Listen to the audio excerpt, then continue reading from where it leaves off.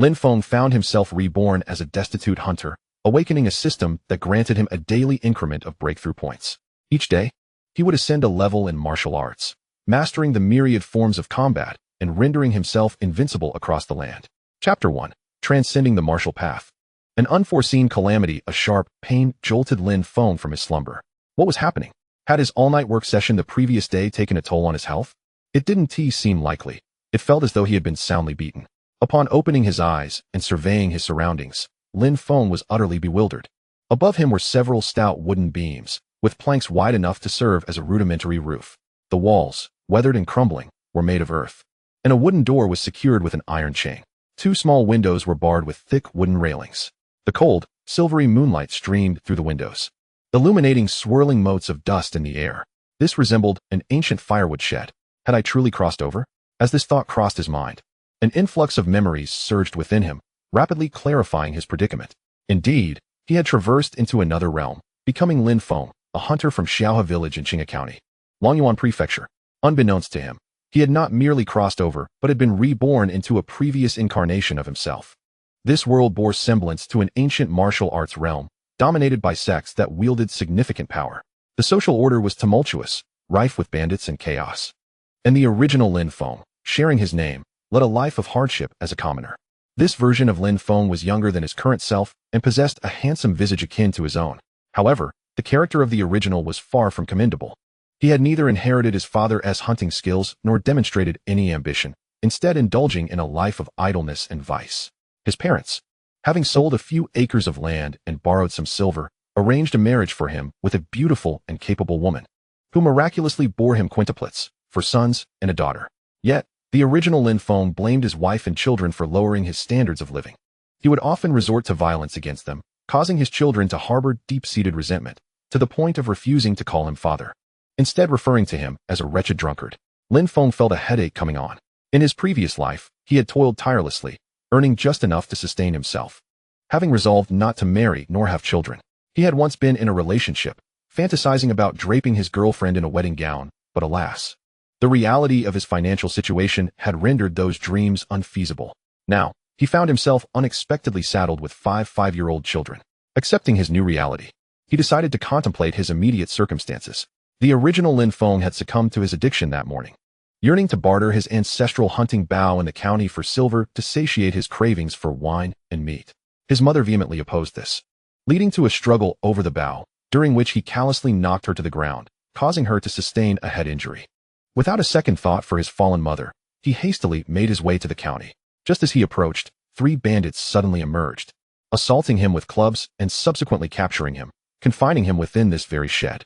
The original Lin Feng was unable to withstand the onslaught and lost his life. Having perished from overwork, I found myself in a different realm, assuming the identity of the original inhabitant. Today, the circumstances I encountered were rather peculiar. If I were to be robbed, it would be expected that the assailants would simply take what they desired and depart. There would be no need to inflict such brutal injuries upon themselves or imprison me.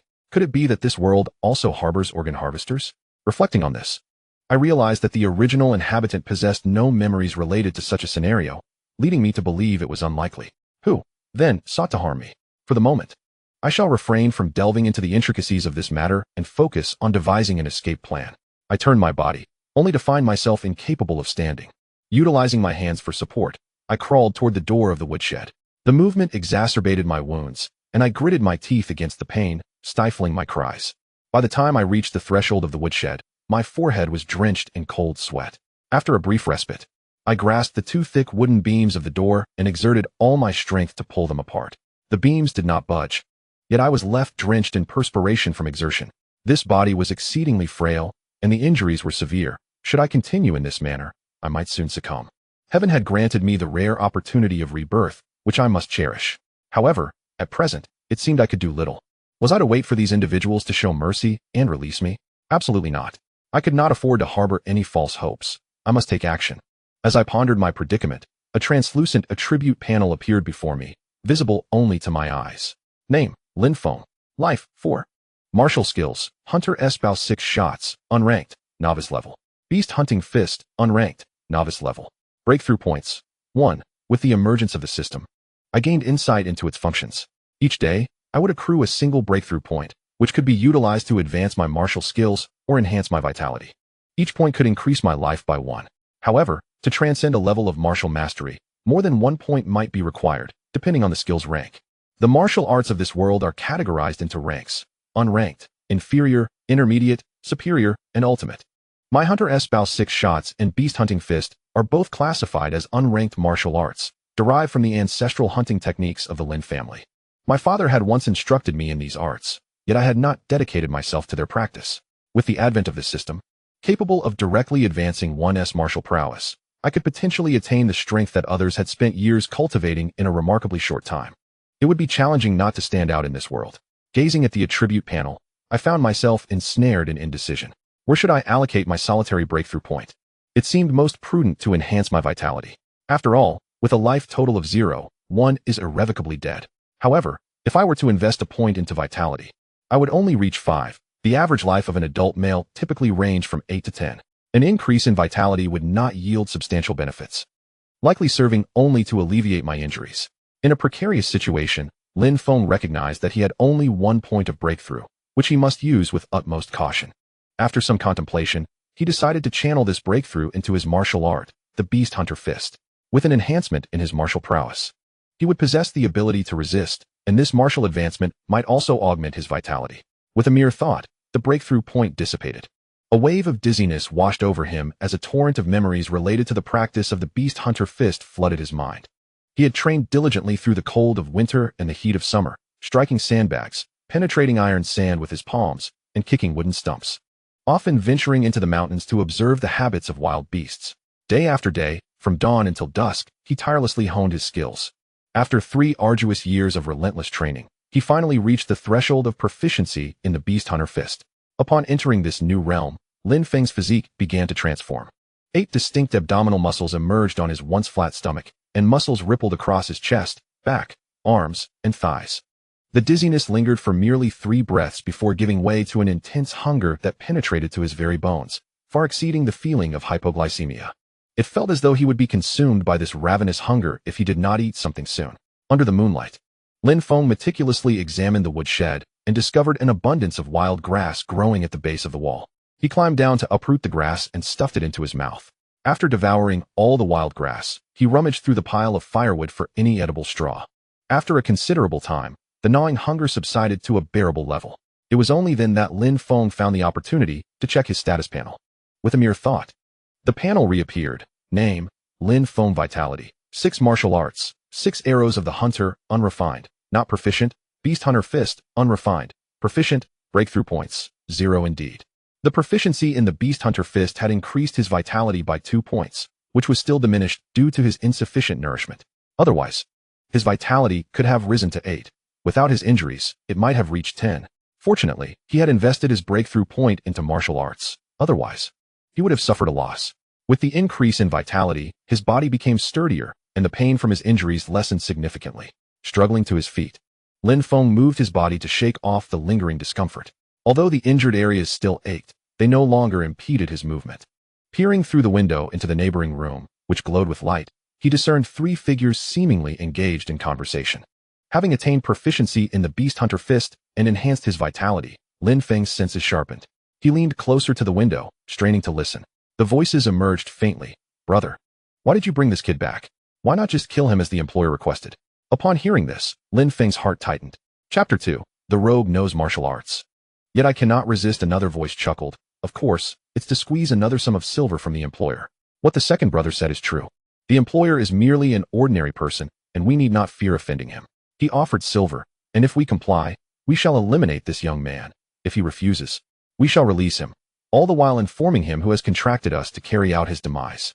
The individual who first spoke raised his thumb, exclaiming, Brother, you are indeed astute. We can complete 1 task and reap 2 rewards. He chuckled, noting that the employer, lacking any substantial connections, had resorted to hiring assassins like others. This was merely the beginning. Whenever we find ourselves in need of funds, we shall approach this employer again. If he refuses, we can expose his assassination plot.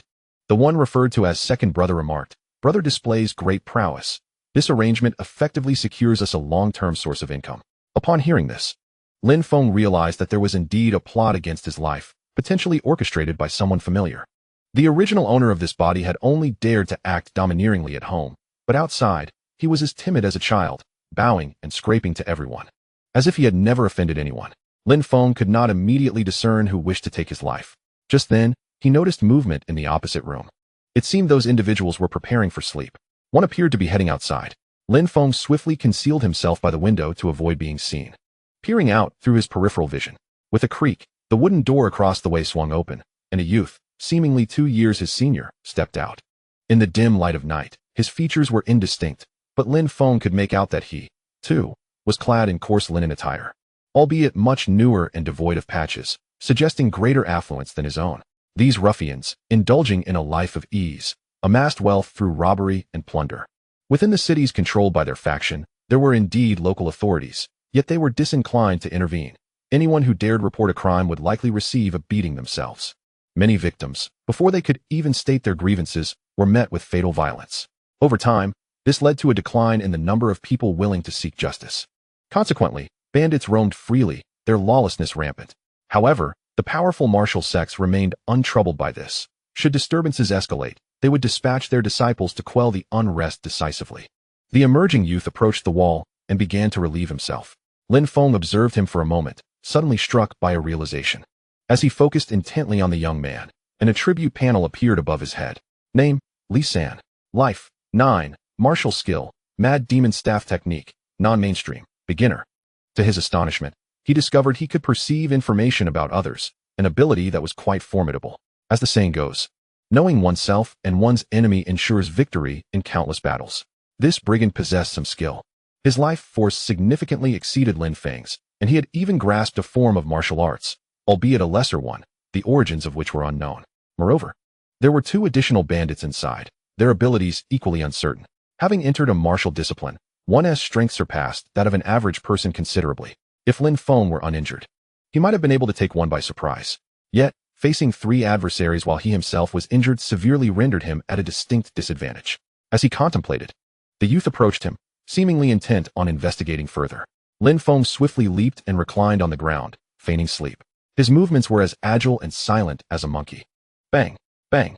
A figure kicked the door of the wood shed, the chains rattling ominously. Lin Feng pretended not to hear, remaining utterly still. The intruder called back, "Elder brother. Second brother, come over quickly. This lad isn't dead, is he?" With a creak, the opposite wooden door swung open, revealing 2 young men. Lin Feng focused intently on the 2 emerging figures through the door. Name, Xiaohe. Health, 9. Martial skill, Frenzied Demon Staff Technique, low tier, beginner. Name, Wang Goxing. Health, 10. Martial skill, Frenzied Demon Staff Technique, low tier, beginner. Indeed, the 3 men possessed considerable vitality, all having commenced their training in the Frenzied Demon Staff Technique. In this world, martial prowess held paramount importance. Even the slightest opportunity to learn martial arts was eagerly seized, for one might discover latent talent and ascend to greatness within a sect. However, most individuals were of mediocre aptitude, and these 3 bandits were no exception. Xiaohe, cursing, approached the door of the shed, muttering about the misfortune of the sweltering heat. Wang Goxing frowned, stating, "Our employer will deliver the silver in the morning. He cannot perish now." Lin Feng preferred not to act at this moment. The system granted him a few breakthrough points daily. At midnight, he would receive another allocation. He could then invest those points into the beast hunting fist, elevating it to a small mastery level, thus easily dispatching the 3 men. However, the pressing issue was the lack of food. Lin Feng felt both parched and famished. He had consumed all the provisions within the shed, and the hunger from his next breakthrough loomed ominously. Thus, he emitted a feeble voice, "Water, food, I need water, I need sustenance." Upon hearing his plea, the 3 men exhaled in relief. Li San, who had just relieved himself, exclaimed, "Damn it, why didn't you say so earlier? I just finished.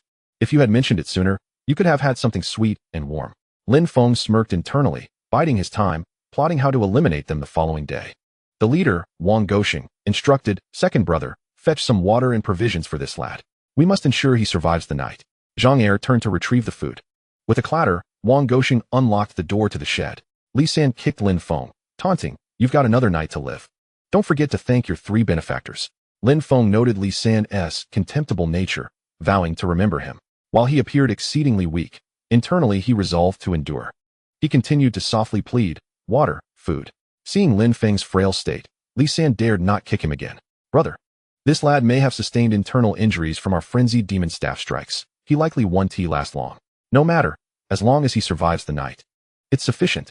Zhang Er filled a chipped porcelain bowl with half a bowl of water and placed it beside Lin Feng's head, tossing down 3 cornbread buns. Wang Goxing glanced at Lin Feng and said, "Eat up. Living another day is worth it." Lin Feng leaned over to the chipped edge of the bowl, inhaling the scent of the water, confirming its purity before taking a sip. He found the water remarkably sweet, surpassing any he had tasted in his previous life. Upon witnessing Lin Feng's ability to move, the 3 turned to leave.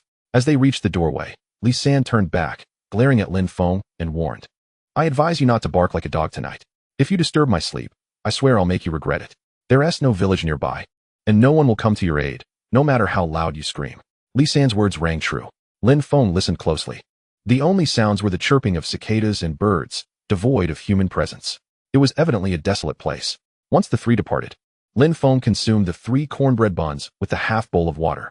Initially, he intended to save 2 buns for tomorrow's escape, but his hunger was overwhelming, leaving him no choice but to eat them all. The buns contained a generous amount of grain, superior to what he had at home, mixed with less bran, making it easier on his throat. After finishing, Lin Feng felt significantly better, the gnawing hunger that had accompanied his recent breakthrough subsiding further. With his body feeling at ease, his spirits lifted as well. He took a deep breath, relishing the exceptionally fresh air. A strong desire to explore this new world surged within him. Nevertheless, he reminded himself to remain patient. He would return home tomorrow. Yet, a flicker of concern nagged at him. What if, after breaking through to the small realm of beast-hunting fist, he still struggled with hunger? All would have to wait until tomorrow. Lin Feng gathered some dry twigs from the pile and spread them across the floor of the woodshed. This way, if anyone entered and stepped on the twigs, the noise would awaken him, preventing a surprise attack.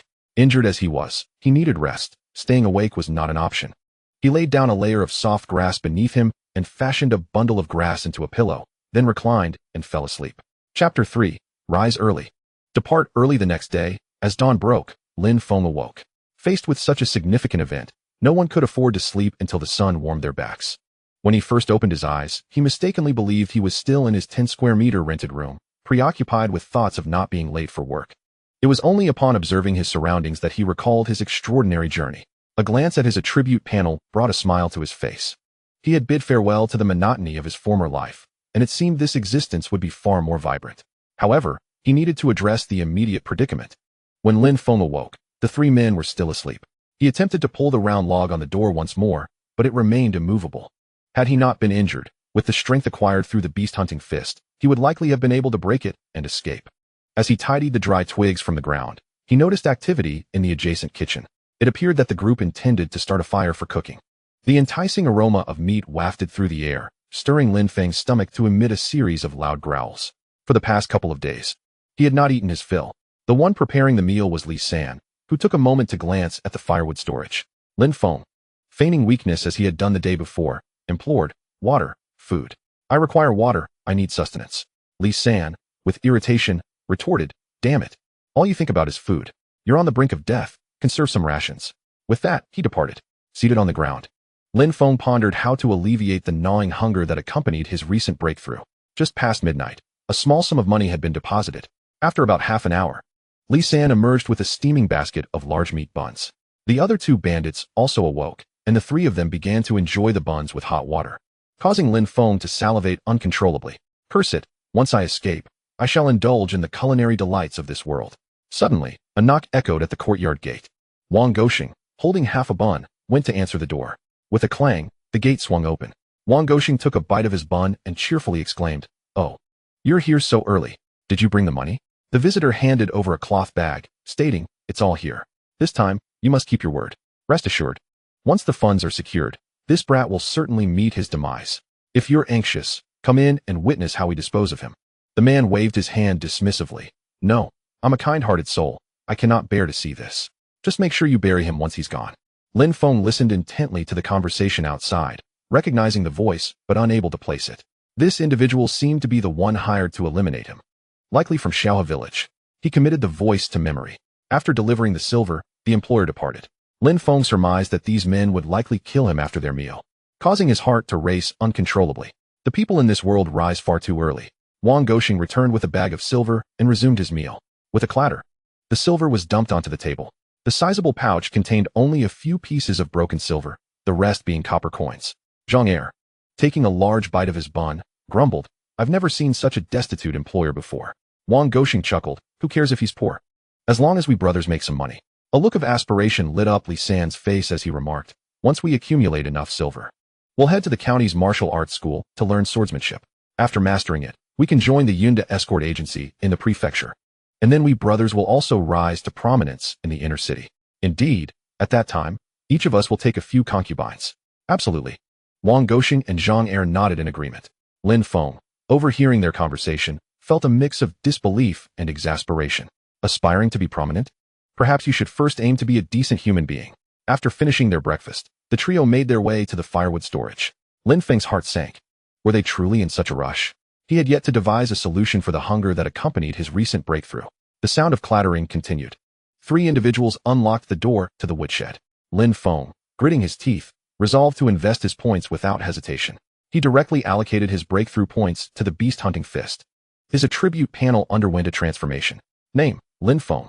Life, 6. Martial skills, 6 shots of the hunter's bow, unrefined, not mastered. Beast-hunting fist, unrefined, minor accomplishment. Breakthrough points, 0. Memories of cultivating the beast-hunting fist flooded his mind, recalling the arduous 5 years it took to reach a minor accomplishment. With the minor accomplishment of the beast-hunting fist, he could dispatch a starving wolf with bare hands. The definition of his muscles became increasingly pronounced. Although clad in clothing, the 3 ruffians could not perceive the changes in his physique and mistakenly believed him to be gravely injured. Perhaps it was due to yesterday's breakthrough and insufficient nourishment. Lin Feng noticed that after his allocation, his life had risen to 8, only to plummet back to 6, accompanied by an even more intense sensation of hunger. He understood that this was the consequence of not having eaten, as his body was severely depleted. Nevertheless, he prioritized survival over everything else. By the time he completed his breakthrough, the 3 bandits had encircled him. Wang Goxing narrowed his eyes and spoke coldly, "Little brother, we bear no grievances towards one another. And we are merely here to do a job for the sake of money. Do not harbor resentment towards us." At this moment, Lin Feng sensed impending danger. He realized that some of the muscles in his body were beginning to dissolve. It was undoubtedly due to his extreme hunger, as his cells were resorting to self-cannibalism. Lin Feng trembled, his movements becoming uncertain.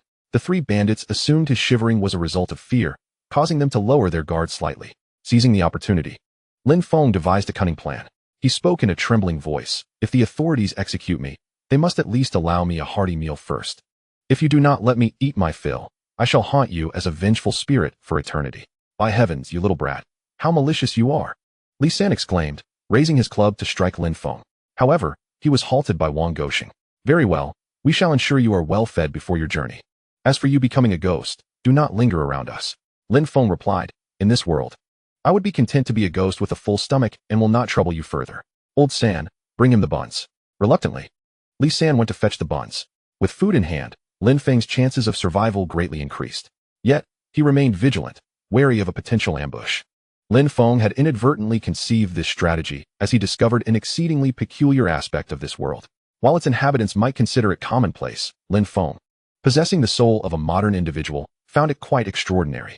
In this realm, from cities to villages, nearly everyone, after finishing breakfast, would pay homage to the supreme deity depicted on the wall.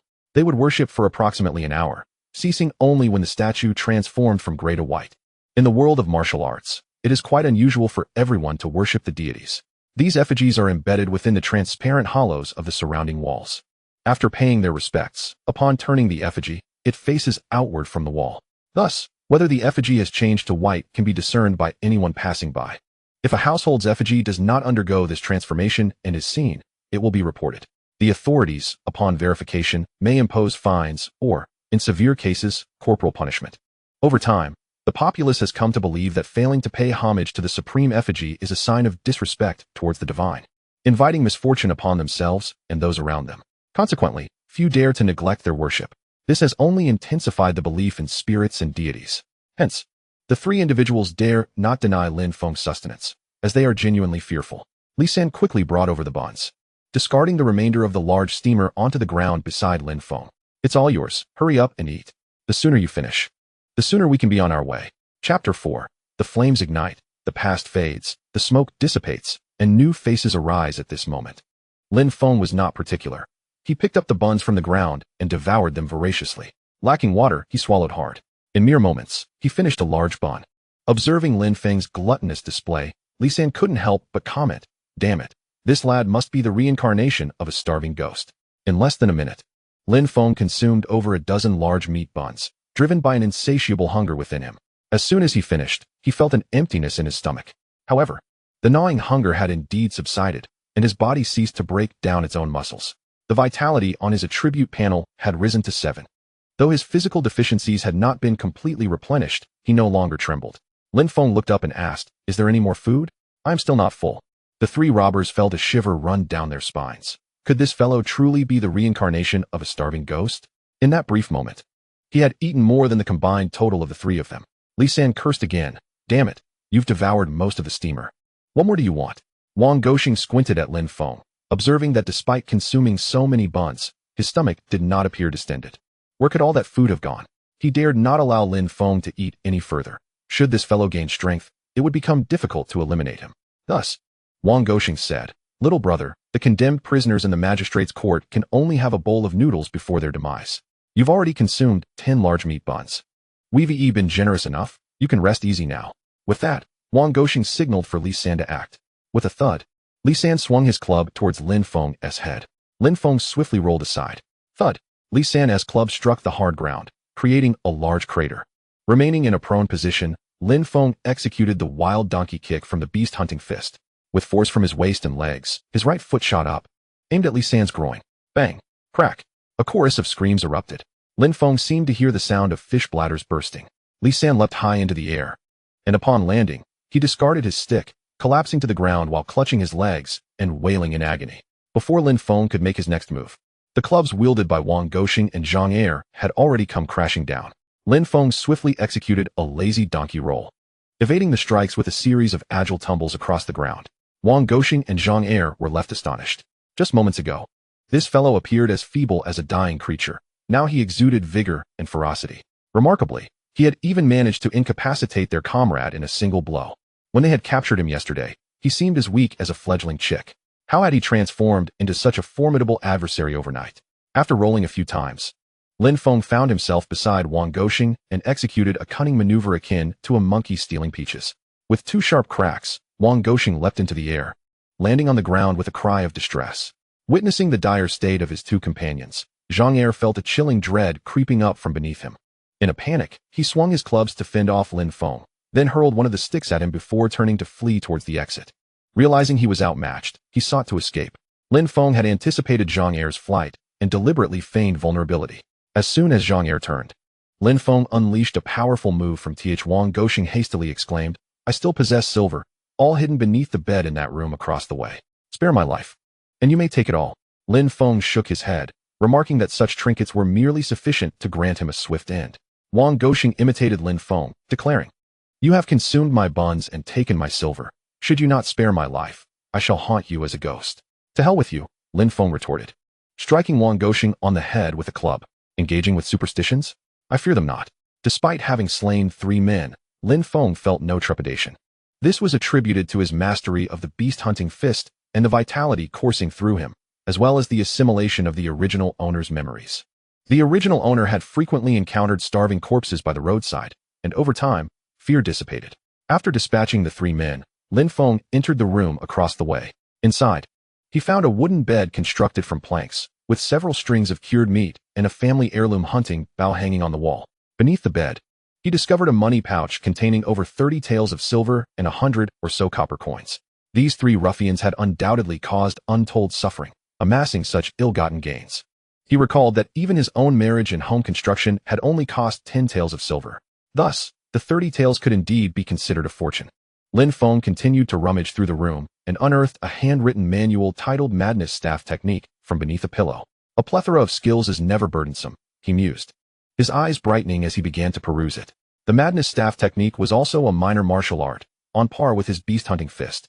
The manual was evidently a copy, the handwriting resembling that of a novice, and it contained only the initial 3 sections. After reading it, the attribute panel displayed Madness Staff Technique, minor, not yet initiated. Any manual he perused would appear on his attribute panel, showcasing an exceptionally high learning efficiency. Having grasped its contents, he deemed the handwritten manual unnecessary and casually discarded it. Despite having consumed over 10 buns, Lin Feng's hunger remained unabated, and he felt a profound thirst. After finishing his search of the bedroom, he proceeded to the kitchen. Upon entering, he seized a ladle and filled it with water from the vat, quenching his thirst somewhat. On the wooden shelves in the kitchen, he discovered a small sack of rice, another half full of flour, and 50 or so steamed buns. The buns, resilient against spoilage, could be steamed in batches of 100, sufficient for 10 days or more. Lin Feng devoured the buns with 2 bites each, swiftly consuming all 50. Only then did his hunger finally abate, and his life attribute on the panel returned to 8. After washing his face, he shouldered the money pouch, the cured meat, the half sack of rice, the half sack of flour, and the ancestral hunting bow. Exiting the small courtyard, he could not afford to waste food, as his elderly mother, wife, and 5 hungry children awaited, all on the brink of starvation. Before departing, he set a fire to obliterate any evidence. Lin Feng traversed the mountain path, casting a glance at the raging inferno behind him. This fire had consumed the very place of his rebirth, serving as a farewell to his past. The people and events of his former life were now entirely irrelevant to him. The morning breeze tousled the few strands of hair at Lin Feng's temples. He lifted his gaze to the fiery sun above and spontaneously composed a poem. Fire severs the ties of yore, smoke dissipates, bidding the past adieu. Memories drift away with the wind. The crimson sun illuminates my new self. From henceforth, brother and sister embark on the journey of the world. With that, Lin Feng turned and departed without a backward glance. Chapter 5. Eager to purchase medicine in the city, anxious upon encountering bandits, Lin Feng wandered aimlessly along the mountain trail, contemplating his future. The original owner of this body was a registered hunter in the local magistrate's office. In this world, an ordinary person without status struggles to make progress. This identity was crucial for him. Accepting his circumstances, he resolved to play his role well. Although life resembles a performance reliant on skill, he found it impossible to embody the persona of a scoundrel like the original owner. A transformation was necessary, one that must be executed flawlessly and without flaw. The specifics of this transformation could be pondered upon later when he returned. The original owner's family was exceedingly impoverished. When his father was still alive, daily hunts in the mountains allowed for a modest living. However, since his father vanished in the mountains, the family's situation had deteriorated significantly. The main issue was that the original owner, being the sole male in the household, had failed to uphold its stability. He first needed to enrich this family and create a harmonious environment, thus enabling himself to focus on proper nourishment and martial training. As he walked, Lin Feng engaged in self-affirmation to swiftly immerse himself in his character. I am Lin Feng, the hunter of this world. I am Lin Feng, the hunter of this world. He thought of the original owner's mother, who had suffered a head injury, and his wife, bedridden from a cold, and he turned his steps toward the county town. The medical standards in this world were disheartening. Even minor ailments could prove fatal. Lin Feng resolved to purchase some external remedies for his mother's injuries and a few prescriptions for his wife to treat her cold. His own minor injuries were inconsequential. He could elevate his martial level in a couple of days. He had no intention of attending a funeral so soon after his arrival. Along the way, he encountered a myriad of travelers, fellow peasants and hunters dressed in tattered clothing, horsemen bearing swords, merchants hauling goods in carts, and dignitaries being carried in litters. He made every effort to avoid the latter 3 groups to avert trouble. On the roadside, several scruffy-looking individuals loitered, seemingly on the lookout for unsuspecting prey. In his previous tattered attire, Lin Feng had gone unnoticed by such people. However, this time, laden with numerous items, a man by the roadside scrutinized him intently. Sensing something amiss, Lin Feng quickened his pace, determined to complete his purchases and return home swiftly. The closer he got to the county town, the more pedestrians he encountered. After approximately 3 hours of walking, Lin Feng finally arrived at the county town. The city walls rise majestically to a height of 5 zhang. At the city gate, a row of proclamations detailing notorious criminals hangs prominently, each with bounties starting at a minimum of 2,000 taels of silver. Such ruthless individuals would be formidable adversaries for Lin Feng, who would stand no chance against them.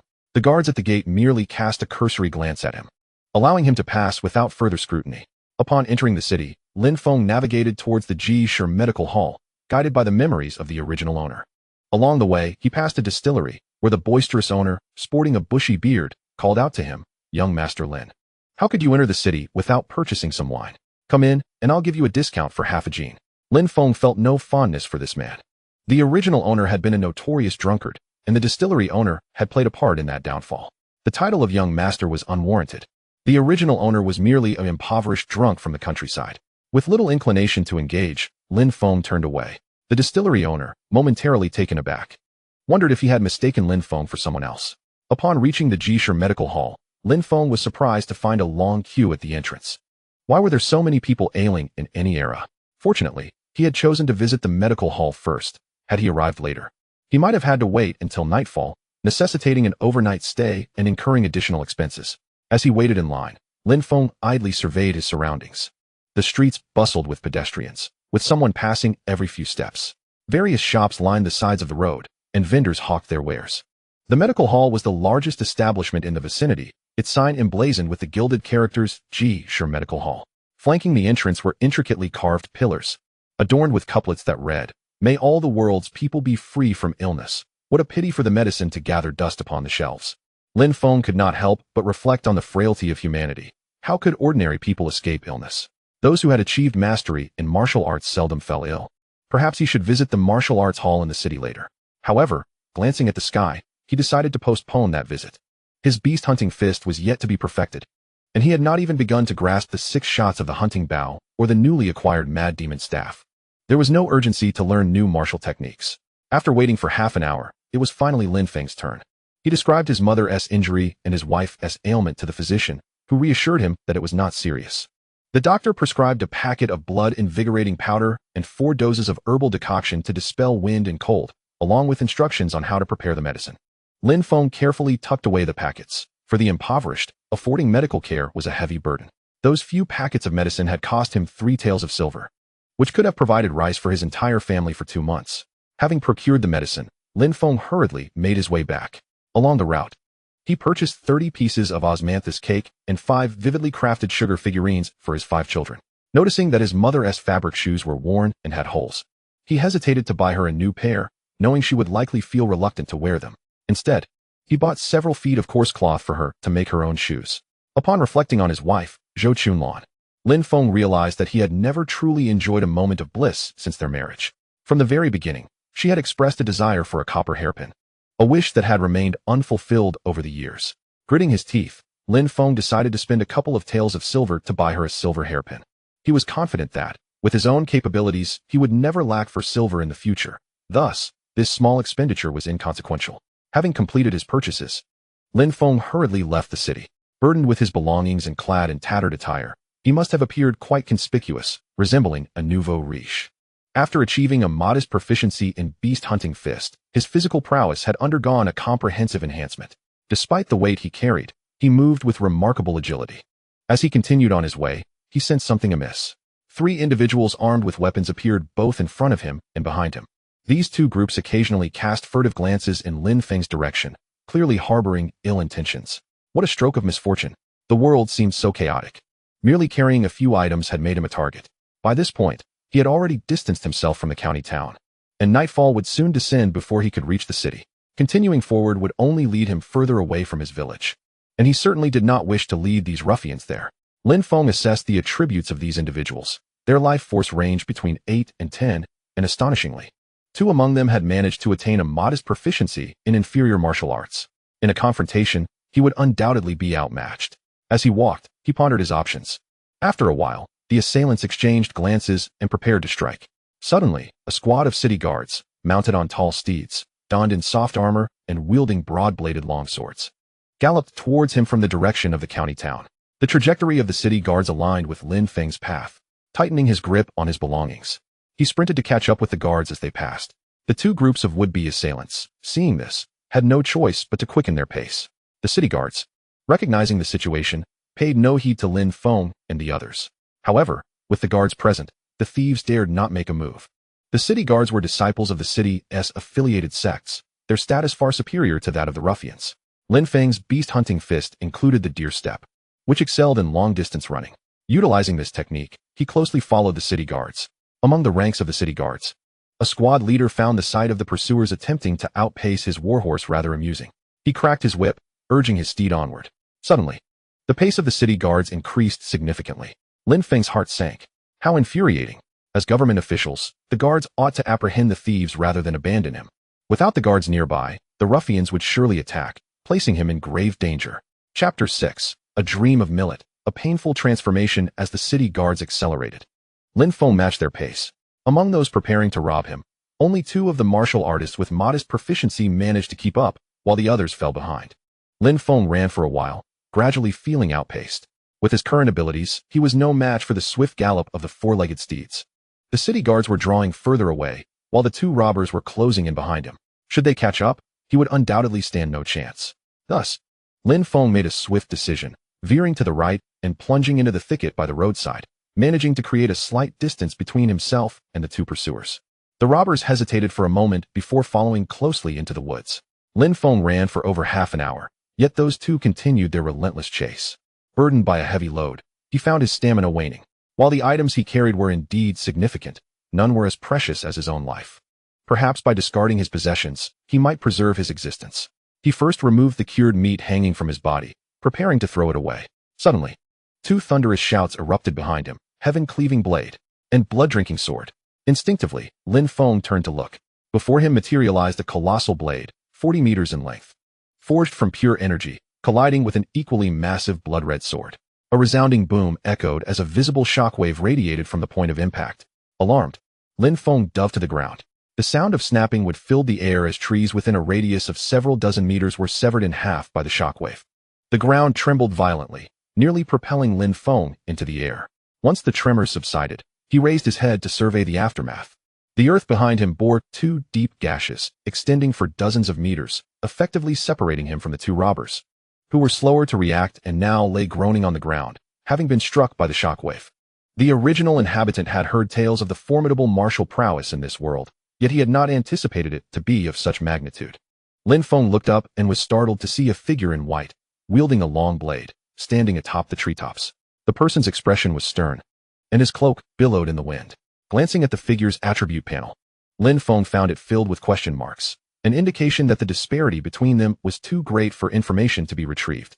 His gaze shifted to the figure in red, standing on the opposite treetop, also brandishing a long sword. The white-clad individual spoke. "Li Feng, you have overstepped your bounds." His voice, though not loud, resonated in Lin Feng's ears like a thunderclap.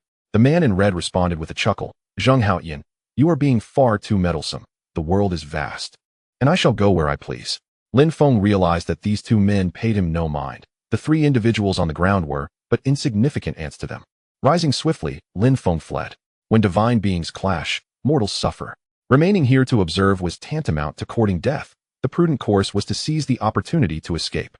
Throughout the encounter, the 2 figures atop the trees never cast a glance downward. The booming sounds and the crack of breaking trees continued to echo behind him as Lin Feng sprinted over a mile away. A swift figure, an elderly man bearing a long sword, soared past Lin Feng at an altitude of 50 meters, moving with the speed of a fighter jet. Another formidable presence had arrived. Lin Feng continued to flee, only slowing his pace after running 4 or 5 miles, panting heavily. He wondered about the 2 bandits pursuing him. Were they alive or dead? Should he wait for the extraordinary masters to finish their battle before returning to inspect the aftermath? Glancing at the setting sun in the west and recalling the squad of city guards exiting the town, he dismissed the thought. With such commotion, the city guards would surely investigate. Being discovered would spell trouble. Witnessing such powerful combat stirred Lin Feng's spirit. The martial prowess of this world was indeed extraordinary. With the support of the system, he realized that even the most gifted geniuses in this realm could not match his pace of cultivation. Before long, he too would emerge as a formidable force. As Lin Feng made his way home, he pondered how to face his family. Although he shared the same name and appearance as the previous Lin Feng, their personalities were strikingly different. In essence, their identities were entirely distinct. This transformation could not occur gradually. It required a sudden revelation. Upon reaching the village entrance, inspiration struck him, and he strode into the village with a smile. A middle-aged woman sitting by the roadside scrutinized him, exclaiming, "Is that not little Feng? Where have you been last night? Your mother and your ailing wife were frantic with worry when you failed to return. They were preparing to take the child to the county to find you when the village chief stopped them. What would have happened if they had encountered danger on the road? You must return quickly. Your household has been filled with cries all day." What a burden the original Lin Feng had placed upon himself. Despite his misdeeds, he was still flesh of his mother's flesh and the pillar of his family. With his absence, it was only natural that they were consumed by concern. Now, as the new Lin Feng in this world, he bore the responsibility of supporting his family. As he reached his home, he pushed open the gate with a creak. There sat an elderly woman, her head wrapped in a tattered cloth, in the courtyard. Her eyes, filled with tears and devoid of spirit, bore witness to the dark red stains seeping from the rag on her head. This woman was none other than Lin Feng's mother. Upon seeing him, her eyes momentarily brightened before quickly hardening. "You little wretch, you finally remembered to return." Lin Feng had already devised a strategy to reverse his persona. He rushed to his mother's side, knelt, and embraced her legs, pressing his face against her as he began to weep. Initially, he thought he might struggle to shed tears. However, upon witnessing his mother's woeful condition, tears streamed down his face uncontrollably. "Oh, mother, I am an unfilial son, causing you such worry." Startled by her son's sudden display of emotion and already agitated, Lin Feng's mother raised her hand, poised to deliver a couple of sharp slaps. Yet, upon hearing her son's sorrowful cries, her own tears began to flow. Her hand, gently raised, slowly descended upon Lin Feng's head, caressing him tenderly. "Oh, my son, where did you wander off to last night? You and your wife have caused me great distress. The world is fraught with danger. Do not spend the night away again. Your wife Chunlan and I have come to an agreement. Should you wish to drink, simply tell us, and we shall procure it for you. As long as you treat Chunlan well, we shall support you in any endeavor. Mother, I solemnly vow never to touch alcohol again. I have been enlightened, having endured a dream that spanned decades, and I have resolved to mend my ways. I shall devote myself to honoring you and caring for my family." Mothers are often quick to believe their sons. Upon hearing this, Lin's mother's hand trembled as it rested on his head. "My dear, is what you say truly the case? Pray, tell me what transpired." Lin Feng began to recount his tale. "The day before, after departing home, I succumbed to fatigue after 2 hours of walking and fell asleep beneath a tree. I dreamt of living in another world, alone and desolate for over 20 years, until I ultimately perished from exhaustion. Then, a voice urged me to return, to honor my mother and care for my family. Upon awakening, I found my arms laden with silver." As Lin Feng completed his narrative, his mother remained silent. Suddenly, a small, high-pitched voice interrupted him. "You drunken fool. What nonsense are you spouting?" It was his youngest son, Lin Yuxiang, a frail child with sunken cheeks, standing bare-bottomed and emaciated. "Grandmother, do not believe him. He is surely trying to deceive you." Chapter 7. The drunken fool. Lin Feng's anger flared upon hearing this. Where did this little brat come from? Turning around, he realized it was his eldest son, Lin Yuxiang. Seeing the child so gaunt and undernourished, Lin Feng's ire dissipated. Glancing around, he noticed 3 even smaller boys near Lin Yuxiang, resembling 4 little chicks with their slight frames supporting oversized heads. Their condition clearly indicated malnutrition. It was disheartening to think that the original owner of this body had still found time to indulge in drinking. Hadn't there been 5 children? Where was the 5th? Lin Feng scanned the courtyard and spotted a little girl with 2 braided pigtails peeking out from a window. As their eyes met, she quickly retreated. This was his youngest daughter, Lin Yuer. The original owner had often resorted to harshness with these children, even neglecting his daughter. The boys grew resilient, becoming less fearful of their father's wrath, while the daughter, having faced his anger multiple times, no longer dared to confront him. When Lin Yuxiang perceived his father's gaze upon him, a flicker of fear crossed his face, prompting him to take a step back. However, feeling ashamed, he bravely stepped forward again. "You drunken fool, what are you staring at? Do you wish to strike me? I stand here, ready for you to unleash your wrath. If not, when I grow up, I shall repay you 8-fold. Lin Feng produced 5 sugar figurines, playfully waving them before the little ones. His eldest son, Lin Yuxiang, followed the movement of the sugar figures with his eyes, his neck craning forward as drool uncontrollably dripped from his mouth. With a smile, Lin Feng inquired, "Do you wish to have one? If so, call me father, and I shall grant your request." Swallowing hard, the little fellow hesitated for a moment before calling out brightly, "Father." This child certainly knew how to seize the moment. What a good son. Lin Feng handed the 5 sugar figurines to Lin Yuxiang, distributing them among his younger siblings. One for each. The little one eagerly snatched a sugar figure and dashed off. Lin Mu asked, "Little Feng, where did you acquire these sugar figures?" "Mother, I encountered 3 noble souls in a dream who offered me buns and bestowed upon me silver. I expressed my heartfelt gratitude to them. Upon awakening, I discovered I had gained quite a bit of silver. I used the silver to purchase these," he added. "There's still plenty left, just take a look." Lin Feng removed the money pouch hanging from his waist, opening it wide for his mother to see. Lin Mu's eyes widened at the sight of so much silver. She quickly reached into the pouch to touch it. Confirming that it was indeed silver, she hastily withdrew her hand, clutching the pouch tightly, her gaze darting toward the courtyard entrance. "Da Bao, Air Bao, go close the courtyard door." Lin Feng's eldest son, Lin Yuxiang, and his second son, Lin Yushuan, each holding a sugar figure, ran to shut the door. Seeing the glistening silver, Lin Mu was thoroughly convinced of Lin Feng's words. She approached the wall, kneeling before the revered deity, and respectfully bowed 3 times. Thank you, O Supreme One, for enlightening my son. Thank you, O Supreme One, for enlightening my son. Lin Feng offered no explanation, instead rising to assist his mother. It was then that they heard a gurgling sound nearby. There stood his 4 sons, eagerly licking their sugar figurines, the gurgling emanating from their bellies. Lin Feng supported his mother and asked, Mother, have you all not had dinner yet? We have run out of grain, and I have not yet had the chance to borrow any. Lin Feng quickly unfastened the pouch he had been carrying, which had been tightly bound during his journey. In these times, borrowing grain was no easy feat. He opened the grain sack. Mother, there is no need to borrow. I have purchased rice, flour, and cured meat, enough to feed our family of 8 for half a month. Lin Mu's face lit up with a smile upon seeing the abundance of food. Good, good, good. I shall prepare a meal for you right away. My dear grandchildren have not had a hearty meal in days, and tonight, I will ensure you are well fed. The few little ones, excited by the prospect of a full meal, clamored to help their grandmother gather firewood. Lin Mu gave Lin Feng a gentle push. Hurry and check on your wife.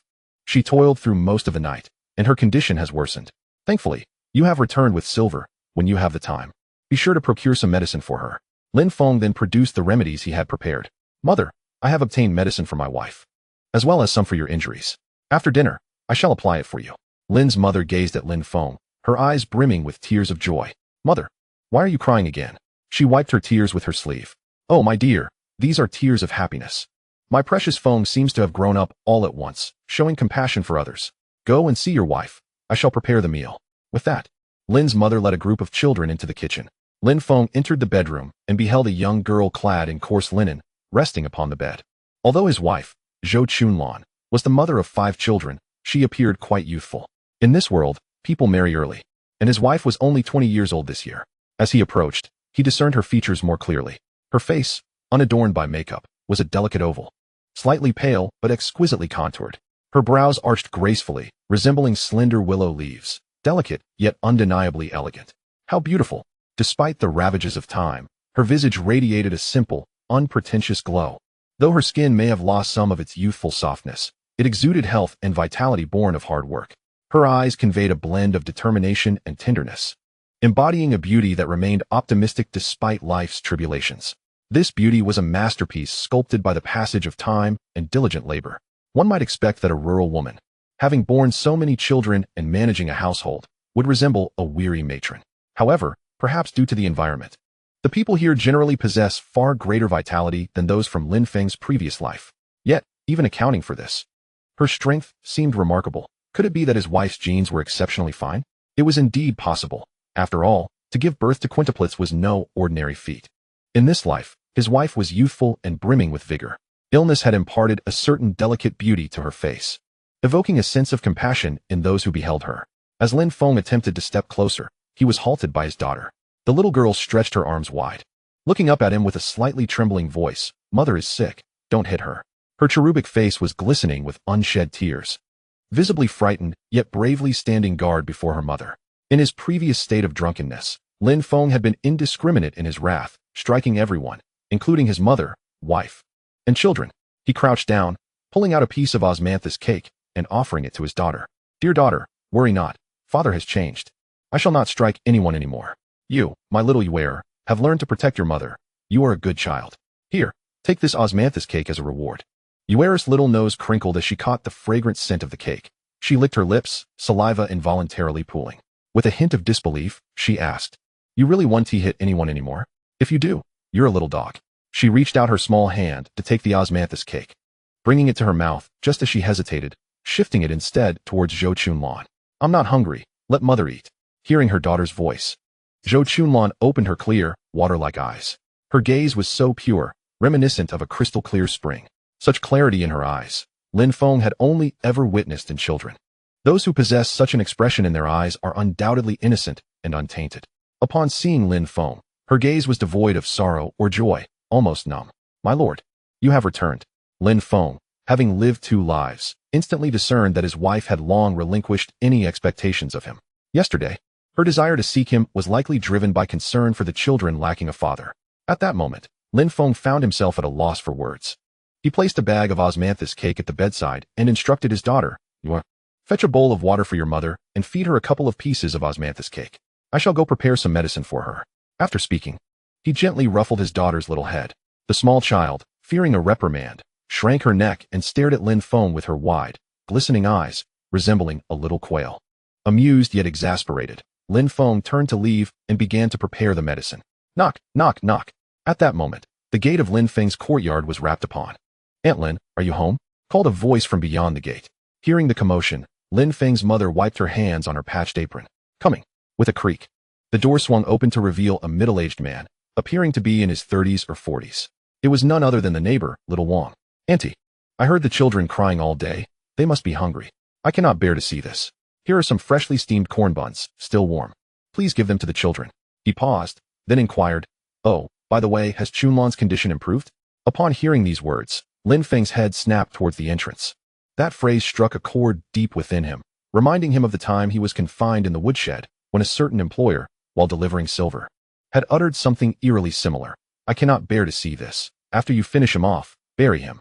"Mother, who has arrived?" Lin Feng approached the entrance and encountered a middle-aged man with an unshaven face. The moment this man laid eyes on Lin Feng, his expression morphed into one of disbelief, his eyes widening in astonishment. However, the look of terror on his face lasted but a moment before it was replaced by a broad grin. "Oh, is this not little Feng? Your mother mentioned you had been out all night. It truly worried both her and your wife." Lin Feng observed the man's shifting expressions with keen clarity. Pretending not to notice, he turned to his mother and asked, "Who is this?" With a smile, Lin Feng's mother replied, "This is your brother Wang. He moved in next door half a month ago, but you two have not crossed paths often. During your absence, Brother Wang has been quite attentive to us." Lin Feng, wearing a smile, nodded slightly. "Brother Wang, thank you for your kindness." Lin Feng discreetly examined the attributes of the man before him. Name, Wang Shanxiao. Life, 5. Martial arts, 12 Knives of the River, inferior level, 1st layer. Arhut Fist, inferior level, 7th layer. Stone Tablet Hand, inferior level, 2nd layer. Iron Claw Wall Crawling Technique, inferior level, 6th layer. Swallow's Water Skill, inferior level, 5th layer.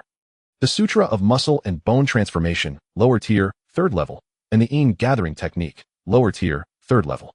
This individual is indeed formidable, and it is prudent not to provoke him just yet. Possessed of such a vast array of martial skills, all of which belong to the lower tier, he must undoubtedly have a mentor. With his extensive knowledge of martial arts, one would expect his life to be far more prosperous. Yet, he appears to be in a state of despair, even inferior to myself.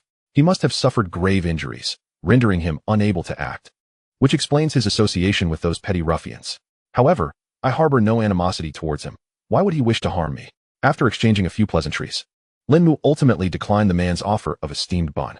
Just as Lin Feng was about to close the courtyard gate, a figure rushed forward, thrusting his head through the gap and calling out, "Brother Feng, you've returned." The newcomer was Lin Feng's cousin, Lin Hu. In their youth, Lin Hu had been quite mischievous, often playing in the nearby creek, until one day he suffered a cramp and nearly drowned. It was Lin Feng who, disregarding the peril, jumped in to save him. This act forged a strong bond between them, and Lin Hu did not distance himself from Lin Feng even after the latter fell into alcoholism. Lin Feng opened the door to let Lin Hu inside. "Tiger, where have you been, looking so travel-worn?" Lin Hu hesitated before entering, retracting his head to glance at Wang Shanxiang, who had just departed. Once inside, he swiftly closed the door behind him. Lin Hu embraced Lin Feng, exclaiming, "Brother Feng, seeing you safe brings me great relief. Today, I secretly ventured to the county to find you, but I was frightened back by the city guards chasing a band of horse thieves." Lin Feng felt a surge of gratitude and patted his shoulder. "My good brother, do not take such risks next time." Lin Hu nodded fervently. It was truly terrifying. The city guards were merciless. With a single stroke, they cleaved a thief and his horse in two, leaving guts and innards strewn about. "Brother, quickly get me some water. I am parched." Lin Feng fetched a bowl of water for Lin Hu, who gulped it down eagerly. "Ah, refreshing." After quenching his thirst, Lin Hu scanned the courtyard and noticed it was just the two of them. He pulled Lin Feng aside, away from the house. Curiosity piqued, Lin Feng asked, "What is it? Why the secrecy?" Lin Hu leaned closer and whispered in Lin Feng's ear, "Brother Feng, you must be wary of our neighbor, the one who just left." Lin Feng widened his eyes in inquiry. "What do you mean?" He was looking at sister-in-law with an unsettling gaze. "Yesterday, I saw him nearly drooling while staring at her." "Is that true?" "I witnessed it with my own eyes." Sister-in-law is indeed beautiful, and it is only natural for someone to steal a glance. However, his gaze was different, ominous, lewd, and sinister. Lin Feng narrowed his eyes, pondering whether this man harbored intentions of murder and abduction. All right, I understand. I shall be cautious. I bought some cured meat in the city. You may dine here tonight. Lin, who sniffed the air, indeed catching the scent of meat, and his stomach rumbled audibly. He patted his belly and replied, No, Brother Feng, I have already eaten. With that, Lin, who made his way outside. Lin Feng understood that Lin, who believed he was too impoverished, surrounded by too many people, and did not wish to consume the food from Lin Feng's household. Lin Feng grasped his arm, urging him to stay for a meal, stating that he was not lacking in a pair of chopsticks. Lin, who resisted, pulling back with all his might, insisting that he had already eaten and pleading for Lin Feng to release him, fearing that his clothes might be torn in the process. The two brothers struggled until they reached the courtyard gate, where Lin Feng inquired, After sneaking out for a day, how will you explain your absence? Lin, who shrugged, I suppose I'll just get a beating. What else can I do? Lin Feng then produced several coins, pressing them into Lin Hu's hands. Tell them you were earning a bit of money doing odd jobs. This will help you avoid a beating. Brother, what are you doing? Lin Hu questioned, bewildered. Take it. I won't be drinking anymore. I'll help you prosper in the future. These few coins are insignificant. If you refuse, I might just get angry, Lin Feng said, pushing Lin Hu out and closing the courtyard door behind him. Fine then, I'll consider these coins a loan from you. Lin Hu dismissed Lin Feng's vow to abstain from alcohol. Lin Feng returned indoors to brew medicine, requiring a slow simmer on low heat for at least an hour. As he prepared the concoction, he pondered. Lin Hu's earlier words reinforced his suspicion that a neighbor intended to harm him. The name Wang Shanxiong echoed in his mind, sounding vaguely familiar. Suddenly, he slapped his thigh and rose to his feet. At the county gate, there was a wanted notice for a notorious flower thief named Wang Shanxiong, with a bounty of 2,000 taels. Yet, that man was a monk, sporting a full beard. In his mind, Lin Feng compared their appearances.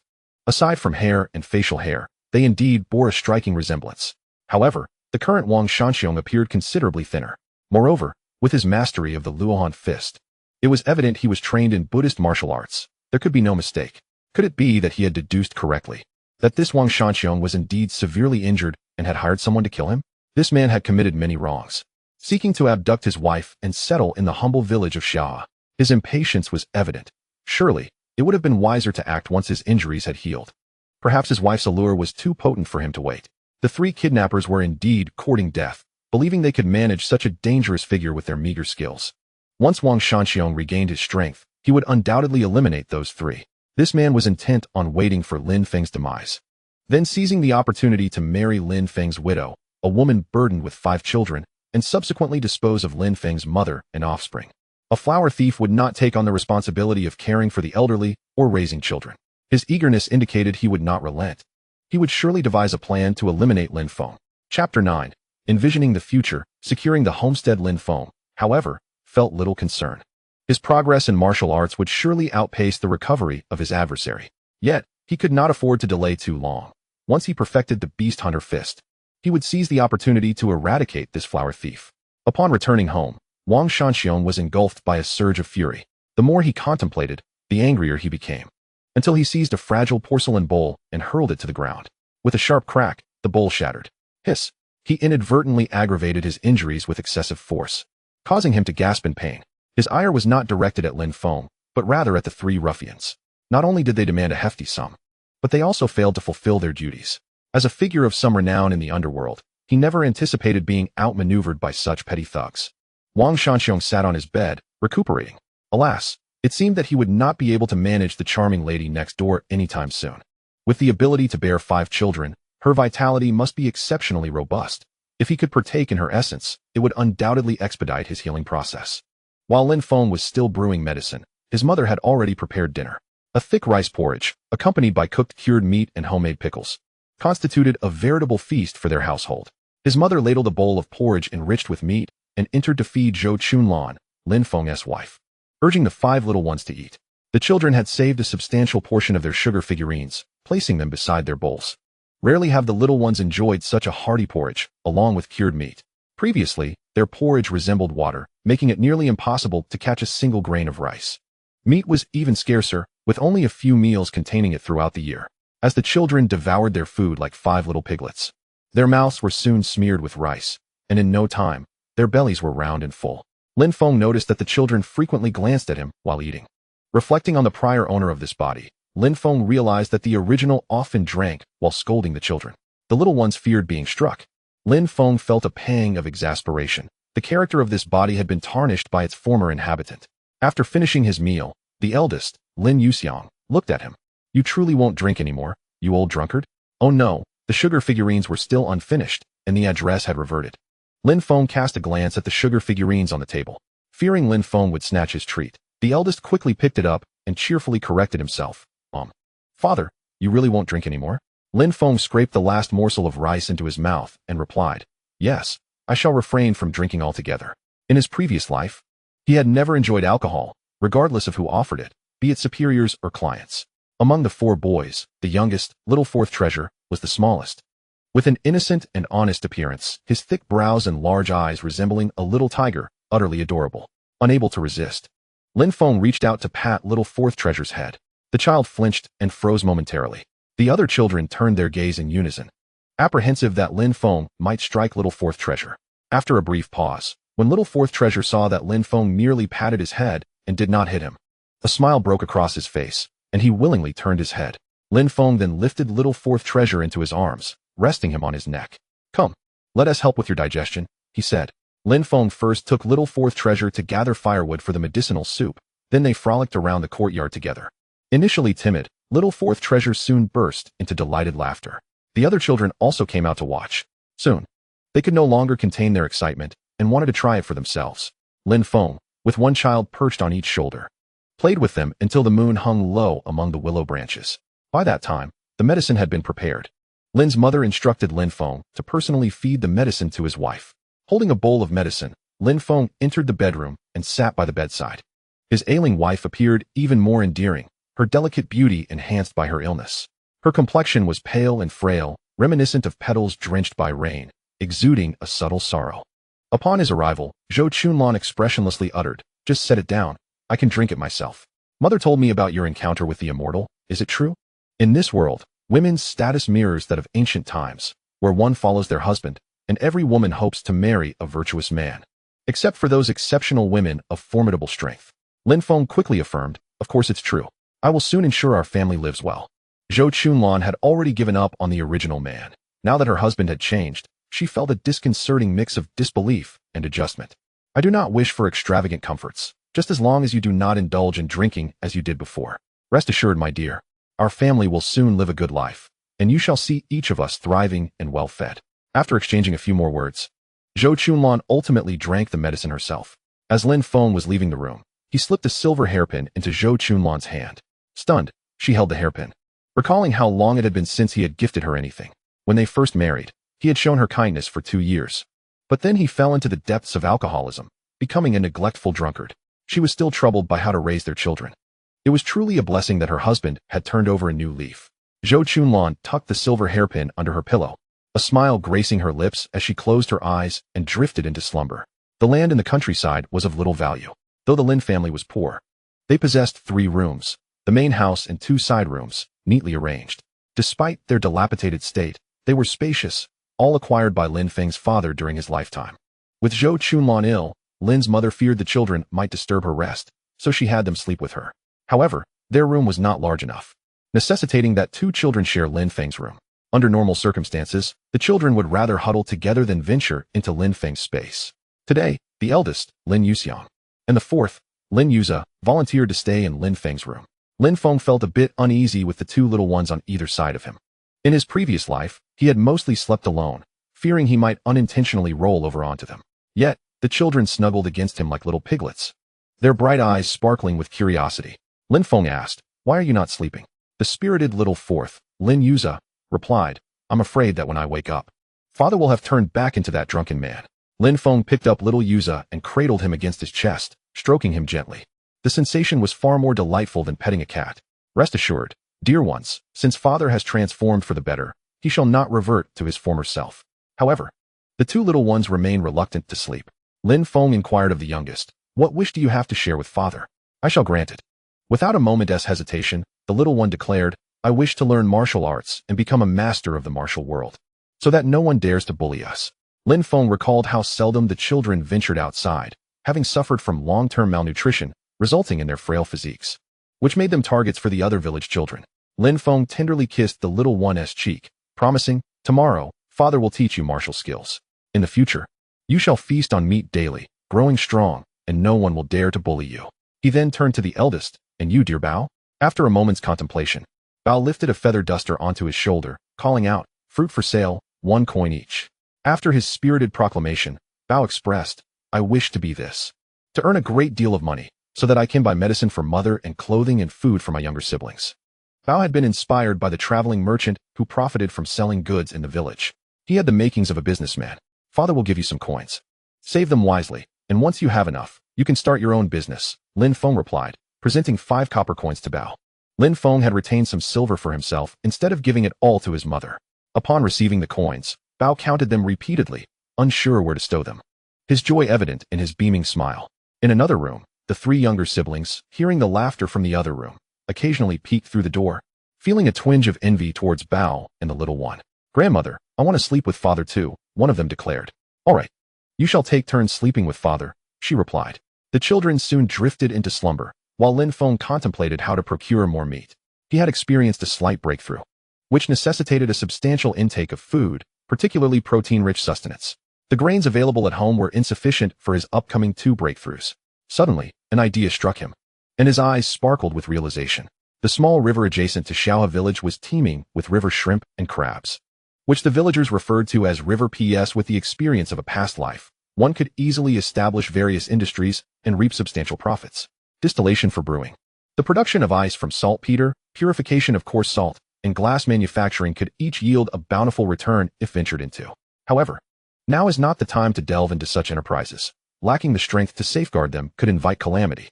There is no rush to pursue these matters, nor is there a need to engage directly. The primary focus remains on martial training. Today, I have gained a slight increase in breakthrough points. My attribute panel indicates that the beast hunting fist has transformed to a vibrant green. It appears that achieving mastery in the beast hunting fist requires merely a few breakthrough points. There is no urgency to utilize them, for after a breakthrough, sustenance is essential. I plan to take the fishing net to the small river beside the village to catch some river shrimp. Once caught, I shall cook them by the riverbank. After that, I will break through the beast hunting fist and, post-breakthrough, consume the shrimp to stave off hunger. With a plan in mind, I first practiced a set of the beast hunting fist in the courtyard. A group of children, upon seeing me practice, eagerly joined in, mimicking my movements with playful exuberance. I ceased my training and began to guide them instead. The little one, Si Bao, who yearns to become a martial arts master, practiced with utmost seriousness. His small face set in determination as he threw punches that, to his credit, resembled the real thing. My wife, Zhou Chunlan, having recovered significantly after taking her medicine, sat up and gazed out the window at me and the children, a smile unconsciously gracing her lips. Half an hour later, my mother called us for breakfast.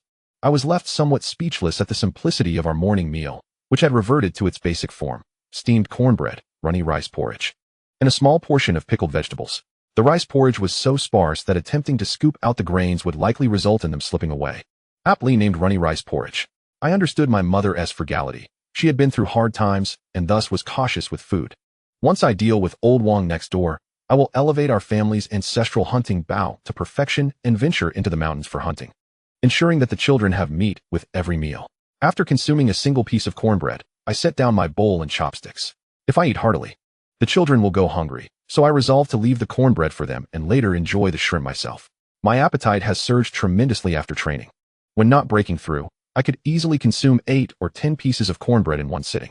Observing the children, who resembled skinny monkeys, I couldn't help but remark, "Mother, please prepare meals according to yesterday evening's standards from now on. You need not worry about our food supply. I will ensure that we never lack for grain. Shortly, I will head out to catch some fish for tonight's stew." Before my mother could respond, San Bao, Lin Yuhao, with his bright, sparkling eyes, set down his bowl and chopsticks, declaring, "I won't eat anymore. I'll save room for the fish tonight." The other children followed suit, imitating San Bao and abandoning their meals.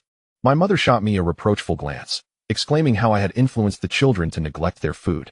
I scooped up San Bao and gently rubbed his tiny, flat stomach, teasing him, "You are quite the clever one, knowing to save room for a feast." Lin Feng gazed at the children and said, "You all must eat your meals. Those who do not finish will not receive fish for dinner." Only then did the children continue with their meals. After they had finished eating, Lin Feng sought out the fishing net and fish basket from home, and then ventured to the kitchen for a bit of coarse salt. With the net slung over his shoulder, he stepped outside, while the children watched him with eager eyes.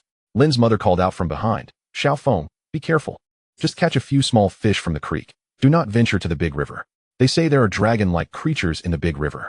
A few months ago, Chun Erling from the neighboring village went there to fish, and he vanished without a trace. His body has yet to be found.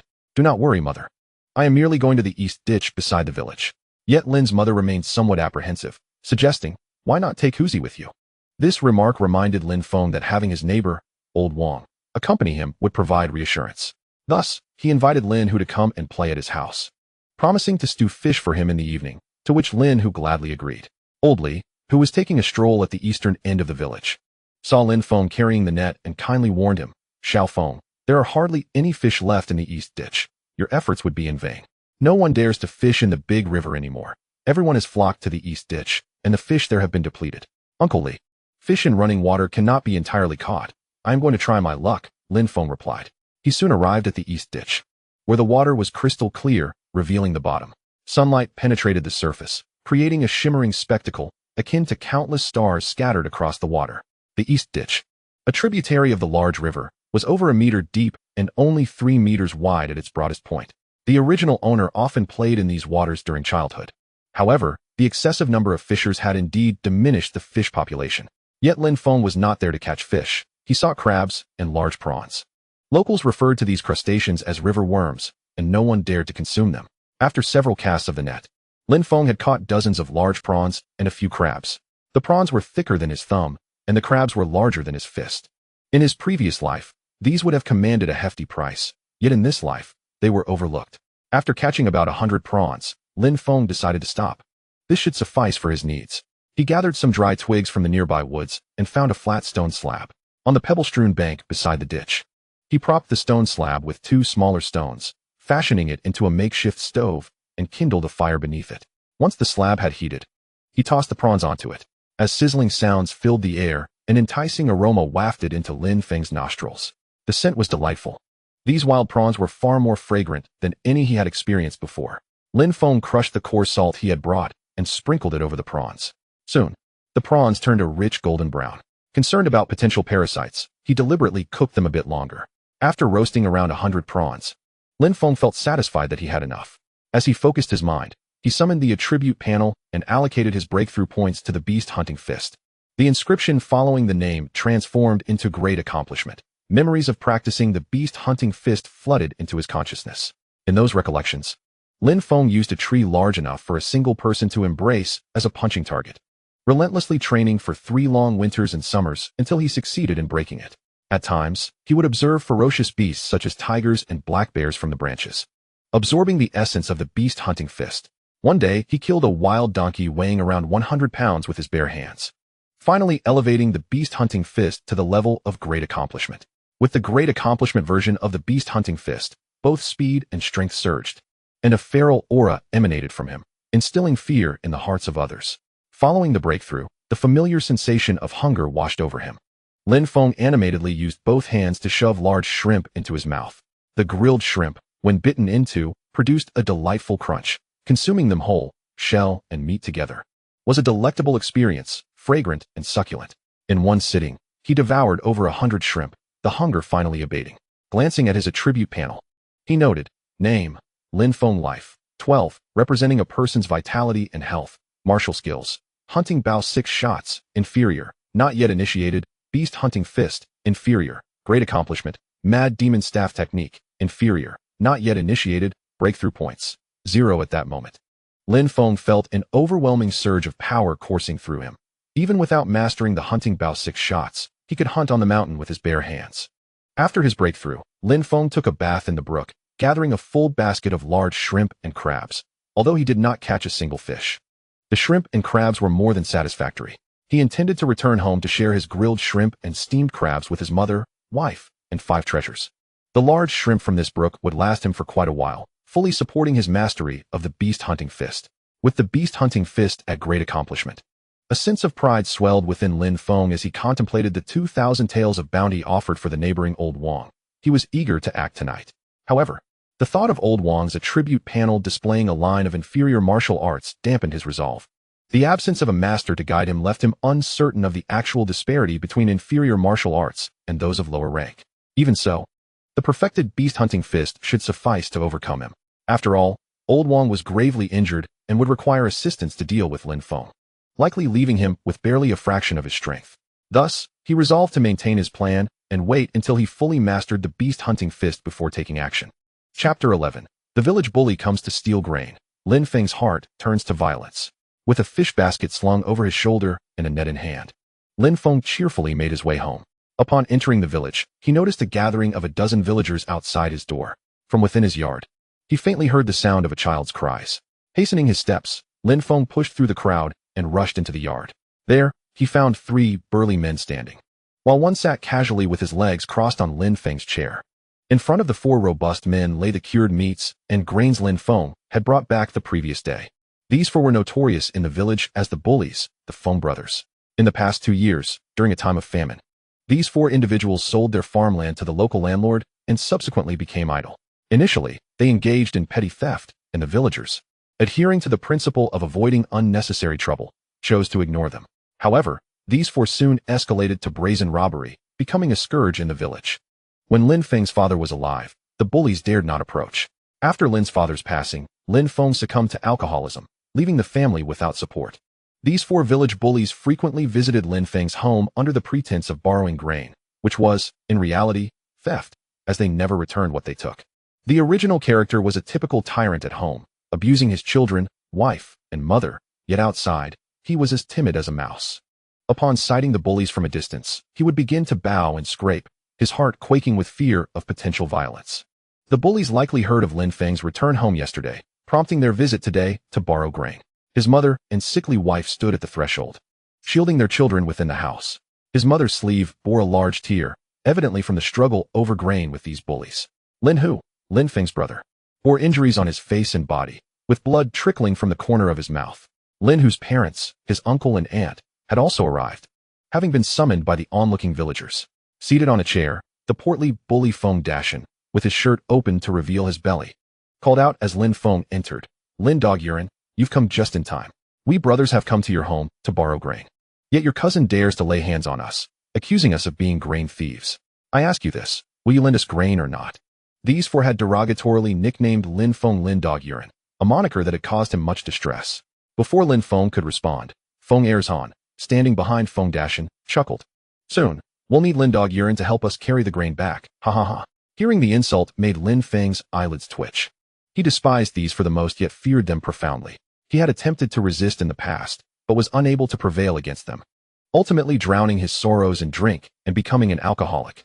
With so many eyes upon them, the bullies showed no restraint, their words steeped in humiliation. Adding to the indignation, they had struck his mother, terrified his children, and assaulted his brother Lin Hu. Fueled by rage, Lin Feng contemplated exacting vengeance upon them. His mother watched him intently, gesturing for him to return, urging him not to provoke further violence. Despite having given up alcohol, it did not imply that he had gained the strength to confront them. His mother still perceived him as the weak Lin Feng of old. Regardless of his shortcomings, he remained her son. She did not hope for Lin Feng to defend her. She merely wished for him to avoid harm. His wife, Zhou Chunlan, regarded him with a calm and unwavering gaze. According to the character of the original protagonist, it is certain that she would willingly lend assistance, even going so far as to help the local bullies carry grain back to their homes. The cowardice of Lang Jun Lin Feng has rendered his family the subject of ridicule among the villagers. When she first married Lin Feng, he was a naive youth, lacking in skills but possessing a good heart. However, as time passed, Lin Feng succumbed to alcoholism and became weak-willed, causing her to suffer immense humiliation alongside him. What woman does not yearn to wed a man of strength and valor? Alas, she has entrusted her fate to an unworthy individual, subjecting her children to further torment. The 5 children wept incessantly, their faces streaked with tears. Just last night, they had enjoyed a hearty meal, yet today, the bullies arrived to seize their grain. The gluttonous San Bao, Lin Yuhao, gazed longingly at the grain and cured meat before the bullies, his heart heavy at the thought of these provisions being taken away. He furrowed his brow, clenching his small fists tightly, wishing desperately to confront the bullies with righteous fury.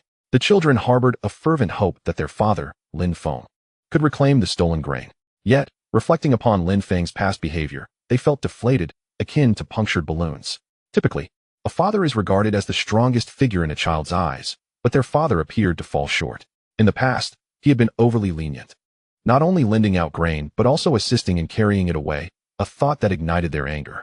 Supported by his parents, Lin Hu cast a complex gaze upon his elder brother Lin Feng. In his youth, Lin Feng had once risked everything to save him, and during that time, Lin Hu admired him as a valiant hero. However, as he matured, Lin Feng became an alcoholic, stripped of all courage, cowering before the very bullies he once could have stood against. Still, Lin Hu clung to the hope that one day Lin Feng would regain his former self, aspiring to once again embody the hero in his heart. Lin Hu's parents looked at their injured son with a mix of reproach and concern. Lin Hu's mother whispered in his ear, "Tiger, do you not think you acted foolishly? They were not stealing our grain. Why did you rush in? Only to invite a beating? Just watch. Xiao Feng will agree to lend them grain and even help deliver it. From now on, do not concern yourself with Xiao Feng's matters. His family has become the village's laughingstock." In frustration, Lin Hu retorted, "Mother, do not speak so. Brother Feng has stopped drinking and will surely improve." His mother's face betrayed her disdain. "Humph, a dog cannot change its nature." Meanwhile, Aunt Lin, Old Li, and Widow Zhao from across the street observed the unfolding scene with a sense of amusement. These onlookers merely laughed at the spectacle, too timid to voice their disapproval. With the four bullies seizing Lin Feng's grain, they felt secure from being targeted themselves. Rather than sympathizing, they reveled in Lin Feng's misfortune, occasionally pointing and mocking. Particularly, Widow Zhao harbored jealousy towards Lin Feng's wife, Zhou Chunlan, for her beauty. She eagerly anticipated the moment when Lin Feng would ask Zhou Chunlan to assist in delivering grain to the bullies, hoping to witness her misfortune firsthand. From that point onward, whenever she encountered Zhou Chunlan, she would bring up the matter, rendering Zhou Chunlan too embarrassed to venture outside. Ideally, this incident would spread throughout the surrounding villages, utterly tarnishing Zhou Chunlan's reputation. The mere thought of this brought an inexplicable sense of satisfaction to Widow Zhao. However, she was destined to be disappointed. The Lin Feng of today was no longer the feeble Lin Feng of yore. Chapter 12. My brother is not someone you can strike at. While Lin Feng set aside the fish basket and net, slowly approaching Feng Laoda. With a forceful kick to Feng Laoda's chest, he sent him hurtling through the air like a cannonball, crashing into Feng Air and Feng San behind him. The impact propelled him into the crowd at the courtyard entrance, toppling several villagers who had gathered to watch. Feng Si, caught off guard, received a swift kick to the face from Lin Feng, sending him flying as well, blood and two teeth spilling from his mouth. Prior to engaging, Lin Feng had already assessed the attributes of the four brothers. The Feng siblings had dabbled in the mad stick technique, yet none had truly grasped it. Their abilities akin to those of the three kidnappers who had once captured him. Nevertheless, Lin Feng was no longer the same as he had been yesterday. His beast-hunting fist, which had merely reached minor success the day prior, had now attained great mastery, making it effortless to handle for local bullies. With just 2 strikes, Feng Laodao and Feng Si had lost their capacity to resist. As Feng Air rose from the ground, Lin Feng approached and delivered a decisive kick to his head, sending 2 teeth flying. Witnessing his brother's fall, Feng San attempted to flee the courtyard, but Lin Feng swiftly subdued him, raining down a flurry of slaps that left Feng San bloodied and dazed, his face swelling grotesquely. The fallen villagers, initially inclined to chastise Lin Feng for his lack of civic responsibility and for inadvertently injuring them, fell silent upon witnessing his ferocity. The moment he unleashed his beast-hunting fist, he resembled a ferocious beast, exuding an aura of intimidation that could deter even the most stalwart adults. After executing several more moves, the 4 bullies were rendered entirely incapable of further resistance. The onlookers in the courtyard stood agape, astonished at the spectacle. Villagers exchanged bewildered glances, grappling with the realization that this was indeed Lin Feng. Though he appeared the same, his demeanor had transformed dramatically. How had he become so formidable in such a short span? It was only after Lin Feng had dragged the 4 bullies into the courtyard and arranged them in a row that the crowd regained their composure, erupting into cheers. "Brother Feng, well done. It was high time someone dealt with these bullies," they exclaimed. "Brother Feng has truly avenged us." The villagers of Xiaohe. Lin Feng's mother gaped in disbelief, her eyes filled with astonishment. Her son had indeed become remarkably powerful after his enlightenment. Zhou Chunlan, taken aback, covered her mouth in shock, nearly gasping in astonishment, as a brilliant spark ignited in her previously dim eyes. Upon witnessing such a dissonant scene, several children initially appeared startled, but soon their trepidation transformed into excitement. They leapt and shouted, "Grandfather is so impressive." The weary Lin Hu, observing this spectacle, straightened his posture. With so many eyes upon him, Lin Feng found it difficult to deliver a fatal blow. A report to the authorities would certainly complicate matters. A life must indeed be taken, but it would have to wait for a more opportune moment. The 4 brothers of the Feng family, dazed from their beating, writhed on the ground. The eldest brother, Feng Laoda, struggled to sit up, clutching his fractured ribcage. Lin Feng approached him, crouching down to fix his beast-like gaze upon Feng Laoda. What did you call me just now? Upon meeting Lin Feng's blood-red eyes, Feng Laoda involuntarily trembled. I didn't call you anything. Lin Feng unleashed a flurry of blows, targeting the joints and tendons of the four men, eliciting their pained cries. Thud, thud, thud, ouch, ouch. Lin Feng delivered a series of kicks to their heads. At this moment, Feng Laoda regained some mobility and quickly knelt, pleading, Brother, we were blind to your greatness. I implore you, let us go. With a swift motion, Lin Feng seized a wooden plank and struck Feng Laoda across the face, causing blood to spill from his mouth. You came to our home to steal grain and assaulted my mother and brothers. You expect to leave without consequence? Feng Laoda hurriedly protested, Brother, we did not harm your mother. Lin Feng glanced at his mother, who nodded, indicating that she had indeed not been struck. With another resounding slap, Lin Feng struck Feng Laoda again, leaving him slightly dazed, realizing that he would be punished regardless of his words. You scoundrel, my brothers are not at your mercy. Lin Feng cursed, beckoning to Lin Hu. Huzi, show them how they treated you. Give them a taste of their own medicine. Eager to retaliate, Lin Hu broke free from his mother's grasp, picked up a stick from the ground, and charged forward. Thud, thud, thud, ouch, ouch. Lin Hu unleashed a fierce assault on the four village bullies. You think you're so tough, for against one? Huzi will repay you tenfold. As the four writhed on the ground, they pleaded for mercy. Brother Huzi, we were wrong. Your grace is boundless. Spare us. Huzi, please stop. If you continue, someone may die. Lin Hu continued his onslaught for a full 5 minutes before finally relenting. Breathing heavily, he supported himself with the stick, yet felt an immense sense of satisfaction. He looked at Lin Feng, grinning foolishly. The four bullies were left battered, every part of their bodies aching, lying on the ground. Feng Laosan remarked, Brother, isn't this enough? We only came to borrow some grain. Do you truly wish to commit murder? Lin Feng approached Feng Laosan, and with a series of resounding slaps, nearly caused his head to explode. Letting your mouth run wild has its consequences. It seems you have quite the tongue. With a sorrowful wail, the third brother Feng was rendered speechless. Lin Feng gazed at the eldest brother Feng and remarked, You have borrowed a considerable amount of grain from me without ever repaying. Is it not time for you to settle your debt?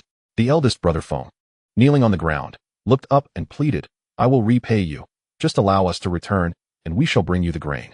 I dare not consume your grain. Lin Feng replied, Let us instead convert it into silver. Present me with 5 taels of silver, and you and your companions may depart. Otherwise, I shall endure a beating to escort you to the magistrate. 5 taels of silver? For the villagers, such an amount was far from trivial. What? Is it too much for you? Do you recall how much grain you have borrowed from me in the past?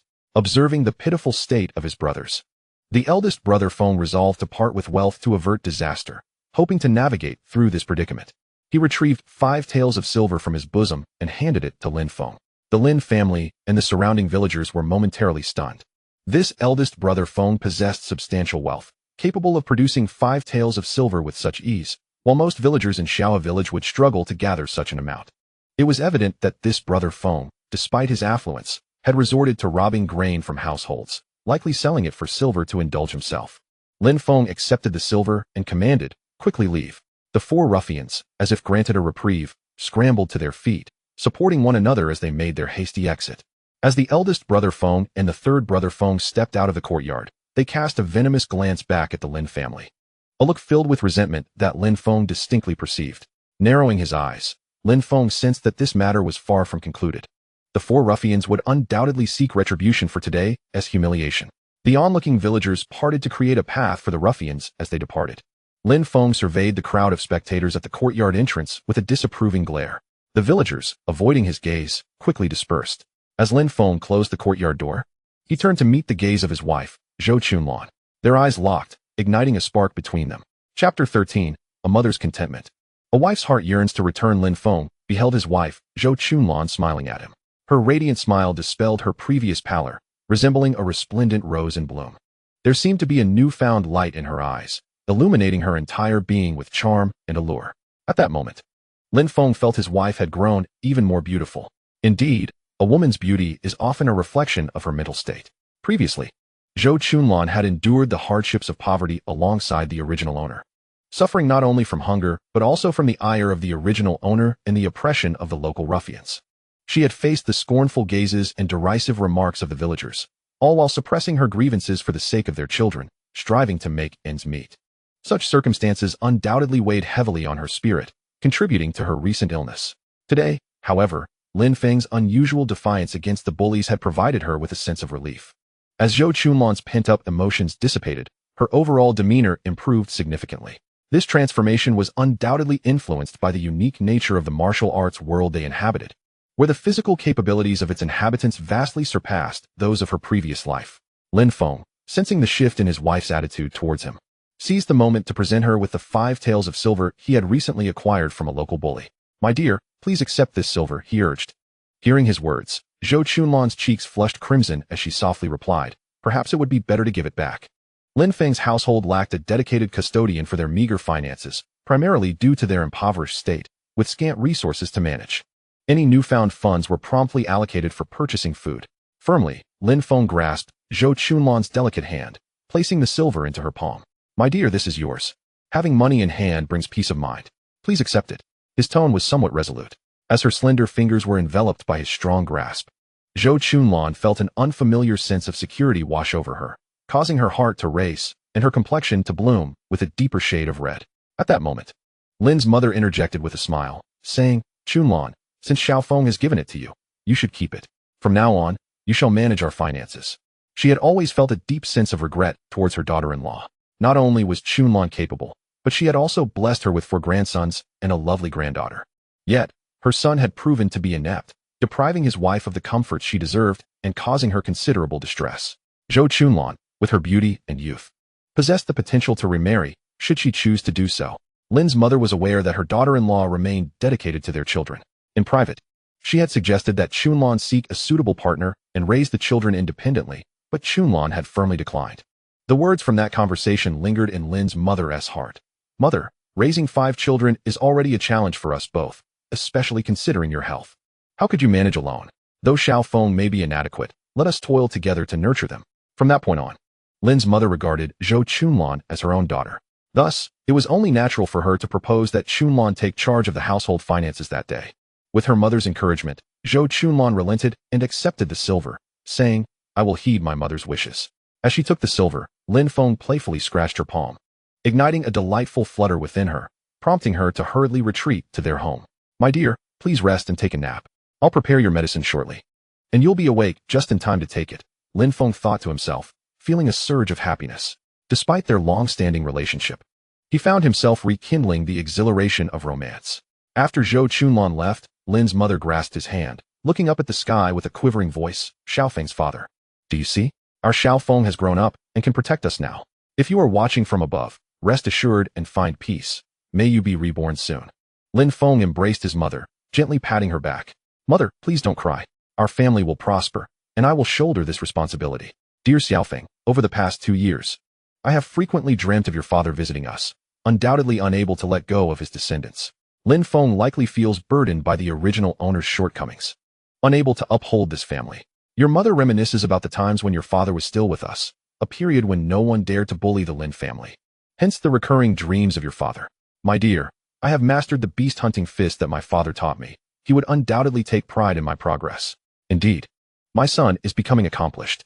Lin's mother, upon noticing Lin whose parents, hurriedly wiped away her tears, not wanting to appear foolish before them. "I shall prepare a meal," she stated. Lin whose mother smiled and replied, "Sister-in-law, there is no need for such formality. We are all family here. How could we mock one another? Huzi and Xiaofeng are as close as brothers. Xiaofeng's skills are truly remarkable.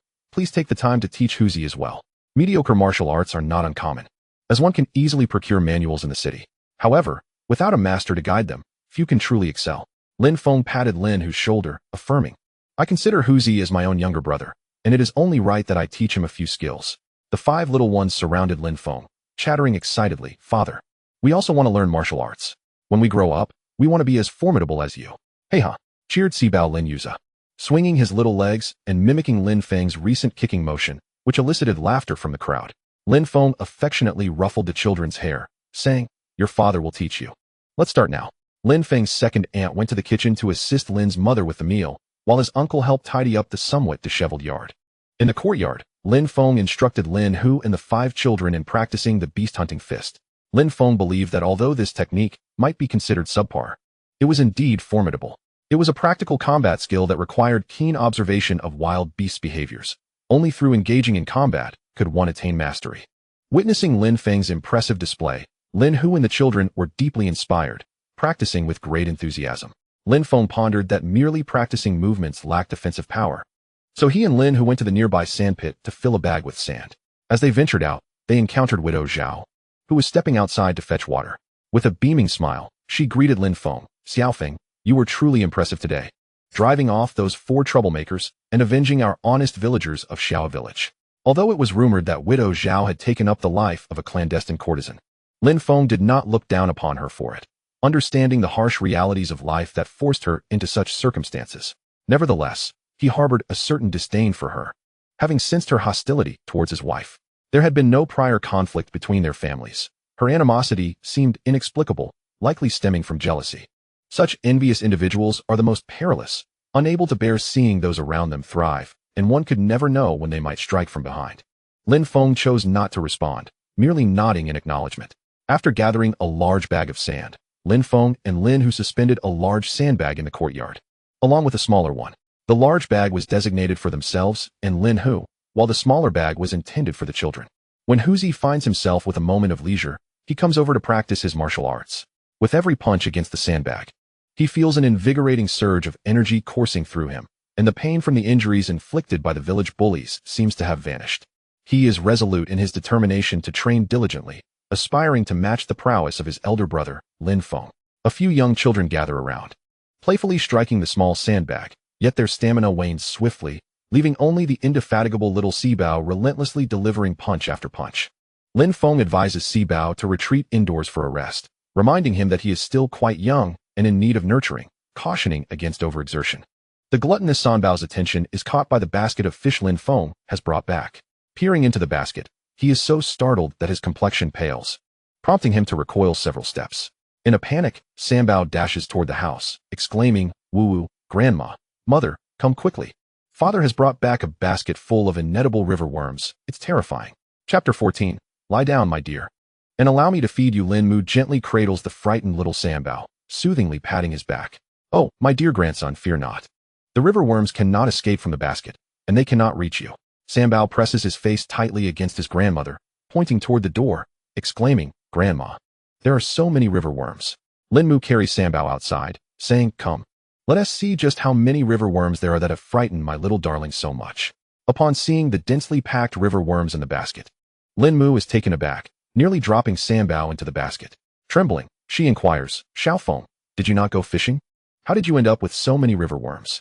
Lin Feng chuckles. "These river worms are far more delectable than fish." "That is preposterous. They look utterly repulsive. No one eats such things. Wait until I cook them. Then you shall see just how delicious they can be." Lin Mu returns to the kitchen, continuing her meal preparations, while Lin Feng stirs up a fire at the stove in the courtyard to boil shrimp. Suddenly, a voice calls out, "Is anyone home?" Recognizing the voice, Lin Feng deduces that it belongs to another neighbor, Zhang Xiaoyu, a straightforward farmer a few years his senior, whose wife seems to be expecting a child. The couple is quite fond of children. Lin Feng opens the door to find Zhang Xiaoyu standing at the threshold, carrying a small bag. "Brother Zhang, what brings you here? My wife mentioned that it was quite noisy in your yard just now. It sounded as if the Feng family's bullies were attempting to seize your grain. I was concerned you might be short on food, so I brought some over." Not everyone in Xiaohe Village is like the bullies or the widow Zhao. There are also kind-hearted individuals like Zhang Xiaoyu. Lin Feng graciously declines, expressing gratitude. "Thank you, Brother Zhang and sister-in-law. The bullies did indeed come to steal grain today, but I managed to drive them off." Nevertheless, Zhang Xiaoyu persists, pressing the grain into Lin Feng's arms. "Xiaohe, don't be shy. I am well aware of your abilities. You cannot possibly contend with those bullies. Being robbed is nothing to be ashamed of. In our small village of Xiaohe, there are only a few households that have not been victimized. With no food to eat, it is the children who suffer." It seems the original owner's words lack credibility. Lin Feng beckoned Lin Hu over. Lin Hu vividly recounted how Lin Feng had driven away 4 bullies. Zhang Xiaoyu listened in astonishment. Lin Feng then suggested, "Brother Zhang, why not stay and eat with us? My second uncle and aunt are here, and the meal is nearly ready. Since I haven't been robbed, I shall decline your offer. I need to return to care for your sister-in-law," Zhang Xiaoyu replied, patting Lin Feng on the shoulder. "You've grown into a fine young man, and I feel reassured knowing you are here. Your father was generous to our family in his time. I may not have much to offer, but I do have some surplus grain. If you run out of food, just let me know." Lin Feng replied, "Brother Zhang, there's no need to worry about my family. Focus on taking good care of your pregnant sister-in-law. After exchanging a few pleasantries, Zhang Xiaoyu returned home. Lin Feng prepared shrimp, meticulously peeling off the heads, tails, shells, and veins. Once finished, he sprinkled a bit of salt on them. Soon, he had a plateful ready. After tasting a couple, he found the boiled shrimp to be exceptionally tender, distinctly different from grilled shrimp, with a delightful aroma. He offered one to Lin Hu, who hesitated, feeling a wave of nausea. Brother, no one in our village eats this. Just because no one eats it doesn't mean it's not good. We must be the pioneers in trying new things, Lin Feng encouraged, consuming a few more himself. The gluttonous little Sanbao peeked in from the doorway, watching Lin Feng savor the dish, saliva involuntarily pooling in his mouth. Lin Feng waved him over, and Sanbao slowly approached, taking the shrimp with some reluctance. Lin Feng demonstrated by tossing one into his mouth. Come on, my dear son, give it a try. It's quite delicious. Sanbao took a small bite, and his eyes lit up. No longer fearful or disgusted, he began to munch eagerly. Lin Feng embraced Sanbao, and the two enjoyed the shrimp together, oblivious to their surroundings. The other children, somewhat apprehensive, stood by, hesitant to reach for the plate of river worms. Debeo nudged Sanbao, asking, is it really that good? Good, Sanbao declared, but then quickly changed his tune. It's not good at all. You all shouldn't eat it. Lin Feng chuckled at the little rascal's antics. The others, not easily fooled, noted Sanbao's contradictory words but continued to eat with gusto, clearly reluctant to share their newfound delicacy. Debeo seized a worm, closed his eyes, and popped it into his mouth, savoring the burst of flavor. He promptly called for his siblings, saying, everyone, come eat. The river worms are edible and exceptionally delicious. A few little ones, seeing that Debao was enjoying a meal, eagerly joined in as well. Lin Feng affectionately patted Sanbao's little head, reminding him to share delicious treats with his siblings, for sharing would enhance the joy of savoring good food. Sanbao nodded enthusiastically while munching away. A plateful of shrimp, skillfully peeled by Lin Feng, was soon devoured by the little ones. He then taught them the art of peeling shrimp. Lin Hu, noticing the children relishing their meal, decided to taste one himself and quickly developed a fondness for it, thus joining the ranks of those indulging in river worms. However, Lin Mu, along with Lin Feng's uncle, aunt, and wife, were reluctant to partake in the river worms. Lin Feng did not press the matter, confident that they would eventually come to appreciate such a delightful dish. At mealtime, Lin Feng, Lin Hu, and 5 little ones had filled themselves with shrimp and only sipped some rice porridge. The gluttonous Sanbao, after finishing his meal, animatedly recounted to his mother and grandmother just how delectable the river worms were. Zhou Chunlan gently wiped Sanbao's mouth, promising to try the river worms next time to discover their exquisite flavor. Lin Feng had no intention of serving shrimp to Zhou Chunlan, as she was currently taking medicine, which could potentially clash with the shrimp's properties. There were still plenty of shrimp and crabs left in the fish basket. Lin Feng planned to place the crabs and shrimp in the water tank in the yard to keep them fresh until tomorrow, as both were considered cold in nature and consuming too many at once could be unwise. After finishing their meal, Lin Hu's family helped to clear the dishes before departing. Seizing the opportunity before dusk, Lin Mu busied herself making shoes for the children from the fabric Lin Feng had purchased. Lin Feng prepared some medicine for his wife and brought it into the bedroom, ready to administer it. Zhou Chunlan felt a bit shy, stating that she was feeling much better and could now get out of bed to eat, insisting she could take her medicine herself. Lie down, let me feed you, Lin Feng insisted. Though her illness had not fully subsided, she still required care. Zhou Chunlan nestled into Lin Feng's embrace. He took a spoonful of medicine, blowing on it gently before tasting it himself to ensure it was not too hot. Then he fed it to her. The act of drinking the medicine felt somewhat intimate. After finishing the medicine, Zhou Chunlan whispered, "My lord, perhaps you could come sleep in this room tonight." Lin Feng playfully tucked a strand of her hair behind her ear, pondering how she managed to give birth to 5 children, recalling how perilous the situation had been, nearly resulting in a tragic outcome. "No, I fear your constitution may not withstand it. Let's wait until you are fully recovered," he replied. Zhou Chunlan's face flushed with embarrassment, her cheeks warm as she playfully punched Lin Feng's chest, chiding, "You shameless man, where are your thoughts wandering? Hurry and get out." After embracing her for a moment, Lin Feng left the bedroom and placed the shrimp and crabs in the yard's water tank. Later that night, while the family slept soundly, Lin Feng found himself unable to doze off. The resentful gaze of Feng Lao Da and Feng Lao Sen lingered in his mind. Not wanting to rouse his family, he rose and stepped into the yard, where he stood alone amidst the cold breeze, contemplating that while one may steal for 1,000 days, one cannot guard against thieves forever. Perhaps it was best to acclimate to the ways of the land. Lin Feng lifted his gaze to the heavens, where the moon had nestled itself within the embrace of the clouds, casting a shroud of darkness upon the surroundings. On this moonless night, When the winds howled and the atmosphere was rife with malice, the time had come for nefarious deeds. There was no day better than today for such acts. Chapter 15. On a moonless night, when malice lurks though the night was shrouded in darkness, Lin Feng had mastered the beast hunter fist, granting him vision that surpassed that of ordinary men, allowing him to discern the scenery around him with clarity. He did not open the courtyard gate, but instead leapt over the wall, making his way towards the abode of the village bullies. The four ruffians of the Lao family, notorious for their misdeeds, found little solace even when separated. Thus, the four bachelors resided together. Lin Feng moved swiftly, and after a brief while, arrived at the entrance of the Lao Feng family's courtyard. What are you doing? A voice ahead startled Lin Feng, compelling him to press himself against the wall. Old Fourth, where are you off to? Upon hearing this, Lin Feng realized the speaker was not addressing him. It was a conversation among the four brothers of the Lao Feng family. At such a late hour, why were the Lao Feng brothers still awake? Lao Fourth yawned. Am I not allowed to step out to relieve myself? Third brother, why must we act tonight? Lao Third replied ominously. It would be prudent to wait. Upon hearing the words, Lin Feng was gripped by a wave of trepidation, his heart brimming with murderous intent. Fortunately, he had resolved to take the initiative. Had they truly intruded upon his home, scattering lime powder upon him, it would have been uncertain who would have emerged victorious. With a creak, Feng Laosi pushed open the courtyard gate and stepped outside. He propped a metal rod against the wall and began to unfasten his trousers. Preparing to relieve himself, Feng Laosi, lacking the keen eyesight of Lin Feng, remained oblivious to his presence. However, Lin Feng observed him with clarity, stealthily approaching from behind. Lin Feng covered Feng Laosi's mouth and, with a swift crack, snapped his neck. Feng Laosi fell without uttering a sound, his body discarded carelessly aside. Hearing a commotion outside, Feng Laosen called out, Laosi, what are you doing?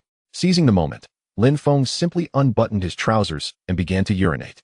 The sound of rushing water led Feng Laosan to believe that Feng Laosi was merely relieving himself. Laosi, are you using your mouth to urinate?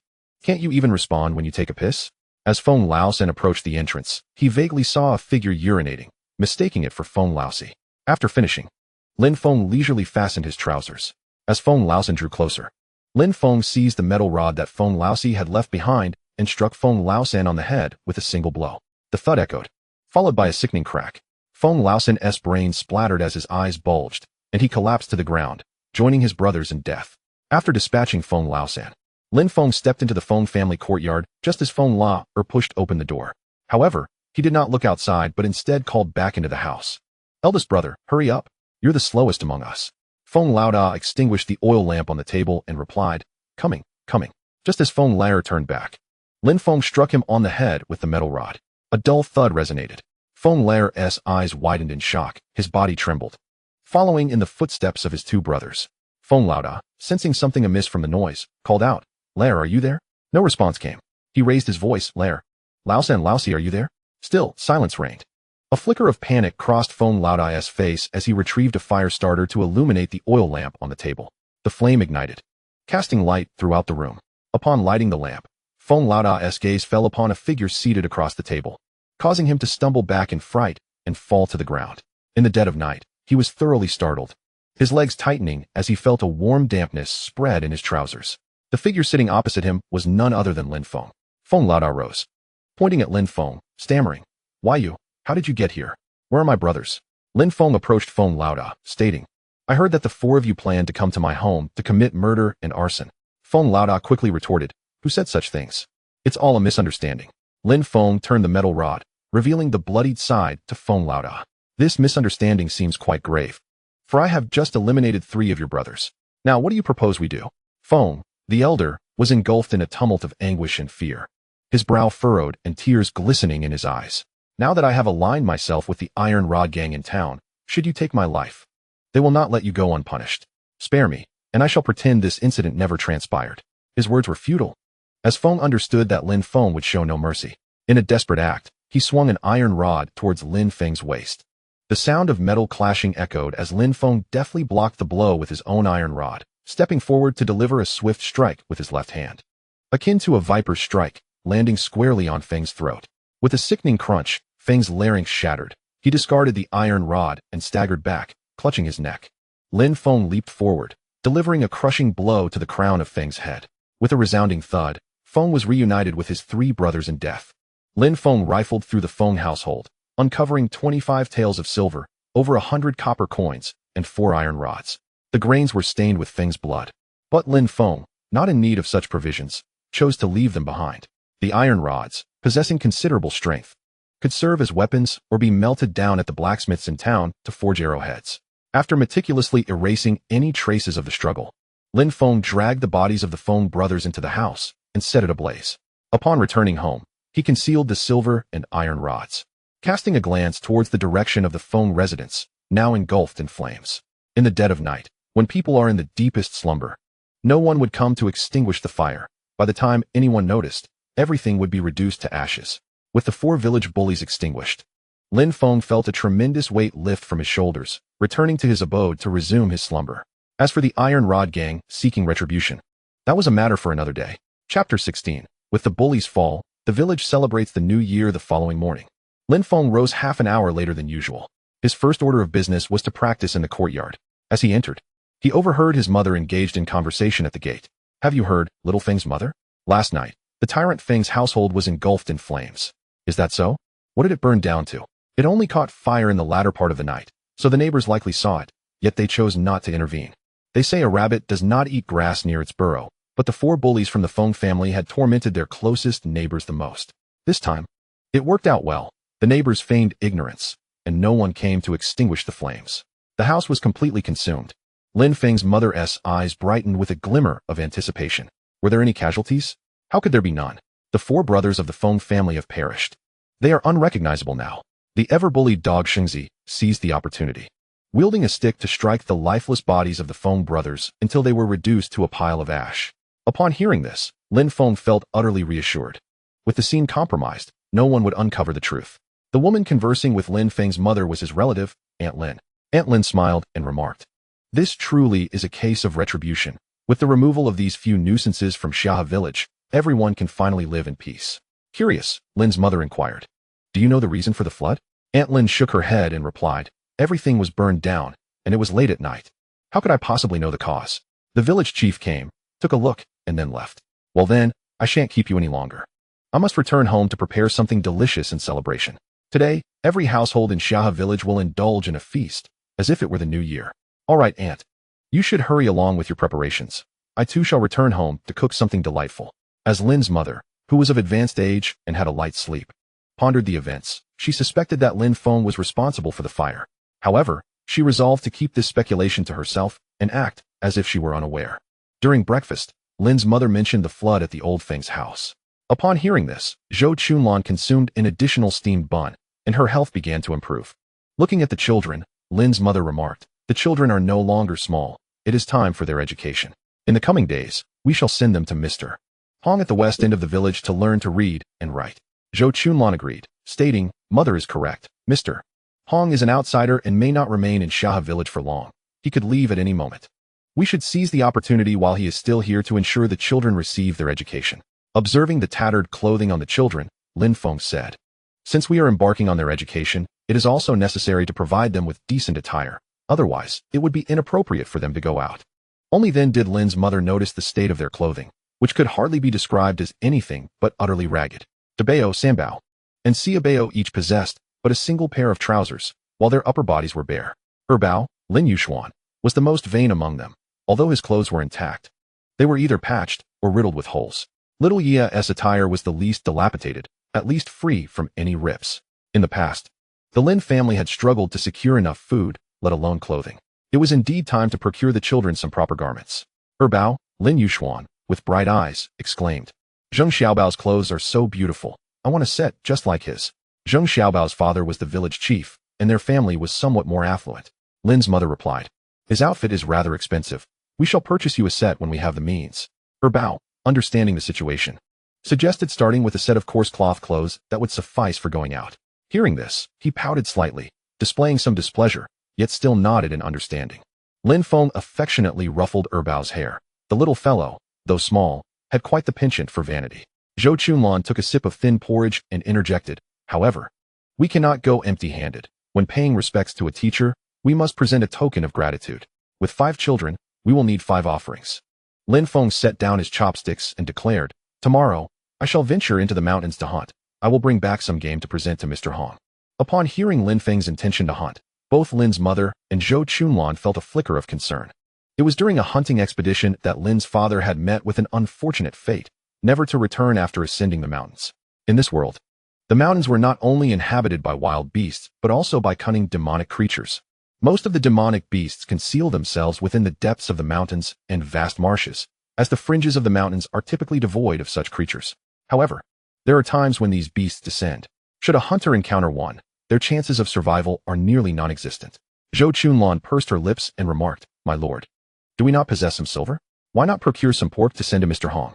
If you venture into the mountains, my mother and I will be left in a constant state of anxiety at home. Offering pork as a token of respect seems rather insipid. I shall ascend the mountain to hunt for some wild game instead. You and mother need not worry. I shall set traps along the fringes of Dahe Mountain to catch small animals." Lin Mu and Zhou Chunlan refrained from further discussion and began to tidy up the table. After dining, Lin Feng called forth his attribute panel, preparing to elevate his beast hunting fist to perfection. To his dismay, he discovered it could not be upgraded. The inscription for the beast hunting fist remained gray rather than the vibrant green indicative of potential enhancement. Upon clicking, the system alerted him that 2 breakthrough points were required for progression. Indeed, as one delves deeper into martial arts, the path to advancement becomes increasingly arduous, with the requisite points for breakthroughs proportionately escalating. This was anticipated by Lin Feng. Nevertheless, 2 breakthrough points were not overly burdensome and were still manageable. For an ordinary person to elevate their proficiency in the beast hunting fist from great achievement to perfection would typically require 6 or 7 years of arduous training. Achieving a breakthrough in merely 2 days felt far from ungrateful. From the 25 taels of silver he had acquired the previous night, Lin Feng extracted 8 taels, intending to venture into town to purchase clothing for the children. Surely, the garments for several children would not consume all 8 taels. He also planned to procure a set of clothing for his mother and wife. Moreover, the bedding in their home was insufficient. Several individuals sharing a single quilt could easily succumb to chills and catch a cold. As Lin Feng stepped outside, he glanced over at Wang Shanxiong's courtyard next door. The gate was secured with a heavy lock, indicating that Wang Shanxiong was not at home. When he had dealt with the local bully yesterday, Wang Shanxiong had not been among the onlookers, suggesting he may have departed earlier. Perhaps it was for the best. It would be ideal if he never returned. Sparing Lin Feng further concern, Lin Feng then went to summon Lin Hu, inviting him to accompany him to the town. The town was significantly closer than the county seat, requiring only 2 hours for a round trip. Upon arriving at the town, the 2 brothers did not meander aimlessly. They headed directly to the clothing store. Inside, 2 small-time thugs brandishing iron rods were making a ruckus. "Boss, it's time to pay this month's protection fee." The middle-aged proprietor, wearing a melon seed cap, emerged from behind the counter. "We just paid this month. You clearly did not pay it to our iron rod gang. The former knife gang has been supplanted by us. Starting this month, we are in charge of this area. Your protection fee must be paid to us. Good sirs, could you possibly defer the collection until next month? We truly have no spare coins this month." With a resounding thud, the lead thug slammed his iron rod onto the counter. "Stop wasting my time. If I demand payment, you shall pay. If you cannot afford it, then this establishment should cease operations." Chapter 17. The Iron Rod Gang Pursuit and Lin Feng's counterattack. The shopkeeper gazed mournfully at the damaged counter, his expression one of profound distress. Why resort to violence? Haven't I paid the protection fee? After the shopkeeper had settled the fee, the 2 members of the Iron Rod Gang finally departed. Only then did he find the opportunity to address Lin Feng and his companion. "I apologize for keeping you waiting, esteemed guests. As you can see, I was rather preoccupied. It is indeed a challenging time for business." Anticipating that the Iron Rod Gang might soon become adversaries, Lin Feng inquired, "Pray tell, what is the origin of this Iron Rod Gang? What origin could they possibly have?" "Just a band of ruffians who have found a powerful patron," the shopkeeper replied. "Their audacity suggests they have connections with the authorities. Recently, the city guard dispatched to eliminate the former knife gang, and shortly thereafter, the Iron Rod Gang ascended to power." "Oh, the former knife gang had no backing. How could they have held their ground?" Lin Feng questioned. "Surely, they had some support, but it has since collapsed," the shopkeeper explained. "Haven't you heard? The general of the city guard was replaced. Regardless of which gang emerges, the protection fees remain the same. It is we, the common folk, who suffer. Despite the size of my shop, I am barely scraping by. Let us speak of other matters. What may I procure for you?" Lin Feng replied, "I wish to purchase some clothing from you, and then acquire bedding from elsewhere." Upon hearing the prospect of a sale, the shopkeeper's countenance brightened. "Coincidentally, I also have bedding available. If you choose to buy everything here, I can offer you a discount of 20%. It will undoubtedly be cheaper than purchasing elsewhere." The proprietor promptly presented his prices. Lin Feng and Lin, who had recently inquired about betting prices at another shop, and indeed, this establishment's rates were more favorable. Consequently, Lin Feng decided to purchase both clothing and bedding here. He acquired 5 sets of children's garments, identical in style to those worn by the village chief's child. He could only imagine the joy on little Erbao's face upon receiving them. Additionally, Lin Feng selected an outfit for his wife, opting for something understated rather than the garish red often associated with festive occasions, as he recalled her preference for more modest attire. For his mother, he chose a set of durable coarse cloth clothing. Turning his attention to Lin Hu, he noted that as a young man, he was of an age to seek a bride, yet his attire was quite tattered, with a hole in the crotch of his trousers. Thus, Lin Feng purchased both himself and Lin Hu a set of coarse linen garments. The total expenditure amounted to 5 taels of silver. The shopkeeper generously included 2 pieces of ragged cloth, which Lin Feng used to wrap the clothing and bedding, forming 2 substantial bundles. The brothers each shouldered a bundle and departed the shop with cheerful spirits. The shopkeeper, having made a sale, beamed as he escorted them to the door. Should you require anything further, do not hesitate to return. I can offer you a discount. As the 2 brothers walked down the street with their large bundles, they attracted some attention. Wary of attracting trouble, Lin Feng decided to purchase some date paste pastries for the children, stowing them in the bundles before heading towards the outskirts of the town. Just as they were about to leave the town, the brothers found their path obstructed by 2 men wielding iron rods. What burden do you 2 carry? It is not something of great value, merely some clothing and bedding. A member of the iron rod gang, with hair cascading down, addressed the little leader. Old man, our home is in need of clothing and bedding. You 2 should drop your belongings, and you can leave. Lin Feng's expression turned cold, and he ceased to engage with the thugs, leading Lin Hu out. Lin Feng was not afraid of these 2 individuals. However, the town belonged to the iron rod gang. If a confrontation ensued, more would undoubtedly arrive. And while he might escape, Lin Hu might not. Having brought Lin Hu out, he was determined to ensure his safe return. Seeing Lin Feng's indifference, the little leader of the iron rod gang felt a surge of anger. He rushed forward, swinging his iron rod toward Lin Feng's back. With a swift turn, Lin Feng seized the incoming rod, casting a chilling glare at the thug leader. What do you intend to do? The thug leader, under Lin Feng's fierce gaze, felt as though he were a prey under the watchful eyes of a tiger, his heart pounding with trepidation. At that moment, a guard from the town's militia cleared his throat twice, signaling the iron rod gang member to cease his provocations and avoid causing trouble. Lin Feng understood the militia's intent. Although a powerful figure within the militia protected the iron rod gang, the gang members could not overstep their bounds. With a push, Lin Feng sent the thug leader staggering backwards. Embarrassed, the thug brandished his iron rod at Lin Feng, threatening, "You will regret this, brat." He then retreated into the town, presumably to summon reinforcements. Lin Hu's face turned pale. "Brother, do you think they will pursue us? They may very well chase us out of the town. We must hasten our escape. Once we enter the woods, they certainly won't find us there." The brothers quickened their pace and soon plunged into a dense forest. After traversing for over half an hour, they overheard someone speaking behind them. "We've chased them this far. It's likely we won't catch up." Lin Feng hurriedly led Lin Hu to hide behind a hillside, where an abandoned hunting trap lay concealed. The brothers lay behind the slope, discarding their bundles into the trap. The pursuers continued for a short distance. One of them, panting heavily, remarked, "I say, Wu Lao, is it really worth chasing so far for a few pieces of clothing and bedding?" The little leader of the iron rod gang, with his disheveled hair, replied, "They have their belongings. They cannot have gone far. Let us split up and search the area." Upon hearing their intention to divide, Lin Feng felt a surge of relief. Confronting them together was daunting, but separated, they would stand no chance. Having just been reborn into this world, Lin Feng found himself beleaguered by so many trivial matters. If he were to endure like an ordinary citizen, submissively allowing others to trample over him, he would face no issues. Yet, Lin Feng had come to this realm to pursue the pinnacle of martial arts and to savor a life of beauty, not to be subjected to indignities. Lin Feng addressed Lin Hu, instructing him to remain in place while he ventured out to investigate. With that, Lin Feng darted outside, crouched like a leopard. The forest felt as familiar to him as his own backyard. Anticipating the rout of the iron rod gang members, he concealed himself behind a large tree, perched on a branch towering above him. As the gang members passed beneath him, Lin Feng hooked his leg around the branch, swinging down in an acrobatic maneuver, delivering a powerful strike to their ears with both hands, employing a technique reminiscent of a bear's paw crushing a melon. With a resounding thud, the gang member's eyes bulged, nearly popping out, his brain reduced to pulp, and he succumbed without uttering a sound. Lin Feng then hid within the underbrush, waiting for another member to pass by before pouncing from behind. Silencing him by covering his mouth, he swiftly twisted the man's neck. In no time, Lin Feng had stealthily eliminated 7 members of the Iron Rod gang. The small leader of the gang, intending to seize Lin Feng's clothing and bedding, sensed something amiss. The surroundings were too quiet, and his subordinates seemed to have retreated. Eventually, Lin Feng appeared behind him, tapping his shoulder and calmly inquiring, "Are you looking for me?"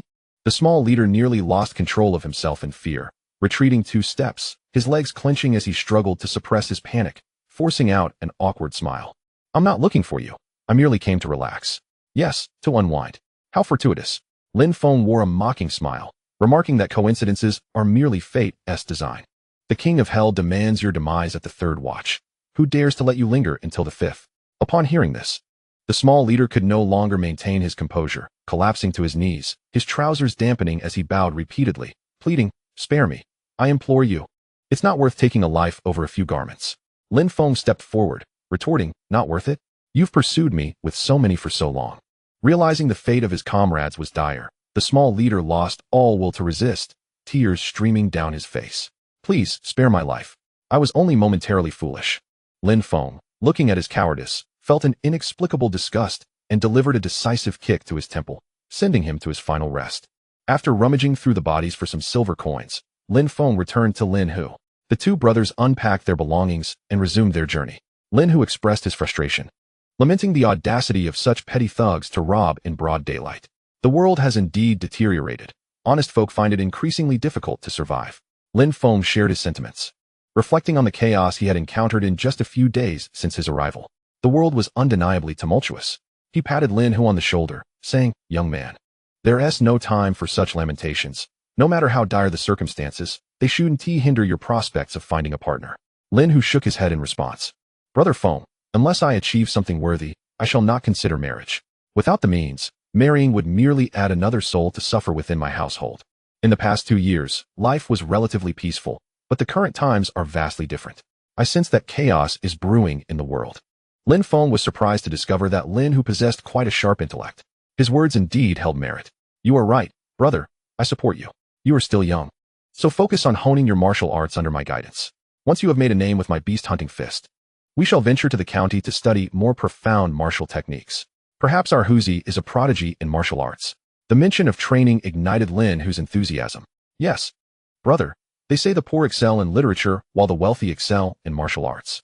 Those with riches can feast on meat with every meal, but we lack such provisions.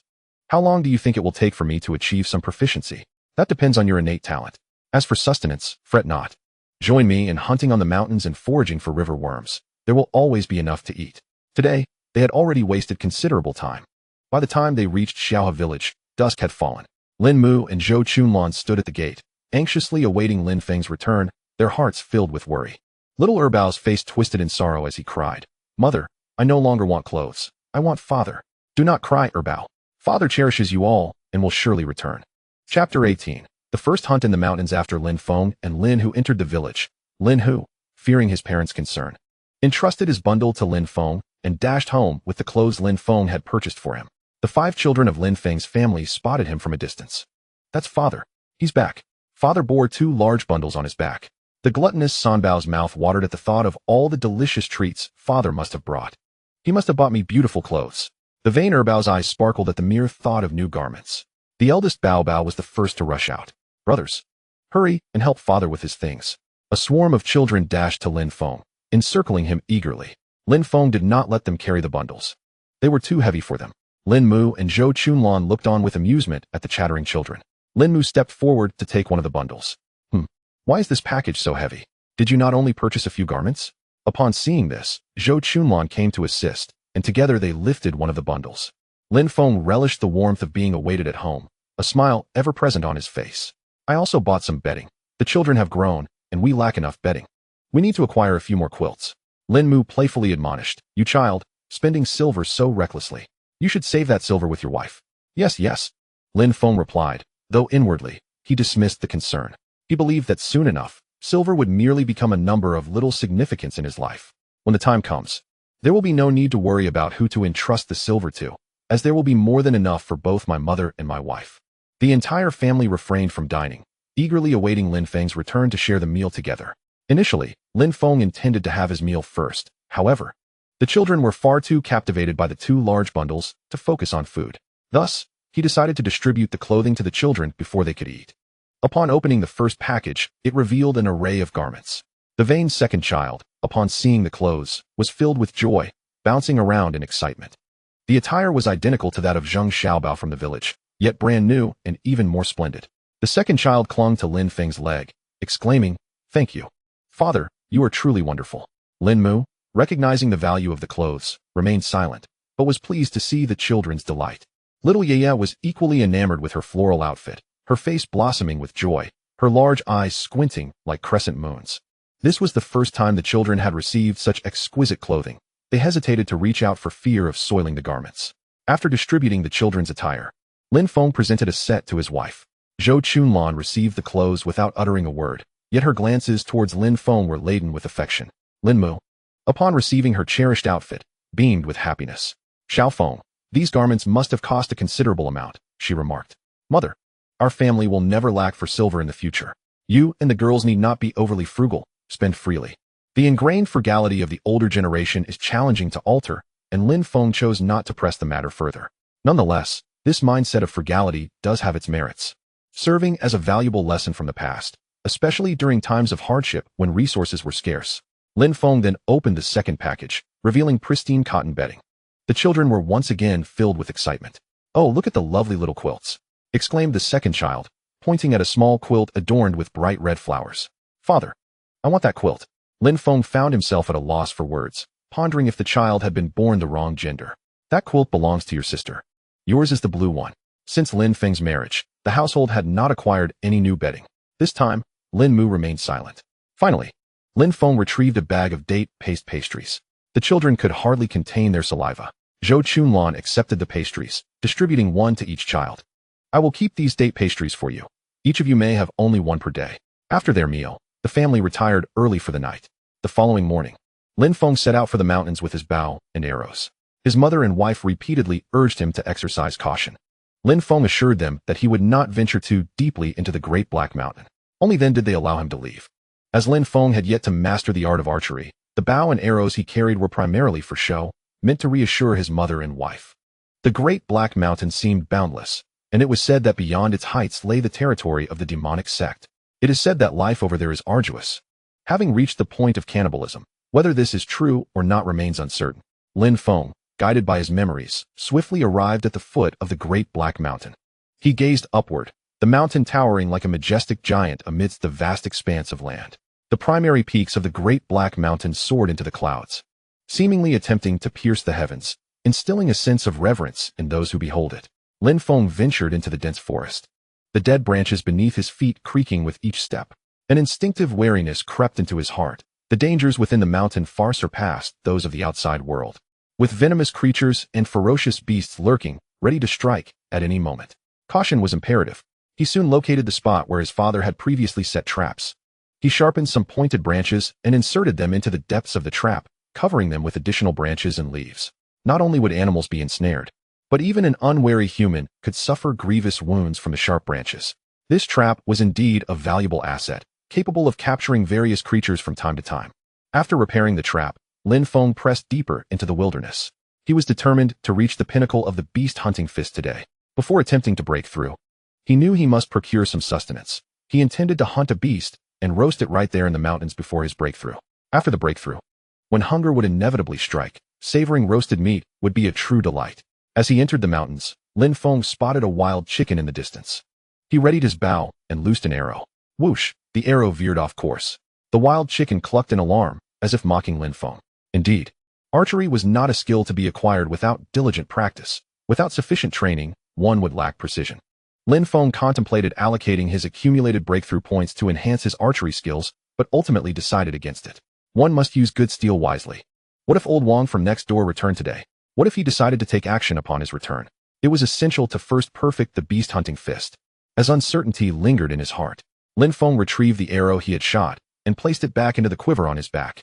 The arrowheads were crafted in a blacksmith's forge, and each arrow was meticulously fashioned by his father, making them exceedingly precious. Even if an arrow broke, the arrowhead must be salvaged. Continuing his trek, Lin Feng soon encountered two small wild boars, each nearly a meter in length, foraging around a large tree. Ordinary hunters seldom pursued wild boars due to their tough hides and substantial flesh, which arrows struggled to penetrate. Moreover, wild boars possessed formidable aggression, showing no fear of humans. Once enraged, they would relentlessly charge at anyone in their path. However, Lin Feng harbored no fear of the wild boars. On the contrary, he hoped they would attack him, granting him the opportunity to employ the beast-hunting fist. Rolling up his sleeves with a grin, he thought to himself that today might just culminate in a feast of roasted piglet. Chapter 19. Beyond perfection lies further realms. Lin Feng approached the two small, wild boars cautiously. The boars, sensing his presence, raised their heads and emitted snorting sounds. They seemed to be saying, "If you take another step forward, I shall bite you." Lin Feng drew the iron rod from behind him and continued moving forward. Had Lin Feng possessed a bow and arrow, the two wild boars might have hesitated. However, with only a seemingly innocuous stick in hand, the two wild boars exchanged glances and charged at him with fierce cries. Lin Feng sidestepped swiftly, striking one boar squarely on its forehead with the rod. The impact was akin to that of a collision with a wall, causing the boar to rear up its hindquarters before collapsing to the ground in convulsions. The boar's vital point resided just above its eyes, centrally located on its forehead. A precise and forceful strike to this area could potentially prove fatal. Lin Feng had just delivered such a blow, resulting in an instant kill due to the sufficient force applied. Witnessing its companion fall, the remaining boar did not flee. Instead, its aggression intensified. Lin Feng replicated his previous action, landing another blow that shattered the boar's forehead. This boar too succumbed and lay motionless on the ground. Such was Lin Feng's prowess. Other hunters would surely find themselves at a loss when faced with these two wild boars. Wild boars often coat themselves with tree oil and mud, forming a natural armor that is difficult to breach. Lin Feng dragged the boars to a small stream at the mountain's edge. Following his father's teachings, he proceeded to bleed them, skin them, and eviscerate them. After a rudimentary preparation, he gathered some dry twigs and kindled a fire to roast the piglets. The creatures in this world generally possess larger sizes than those from his past life. Thus these two boars were still considered piglets. Lin Feng skewered the boar meat with a branch, slashed it in several places, and sprinkled coarse salt over it before placing it over the fire to roast slowly. He was unperturbed by the scent of roasting meat attracting other beasts. Should they arrive, he would simply slay them, saving himself the trouble of hunting. After half an hour, the skin of the roast piglet turned a golden, crispy hue. Lin Feng used his dagger to cut a piece and savored it. Each bite produced a satisfying crunch. The tender and juicy meat beneath the crispy skin melted in his mouth, imbued with a subtle aroma that lingered delightfully. Truly delightful. The flavor of the roasted piglet rivaled that of grilled shrimp. If only he had additional seasonings, the taste would be even more exquisite. Alas, he had only coarse salt at his disposal. Having filled his stomach, he had consumed merely a tenth of the feast. Lin Feng then summoned his attribute panel, focusing his thoughts to allocate 2 breakthrough points to his beast-hunting fist. The attribute panel transformed. Name: Lin Feng. Life: 14 martial skills, hunting bow 6 shots, unrefined. Uninitiated, beast hunting fist, unrefined. Perfected, demonic staff art, unrefined. Uninitiated, breakthrough points 0 with the beast hunting fist perfected. His life attribute increased by 2 points, rising from 12 to 14. Memories of mastering the beast hunter fist surged into Lin Feng's mind.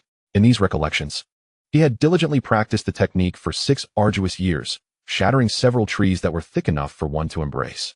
He hunted on the mountains barehanded, effortlessly confronting a pack of vicious wolves, exuding an aura of invincibility beneath the feral beasts.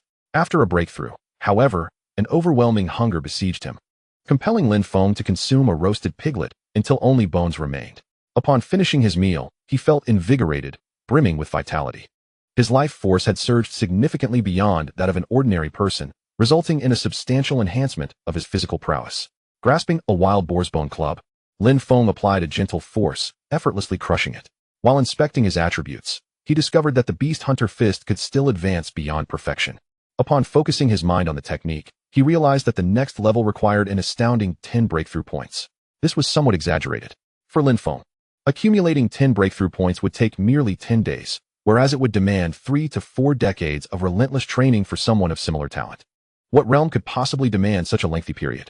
Curiosity piqued, Lin Feng resolved to gather 10 breakthrough points and attempt a breakthrough, wondering if it would yield significant power. 10 breakthrough points represented merely 10 days of effort for him. Even if the next level of the Beast Hunter Fist proved unremarkable, the loss would be negligible. He could always save the breakthrough points. Should his neighbor, Old Wong, return within 10 days, he would allocate the accumulated points to the frenzied staff technique. At that juncture, he could compare the prowess of the wind demon staff technique and the beast hunter fist, employing whichever martial art appeared superior against Old Wang. Lin Feng extinguished the fire and prepared to depart. Suddenly, the anguished cries of a wild boar echoed once more. Following the sound, he beheld a massive wild boar, measuring nearly 2 meters in length, emerging in the distance. Its eyes glowed a menacing red, its dense fur bristled, and its muscular form was distinctly defined, with long tusks jutting from its jaws, glimmering ominously. The gaze of the wild boar was filled with vengeance.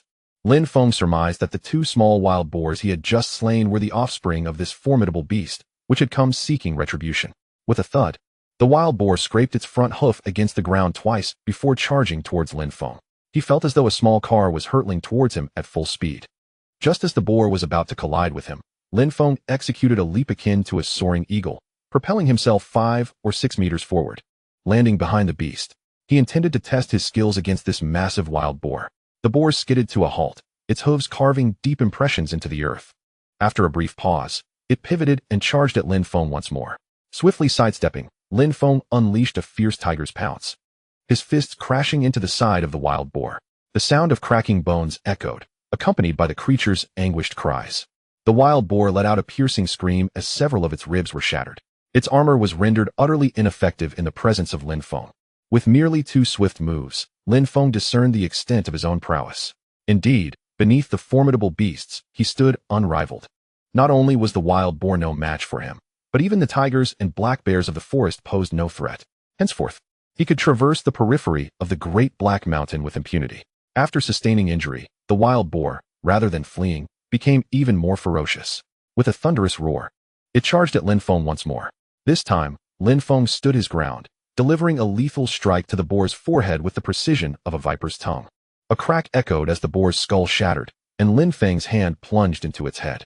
The creature emitted not a sound before collapsing lifelessly to the ground. Fortune favored him on this excursion into the mountains. Bringing back these 2 wild boars would yield ample meat, enough to present a fine offering to Mr. Hong and provide sustenance for his family for half a month. Lin Feng dragged the wild boar to a nearby stream, where he proceeded to clean the entrails. In his previous life, he had a particular fondness for pig liver and intestines, and he anticipated that this wild boar's organs would be even more delectable. After thoroughly washing the entrails, he stowed them in his backpack, with the wild boar hoisted over his shoulder and the young boar in hand. Lin Feng felt a profound sense of satisfaction as he began his journey home. After just a few steps, however, he heard a sudden whoosh. An ominous feeling surged within him, and the hairs on his back bristled. Chapter 20. The 6th hunter Lin Feng detected the faint sound of a bowstring being released. Realizing that someone had aimed a cold arrow at him from behind, targeting his back, he swiftly dropped the wild boar and propelled himself sideways. A thud resonated as an arrow struck the boar's flesh, the fletching vibrating with energy. Lin Feng rolled on the ground several times before taking refuge behind a large tree. From approximately 20 meters away, voices could be heard. "It seems we missed," one man exclaimed. "Little brother, it was a misunderstanding. We mistook you for a wild boar. We are all hunters here. Why not step out and converse? Your skills are truly remarkable, little brother. At such a young age, you managed to take down such a large wild boar. You have left my son and me feeling rather embarrassed. May I inquire which village you hail from?" Concealed behind the tree, Lin Feng cast a furtive glance at the 2 men before withdrawing his head. The archer was a middle-aged man in his 40s, wielding a formidable bow and carrying a quiver on his back. The other was a youth of about 15 or 16, brandishing a steel pitchfork. Lin Feng examined their attributes. Both possessed a life attribute of 9 and had mastered a rudimentary archery technique, the 100 steps archery. The middle-aged man had attained only the elementary level of this skill. This encounter had taught Lin Feng a valuable lesson about the vulnerabilities of lacking ranged combat abilities. He resolved to acquire some form of ranged martial technique in the future. Lin Feng recognized the necessity to master concealed weapons and archery, especially since he possessed a system that made learning effortless. He refrained from responding, for only a fool would believe it was a misunderstanding. It was plainly an attempt to rob and kill. Having skinned wild boars himself, he knew that anything with eyes could not be mistaken. Although he was invincible among beasts beneath the demon beasts, he still found himself at the bottom of the human hierarchy. This invincibility referred solely to his superiority over lesser beasts, not encompassing humans.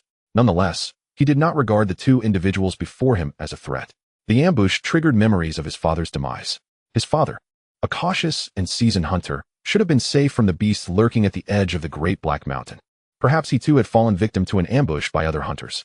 Of course, this was merely Lin Feng's speculation. In these mountains, the greatest danger lay not with the beasts, but with humans, who were infinitely more treacherous. Noticing Lin Feng's silence, the middle-aged man remarked, "Little brother, if you do not trust us, we shall take our leave. Until we meet again." The sound of retreating footsteps followed.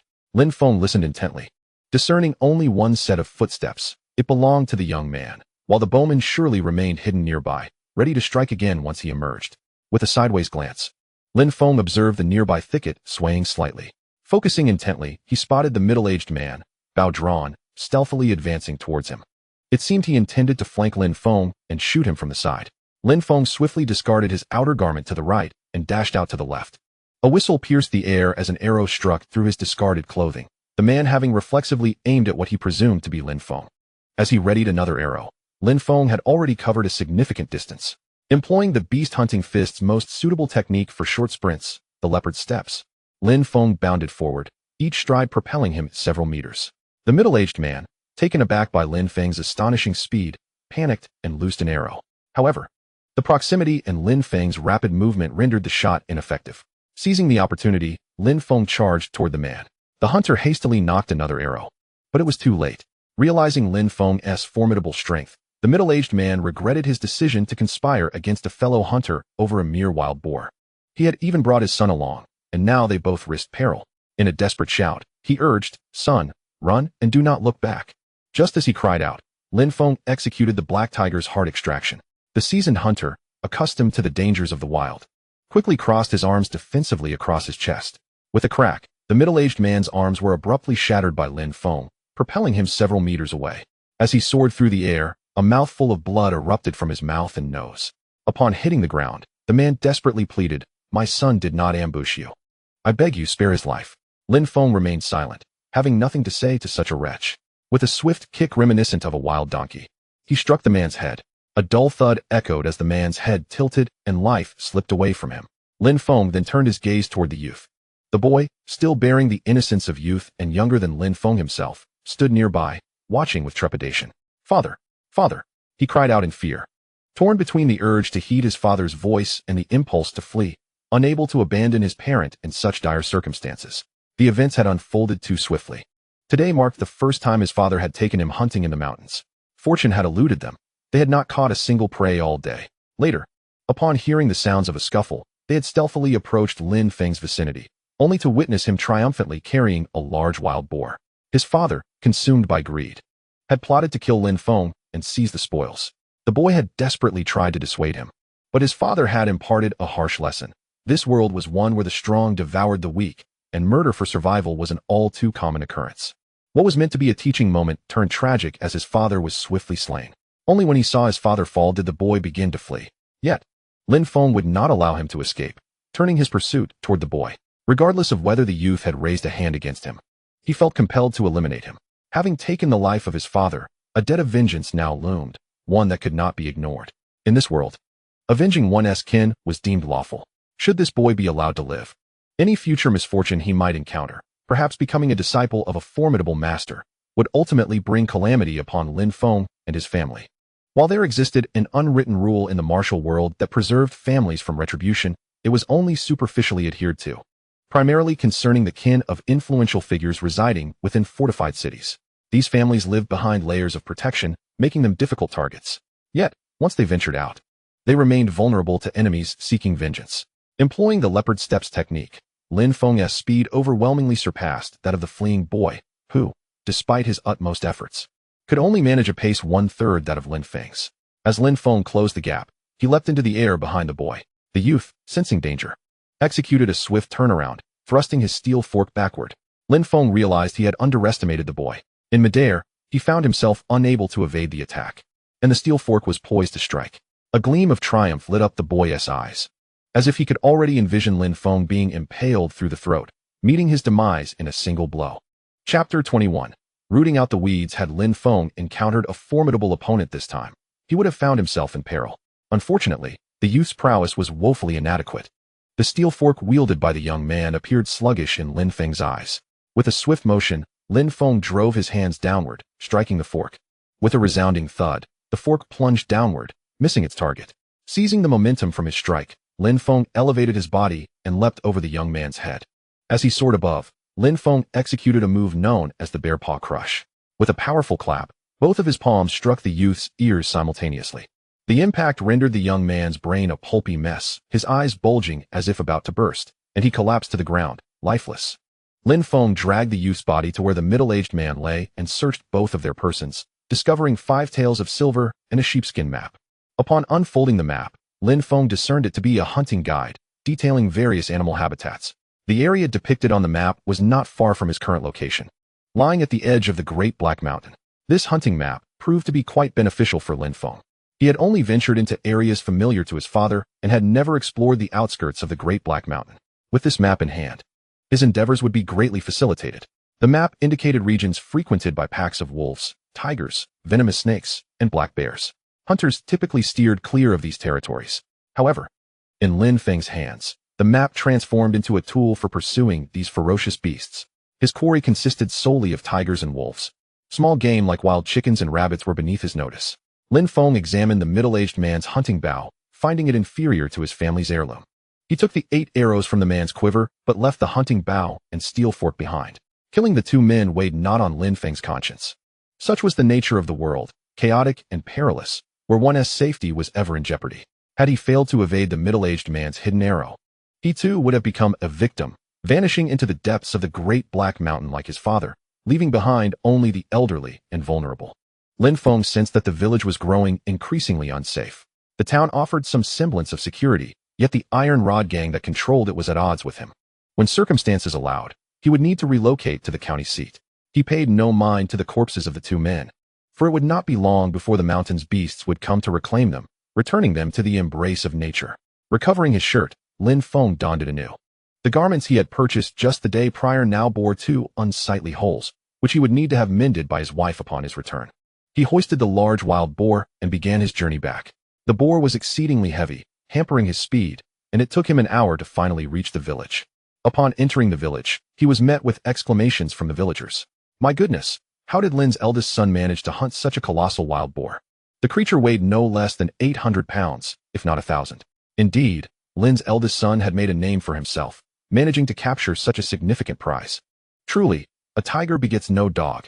Even when Xiaofeng's father was alive, he was renowned as a hunter throughout the region. Xiaofeng's strength was remarkable, capable of hauling such a large boar down from the mountains. Lin's eldest son was impressive, not only skilled in martial arts, but also an exceptional hunter, unrivaled in the vicinity. Before long, a throng of curious villagers trailed behind Lin Feng. Su, the local hunter, pursued him, inquiring, Lin's eldest son, how did you come to hunt such a magnificent wild boar? With a smile, Lin Feng replied, just luck. Aunt Lin, gazing at the sizable boar, contemplated purchasing some meat to stew for her grandson. She then asked, Xiaofeng, such a large wild boar will take time for your family to consume. Would you consider selling some? After pondering, Lin Feng realized that they indeed could not finish such a large boar in a short while. And even if they turned it all into cured meat, there would be no place to store it. Thus, selling a portion would not only benefit the villagers, but also enhance his reputation. Most of the villagers of Xiaohe Village were kind-hearted and simple folk. Previously, when his mother and wife sought him in the city, they were intercepted by the villagers. Otherwise, who knows what might have transpired. Although no villagers had come to their aid when a bully had come to borrow grain, it was not entirely their fault. Who would risk conflict for strangers? A smile adorned Lin Feng's face as he pondered the price of the boar's meat. In the city, pork sells for 15 won per pound. Wild boar should rightfully command a higher price. However, considering we are all from the same village, I shall offer it at a more reasonable rate, 10 won per pound. Nonetheless, I will only accept silver, not copper coins. Aunt Lin beamed with joy. Lin Feng was indeed an honest man, and this price was a true familial gesture. Such a large wild boar was a rare find, likely fetching over 20 won per pound in the city. Selling it to the villagers at 10 won per pound was akin to giving them 1 pound for free. Aunt Lin happened to have some small silver coins and boldly decided to purchase 10 pounds. Upon hearing of the bargain, other villagers eagerly expressed their desire to buy the boar's meat. When Lin Feng's father was alive, he had always looked after the villagers, and it appeared Lin Feng was following in his footsteps. No wonder the Lin family thrived. Such prosperity was surely a reward for their good deeds. Lin Feng's family had indeed contributed greatly to Xiaohe Village. The previous time a wild beast descended from the mountains, a pack of wolves invaded the village. Lin Feng's father single-handedly shot down over 10 wolves with his bow, driving the pack away. Had it not been for him, the villagers of Xiaohe would have suffered greatly. Lin Feng offered these villagers some benefits, not expecting significant returns, but simply hoping they would keep him informed should any matters arise.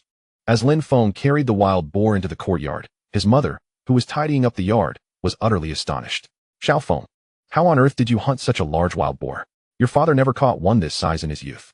Lin Feng tossed the boar onto the ground and replied, Mother, it was merely good fortune. The wild boar fell into a trap, and I happened upon it. He had fortuitously captured a sizable boar, along with a smaller one. Lin Feng then shared his intention to sell the boar's meat to the villagers, to which his mother expressed her support. Just a few days prior, she would have been opposed, but Lin Feng had been frequently bringing money home, and their household was no longer in want. Moreover, she sensed that Lin Feng had a knack for earning money and would likely continue to do so, making the selling of pork an inconsequential matter. The other children in the Lin family, upon seeing the enormous boar, were frightened and retreated into the house, too timid to approach. However, the gluttonous little Sanbao was unafraid. Saliva dripped from Sanbao's mouth as he gazed at the magnificent boar, wondering how long it would take to consume it all. He approached and touched the boar, seeing it motionless.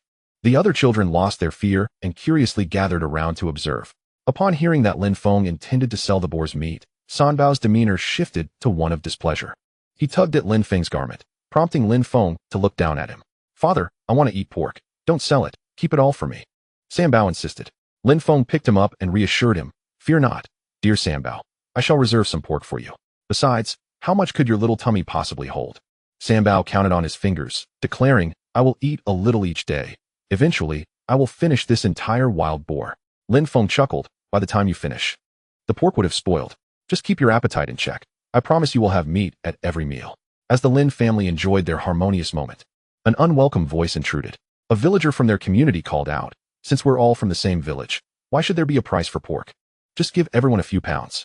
Chapter 22. The villagers rebuke Widow Li. The Lin family has plenty of meat. Lin Feng's mother turned her gaze towards the speaker, her eyes reflecting disdain. Who could it be? How shameless. I am not surprised it is you. Although some villagers were known to be opportunistic, none had sunk to such a depth of audacity. The discount Lin Feng offered was already quite generous. Aunt Lin chimed in, You shameless widow, consumed by greed. Why not just distribute silver to everyone for free? Why demand that the Lin family provide meat without compensation? Does hunting come easily for young Feng? Besides, the Lin family has 5 children to care for. Their needs require money. Other villagers joined the fray, asserting that the price of pork was already low enough, and there should be limits to greed. Nothing comes without a cost. The village's idlers were even more outspoken, criticizing, You, Widow Wang, just lie around and profit. Why be so greedy over this little bit? Widow Wang had not anticipated that she would receive no support from the villagers. Instead, she became the target of their scorn. Upon hearing their words, she felt an overwhelming desire to vanish into the ground, ultimately retreating home in disgrace. With her departure, the neighboring yard returned to a state of cheerful camaraderie. The Lin family, who often sold excess game to the villagers, enjoyed a good reputation. Lin Feng laid down some dry twigs and placed a large wild boar upon them, then brandished a cleaver to begin butchering the meat for weighing. The villagers eagerly exclaimed, I'll take 5 pounds. And I'll take 10. Within a short span, half of the boar was sold. Lin Feng earned a tidy sum of 4 taels of silver. As for the remaining half, unsold, he chose not to peddle it further, instead setting aside a portion as a gift for Mr. Hong, while keeping the rest for his family. The little glutton, Sanbao, watched in dismay as pieces of the pork were taken away, tears nearly spilling from his eyes. He tugged at the boar's tail, straining with all his might to drag it toward the kitchen. Lin Mu, noticing her dear grandson's distress, scooped him up, saying, Don't worry, my sweet Sanbao. Grandma will stew some meat for you. Zhou Chunlan, having nearly recovered from her illness, joined in to help. Lin Feng prepared the meat, while Zhou Chunlan carried the cut pieces into the kitchen. There was a cellar in the kitchen where fresh meat could be stored for 5 or 6 days without spoiling. Once they finished their tasks, Lin Feng jumped into the cellar, and Zhou Chunlan handed him the meat, which he arranged neatly. By the time they were done, Lin Mu had almost finished stewing the meat. Today, she indulged in a rare luxury, preparing a large pot of braised pork accompanied by a pot of rice. Last year, during the New Year festivities, the Lin family could scarcely afford such a feast, primarily due to the former master's excessive drinking and lack of responsibility. Now, with Lin Feng's ability to hunt and fish, their fortunes had dramatically improved. Yet, Lin Mu attributed this change to her son's efforts. In Lin Feng's eyes, the true reason lay in his newfound strength. Otherwise, their food would be stolen, their purchased clothes snatched, and even their hunted game would be taken away. This was a world where the weak were preyed upon by the strong, stark, and unadorned. The family enjoyed a sumptuous meal together. With the little ones' bellies round and full, Lin Feng felt a lingering satisfaction. His mother's stew was far superior to his own roasted dishes.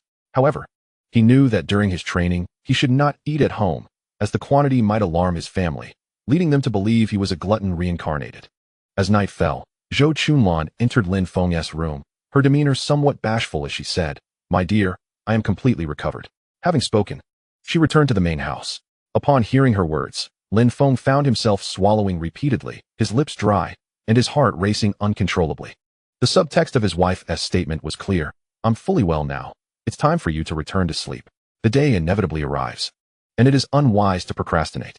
Lin Feng sat up and glanced at Air Bao and San Bao, who were lying beside him. "Father cannot accompany you to sleep tonight. I will be with your mother," he announced. Little San Bao also sat up, exclaiming, "Father, I want to go with you. I wish to sleep between you and mother." This little one seemed to possess only an appetite for food. "You must not go. If you dare to, you can forget about meat in the future." San Bao pouted, looking quite aggrieved. He tilted his head, pondering for a moment, and then silently lay back down. After all, meat was of utmost importance.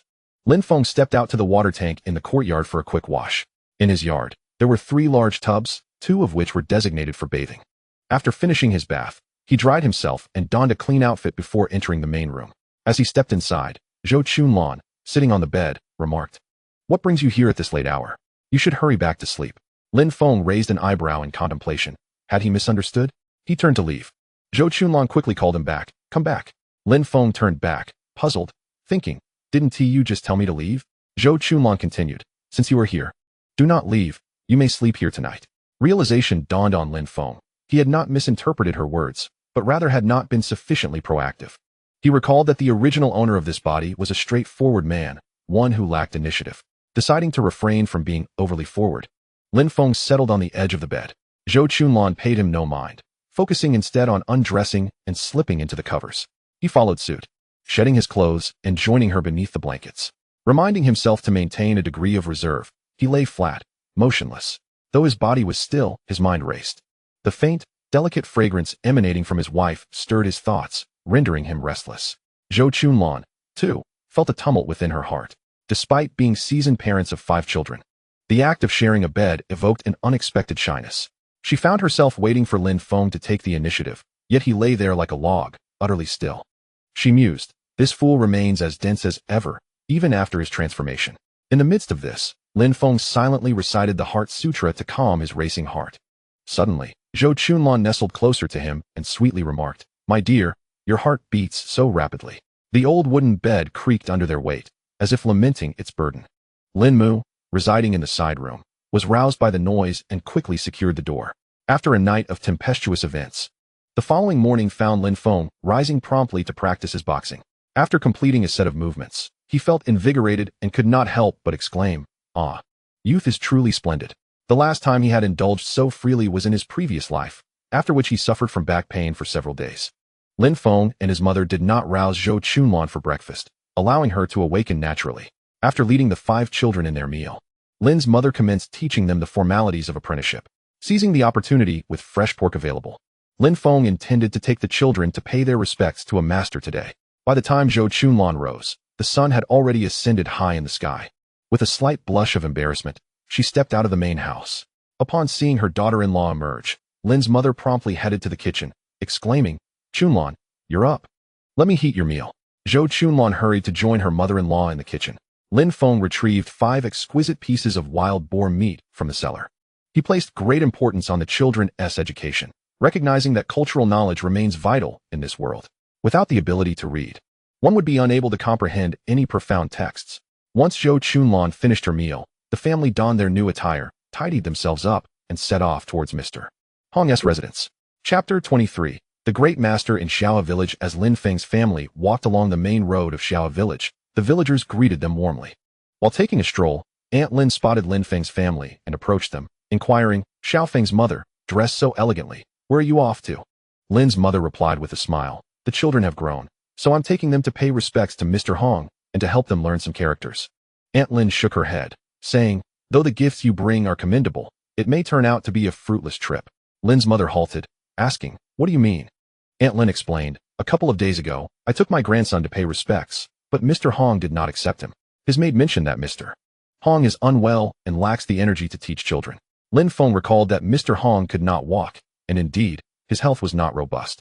However, Mr. Hong's spirit remained quite vigorous, as he had previously enjoyed working with children, often teaching them to read while seated on his bed. Feeling a sense of urgency, Lin's mother fretted, "What shall we do now?" Zhou Chunlan gently suggested, "Since we are already out, we should at least visit Mr. Hong. If he cannot take on students, we should still present our gifts, treating it as a visit." Lin Feng nodded in agreement, acknowledging his wife's wisdom. His wife was inherently generous, a quality that had remained hidden due to their impoverished circumstances. Her family, with several brothers, had led a comfortable life and had often assisted the Lin family until the original owners succumbed to alcoholism. Afterward, Zhou Chunlan's brothers had come to take her away, urging her to remarry, but she could not bear to leave her children, thus rejecting their kind offer. Since then, her family had ceased their assistance to Lin Feng's household. Xiaohe Village was not large, and they soon arrived at their destination. Lin Feng's family quickly approached the courtyard of Mr. Hong, knocking lightly 3 times on the gate. Lin Feng called out, "Is Mr. Hong home?" A girl's voice responded from within, "Who is it?" Lin Feng introduced himself. "We are from the old Lin family at the west end of the village."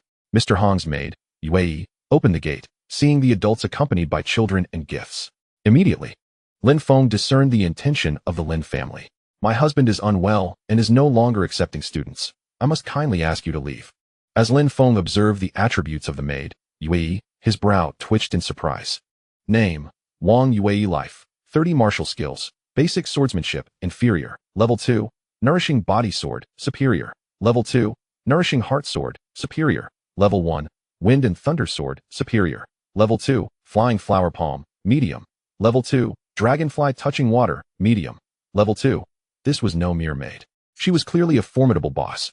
The disparity was striking. Her martial skills were all of at least inferior rank, while he possessed only subpar techniques. Moreover, her vitality was astonishingly high at 30. Lin Feng had no doubt that with a single palm strike, she could easily end his life.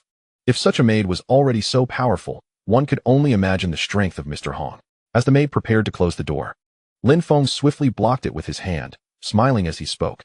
"The fact that you do not accept students is of little consequence. As villagers, it is only right that we visit Mr. Hong, particularly in light of his ailment.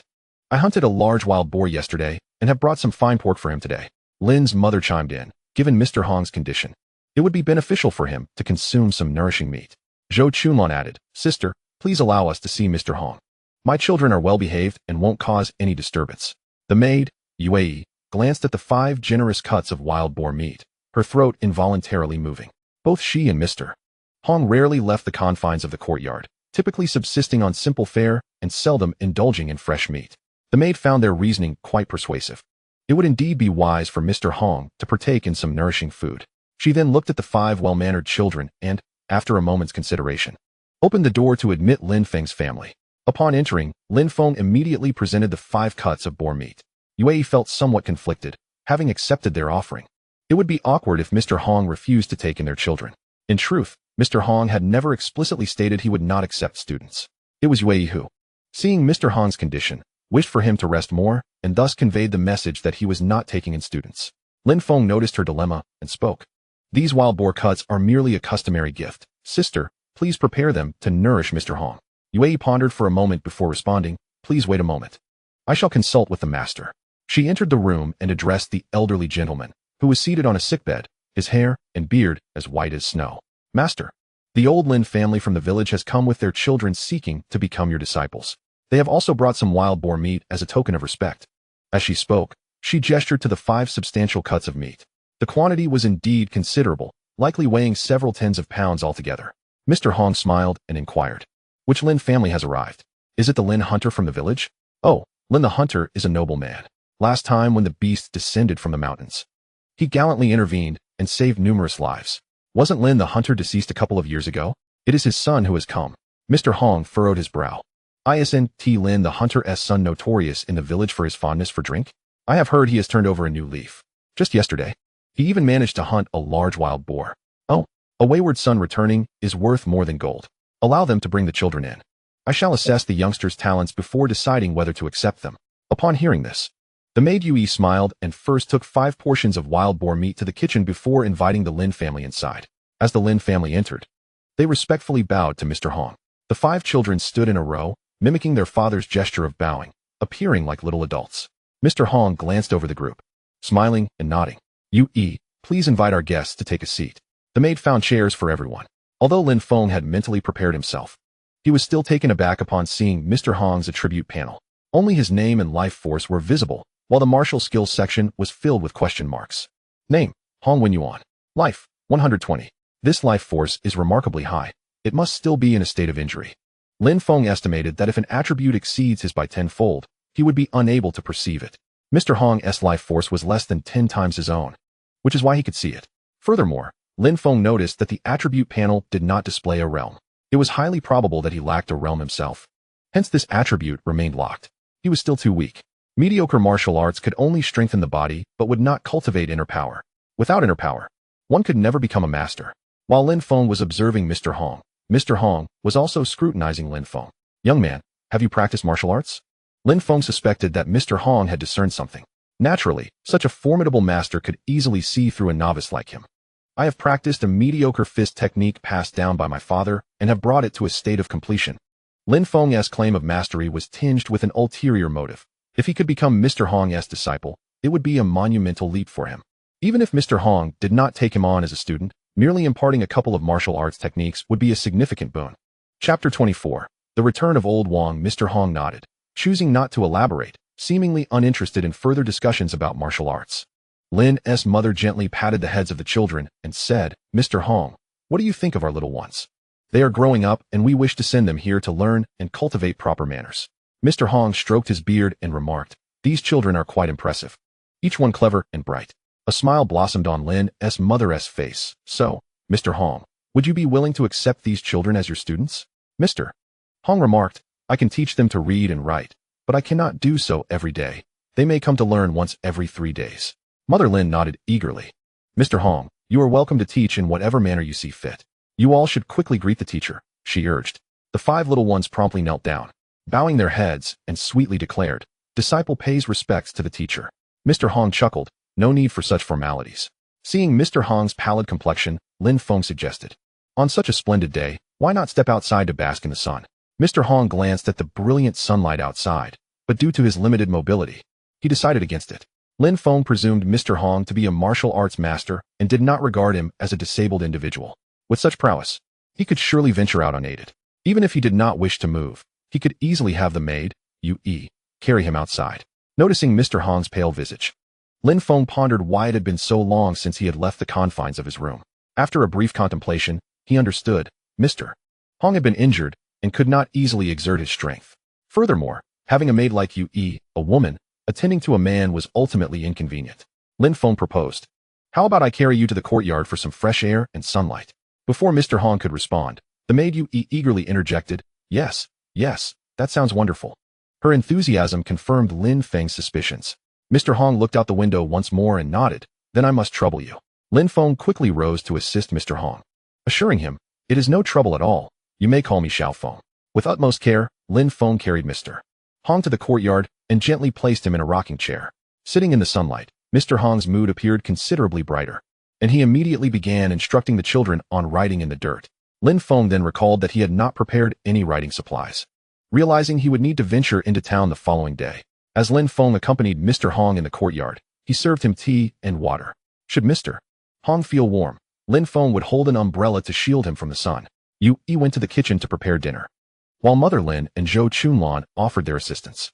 The courtyard was left with only Mr. Hong and Lin Feng, accompanied by 5 children practicing their writing with twigs. Mr. Hong softly remarked, young man, there is a heavy air of killing intent about you. Lin Feng replied with a calm demeanor, I only strike down those who deserve it. My conscience is clear, and if my killing intent seems weighty, it cannot be helped. Oh, and who qualifies as deserving of death? Mr. Hong inquired. I harbor no grand ambitions, nor do I comprehend the intricacies of lofty principles. I simply know that anyone who threatens me or my family is deserving of death. The world is becoming increasingly chaotic. It is difficult to survive without having blood on one's hands, Lin Feng articulated. Mr. Hong nodded in agreement, acknowledging Lin Feng's perspective. Why do you believe the world is growing more chaotic? Mr. Hong asked. Lin Feng contemplated for a moment before responding. Because this world lacks the rule of law. When common folk encounter conflicts, they face punishment at the county office instead of receiving justice. Over time, they cease to rely on the authorities and resolve matters independently. The escalating conflicts among the populace can be attributed to the avarice of local officials, who are preoccupied with extortionate taxation and indulgent pleasures, neglecting the governance of their domains. Their audacity stems from the unbridled power they wield, which remains unchecked. In such a chaotic environment, how can peace prevail? Mr. Hong's eyes gleamed as he turned to Lin Feng. He had merely asked a casual question, yet Lin Feng's response was unexpectedly profound. What, may I ask, is the rule of law? Lin Feng elucidated.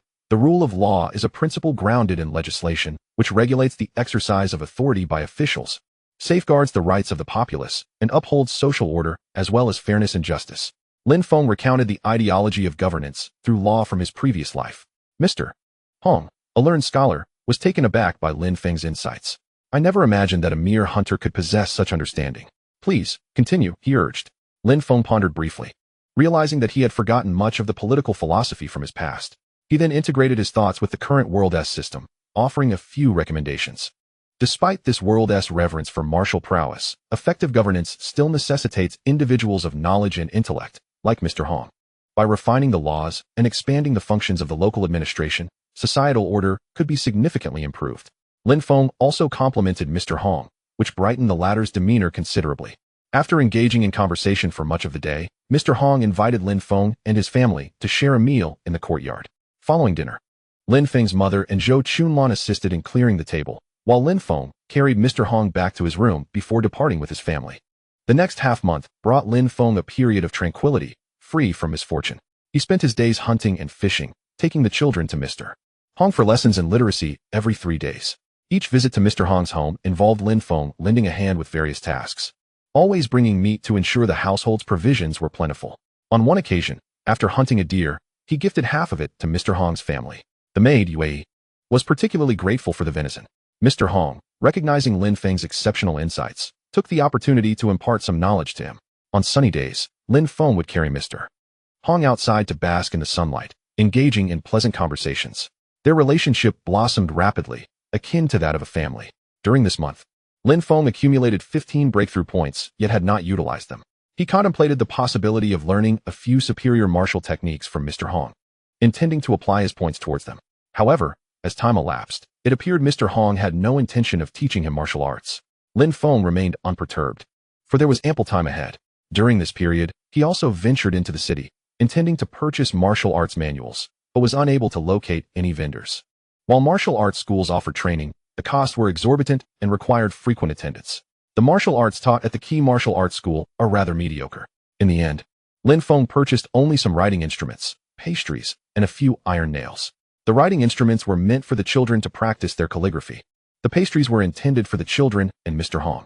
Lin Feng noticed that Mr. Hong and the maid, Yue, seldom ventured out and likely had little opportunity to enjoy the city's delicacies, so he decided to bring them some treats as well. Unable to attend to Mr. Hong daily, Lin Feng intended to use the iron nails to construct a wheelchair for him. With a wheelchair, Mr. Hong could bask in the sun independently. On that day, Lin Feng was in his courtyard crafting the wheelchair when a knock resounded at the gate. Who could it be? Lin's mother, wiping her hands on her apron, approached and opened the gate. Oh, isn't this little Wang? Lin Feng was taken aback, lifting his gaze to find Wang Shanxiong standing there. He had hoped for a period of tranquility, but it seemed that old Wang from next door had returned. Lin Feng forced a smile and greeted, Brother Wang. When did you come back? Wang Shanxiong replied, I just returned as well. For some reason, Lin Feng sensed an unusual intensity in Wang Shanxiong's gaze. He quickly checked Wang Shanxiong's attributes panel and was startled to find that his vitality had restored to 12. Had Wang Shanxiong sought medical treatment during his absence? This posed a significant dilemma. It was evident that Wang Shanxiong harbored intentions to eliminate him. Once he fully recuperated, Lin Feng would no longer stand a chance against him. He had to act preemptively. Lin's mother interjected, Little Wang, why not stay for dinner? No, I've already prepared dinner at home, Wang Shanxiong responded, glancing towards Lin Feng. I've heard about the events in the village these past few days. I had no idea Little Feng's martial prowess was so formidable. I underestimated you, Brother Wang. Lin Feng felt a hidden implication in Wang Shanxiong's words. You flatter me. I merely possess rudimentary farming techniques. Wang Shanxiong chuckled. What a coincidence. I also know a bit about farming techniques. We should spar sometime. Oh, I would be eager to learn from you, Brother Wang. Certainly, I must return for dinner now. You two carry on. Lin Feng maintained a cordial demeanor, feigning ignorance. Yet, he suspected that Wang Shanxiong had visited the three bandits' residence and had grown wary of him. It was clear that he could not afford to delay. He must break through to the next realm of beast-hunting fist by tomorrow and seek an opportunity to strike. If he waited any longer, Wang Shanxiong's injuries would likely heal. In truth, Wang Shanxiong's recovery was not as swift as Lin Feng imagined. He had indeed ventured out to seek medical assistance, but the results were not promising.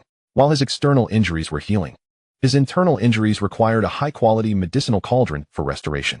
Zhou Chunlan was the cauldron he had set his sights on, which was why Wang Shanxiong had returned. That evening, Lin Feng found it difficult to attain restful sleep. The following day, he rose early, armed with a fishing net, and made his way to the brook. His intention was to first master the frenzied staff technique fully, and then to elevate the beast-hunting fist to an undisclosed level. By comparing the two martial arts, he would determine which was superior to confront Wang Shanxiong. Consequently, he sought a substantial amount of sustenance. Hunting on the mountain did not guarantee a successful yield, whereas gathering large shrimp from the brook seemed a more prudent endeavor. Before long, Lin Feng had filled his basket with an abundant catch of shrimp, which he then roasted on a stone slab, preparing around 100. Subsequently, he expended a small portion of his breakthrough points to elevate the frenzied staff technique to the introductory level, which only brought forth a year's worth of memories of practicing this art. His hunger pangs diminished somewhat, yet his life attributes did not increase significantly. Perhaps owing to his martial prowess, he found that practicing another martial art of similar quality would yield faster results. In one breath, Lin Feng advanced the frenzied staff technique to its pinnacle. His life attributes increased slightly, reaching a total of 15 points. Notably, this enhancement consumed only one breakthrough point. Unlike the beast-hunting fist, which required 2, Lin Feng speculated that his prior experience with a lesser martial art facilitated this progress, albeit at the cost of less pronounced physical enhancement. The key takeaway was that once the frenzied staff technique reached its zenith, no further realms were available. Unlike the beast-hunting fist, which unveiled a new tier requiring 10 breakthrough points, it appeared that the beast-hunting fist was indeed superior to the frenzied staff technique, necessitating its use against Wang Shanxiong. Ultimately, the time spent augmenting the frenzied staff technique felt somewhat squandered, as it consumed 4 breakthrough points for a mere increment in life attributes. Had those points been allocated to life attributes directly, he could have gained 4 additional points. Nevertheless, it was not entirely a loss, for he had acquired a new staff technique, which proved formidable against multiple foes. Lin Feng still possessed 12 breakthrough points, ample for the next level of the beast-hunting fist, which required 10. He anticipated that advancing this technique would invoke an even greater hunger. As the hunger arose, any food consumed would be swiftly digested, transforming into the energy his body required. Utilizing a single breakthrough point, he could devour dozens of shrimp. Expending 10 points would mean consuming hundreds. To ensure he was well prepared, Lin Feng roasted 500 shrimp in one go. With provisions secured, he was ready to make his breakthrough. Calling forth his attribute panel, he allocated a point to the beast-hunting fist. A torrent of memories concerning the rigorous practice of this technique surged into his mind. Within these memories, Lin Feng had diligently trained for 30 years in the beast-hunting fist, during which time he had felled countless trees capable of being embraced by a single person and vanquished numerous ferocious beasts. Over these 30 years, Lin Feng had nearly resided in the mountains, gradually cultivating a profound connection with the very essence of nature itself. He felt as though he had ceased to be a mere hunter, transforming instead into a formidable beast of the mountains. He had even developed the ability to communicate with some of the more sentient creatures. In that majestic range, neither black bears nor tigers dared to provoke him. He had ascended to the status of the sovereign of beasts. He sensed that his heart had also morphed into that of a wild creature. On this day, he attained enlightenment, realizing that humanity is merely a part of the wild. Lin Feng comprehended the essence of the beast's heart, a state akin to frenzy that could enhance one's combat prowess, though he remained unaware of how to harness this newfound strength. With his mastery of the beast-hunting fist reaching the realm of essence, Lin Feng's vitality surged from 15 to 18. A more intense hunger than ever before washed over him. Hastily, he began to eat, grateful for the provisions he had prepared. Otherwise, he would have found himself lacking. He devoured 500 large shrimps, yet still felt hungry, promptly roasting over 100 more to satiate his appetite. Only then did the gnawing hunger abate. If this was the amount he required after a mere breakthrough, he mused, what would it take to ascend to even greater heights? He had heard tales of potent elixirs available in the city that could stave off hunger for an entire day. In time, he could substitute these potions for food. Though for now, they were beyond his means. Having enhanced his life essence, Lin Feng perceived his body as more robust, the contours of his muscles becoming increasingly pronounced beneath his clothing. He attempted to activate the beast's heart, but alas, there was no response. He possessed the essence but lacked the knowledge to wield it. Today, he expended 14 breakthrough points, seemingly yielding little increase in combat effectiveness. Lin Feng did not dwell on it. With 30 additional years of experience in the beast hunting fist, he had mastered it thoroughly. He had also acquired the frenzied staff technique, gaining an additional 4 points of vitality, ensuring that his breakthrough points were well spent. After cleansing himself in a nearby stream, Lin Feng returned home with a basket brimming with shrimp. Aside from his household, the villagers of Xiaohe did not recognize the value of these delicacies. Otherwise, they would have been swiftly harvested. With his martial prowess elevated, the next task was to find an opportunity to eliminate Wang Shangyong. His instincts warned him that Wang Shangyong would not be easily dispatched. Upon returning home, Lin Feng prepared a meal of roasted shrimp for his children and then assisted Mr. Hong with some tasks within his capacity. He continually pondered how best to make his move. His home and Wang Shangyong's abode were separated only by a dirt wall. Direct confrontation could endanger his family. He needed a strategy to lure Wang Shangyong out before striking. Thus, during dinner, Lin Feng requested his mother to prepare a pot of braised pork. He expressed his intention to deliver a plate to Brother Wang next door for a taste. His mother filled a large platter with the succulent dish. Lin Feng, carrying the braised pork, knocked on the door of Wang Shangyong's courtyard. Knock, knock, is Brother Wang home? Yes, I am, came the reply, as Wang Shangyong emerged from his yard to open the door for Lin Feng. Lin Feng handed over a portion of braised pork. Smiling as he said, "Tonight, my mother prepared a pot of braised pork, and I thought I would bring some for you to taste, Brother Wang. I also wish to ask for your assistance." Wang Shanxiong did not take the pork, but inquired, "What do you need help with?" Lin Feng replied, "We have nearly finished the meat at home, and I plan to go hunting in the mountains tomorrow. My mother is worried about me going alone and would like you to accompany me." Upon hearing this, Wang Shanxiong's mind was instantly filled with thoughts of eliminating Lin Feng in the mountains. Yet, he feared that Lin Feng had already discerned that he was the one who had hired the 3 ruffians last time and was aware of his intent to kill him. Perhaps this visit was a trap to lure him to the mountains for his demise. Wang Shanxiong's thoughts spiraled, leading him to self-deprecate. Remarking how the longer one stays in the underworld, the more timid one becomes. What could a mere hunter have in terms of cunning? He accepted the braised pork, saying, "All right, I have nothing pressing tomorrow, so I will accompany you to the mountains." "Thank you, Brother Wang. Please remember to rise early," Lin Feng replied before departing. After closing the courtyard door, Wang Shanxiong placed the braised pork on the table. He then took out a silver needle, pricking each piece of meat several times and dipping it in a bit of the sauce. The needle remained untainted, confirming that the pork was not poisoned. A smile spread across Wang Shanxiong's face as he murmured to himself, "It seems that the lad next door has yet to suspect me."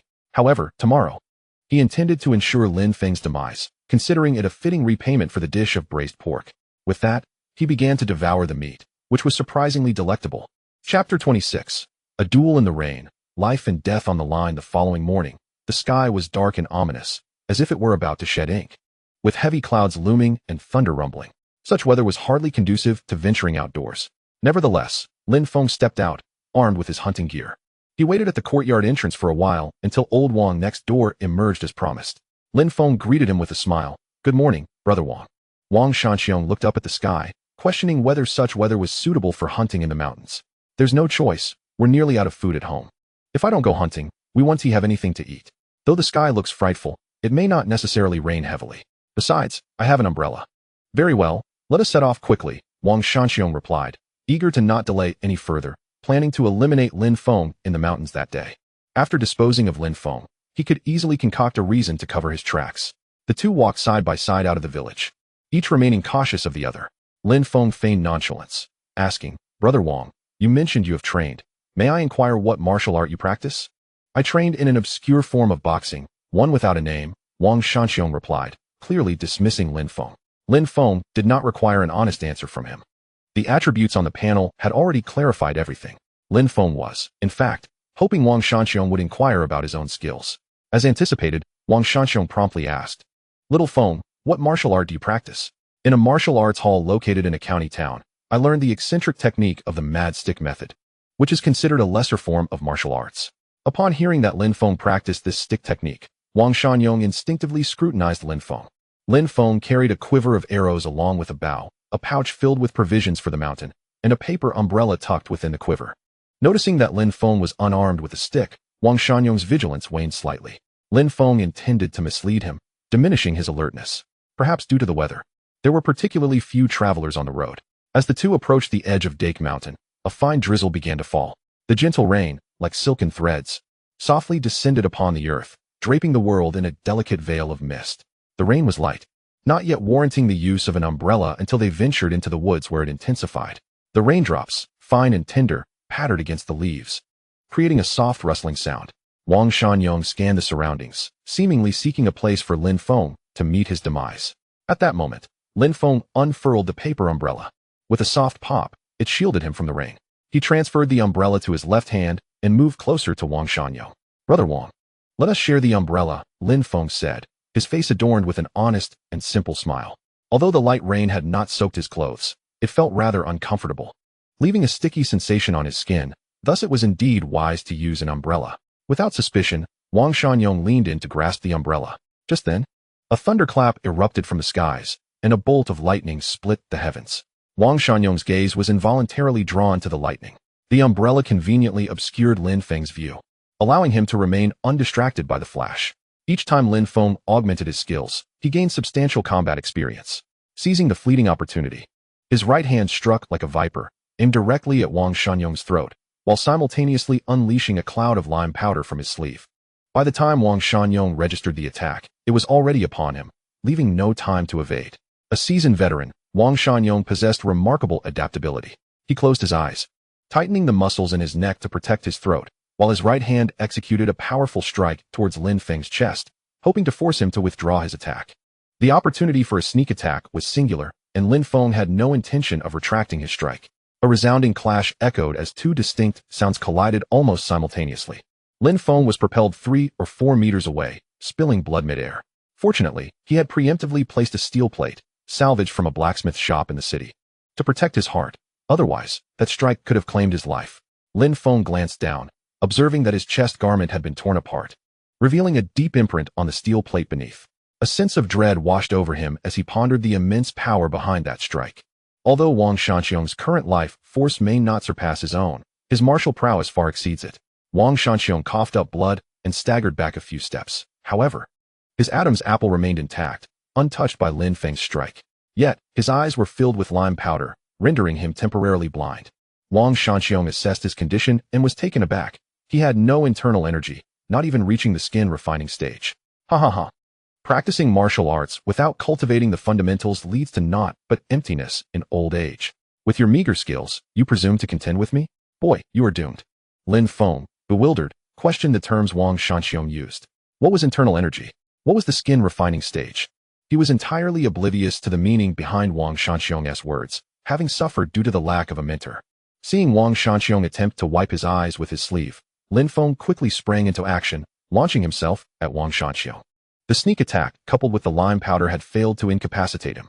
If Wang Shunyong regained his sight, Lin Feng would be in peril. Lin Feng dashed forward, executing a technique akin to a venomous snake striking, aimed at Wang Shunyong's throat.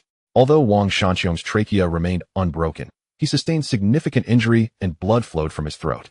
Despite his blindness, he could discern Lin Feng's assault through sound and positioned himself according his footsteps were light yet steady, traversing the slippery ground as if it were solid earth.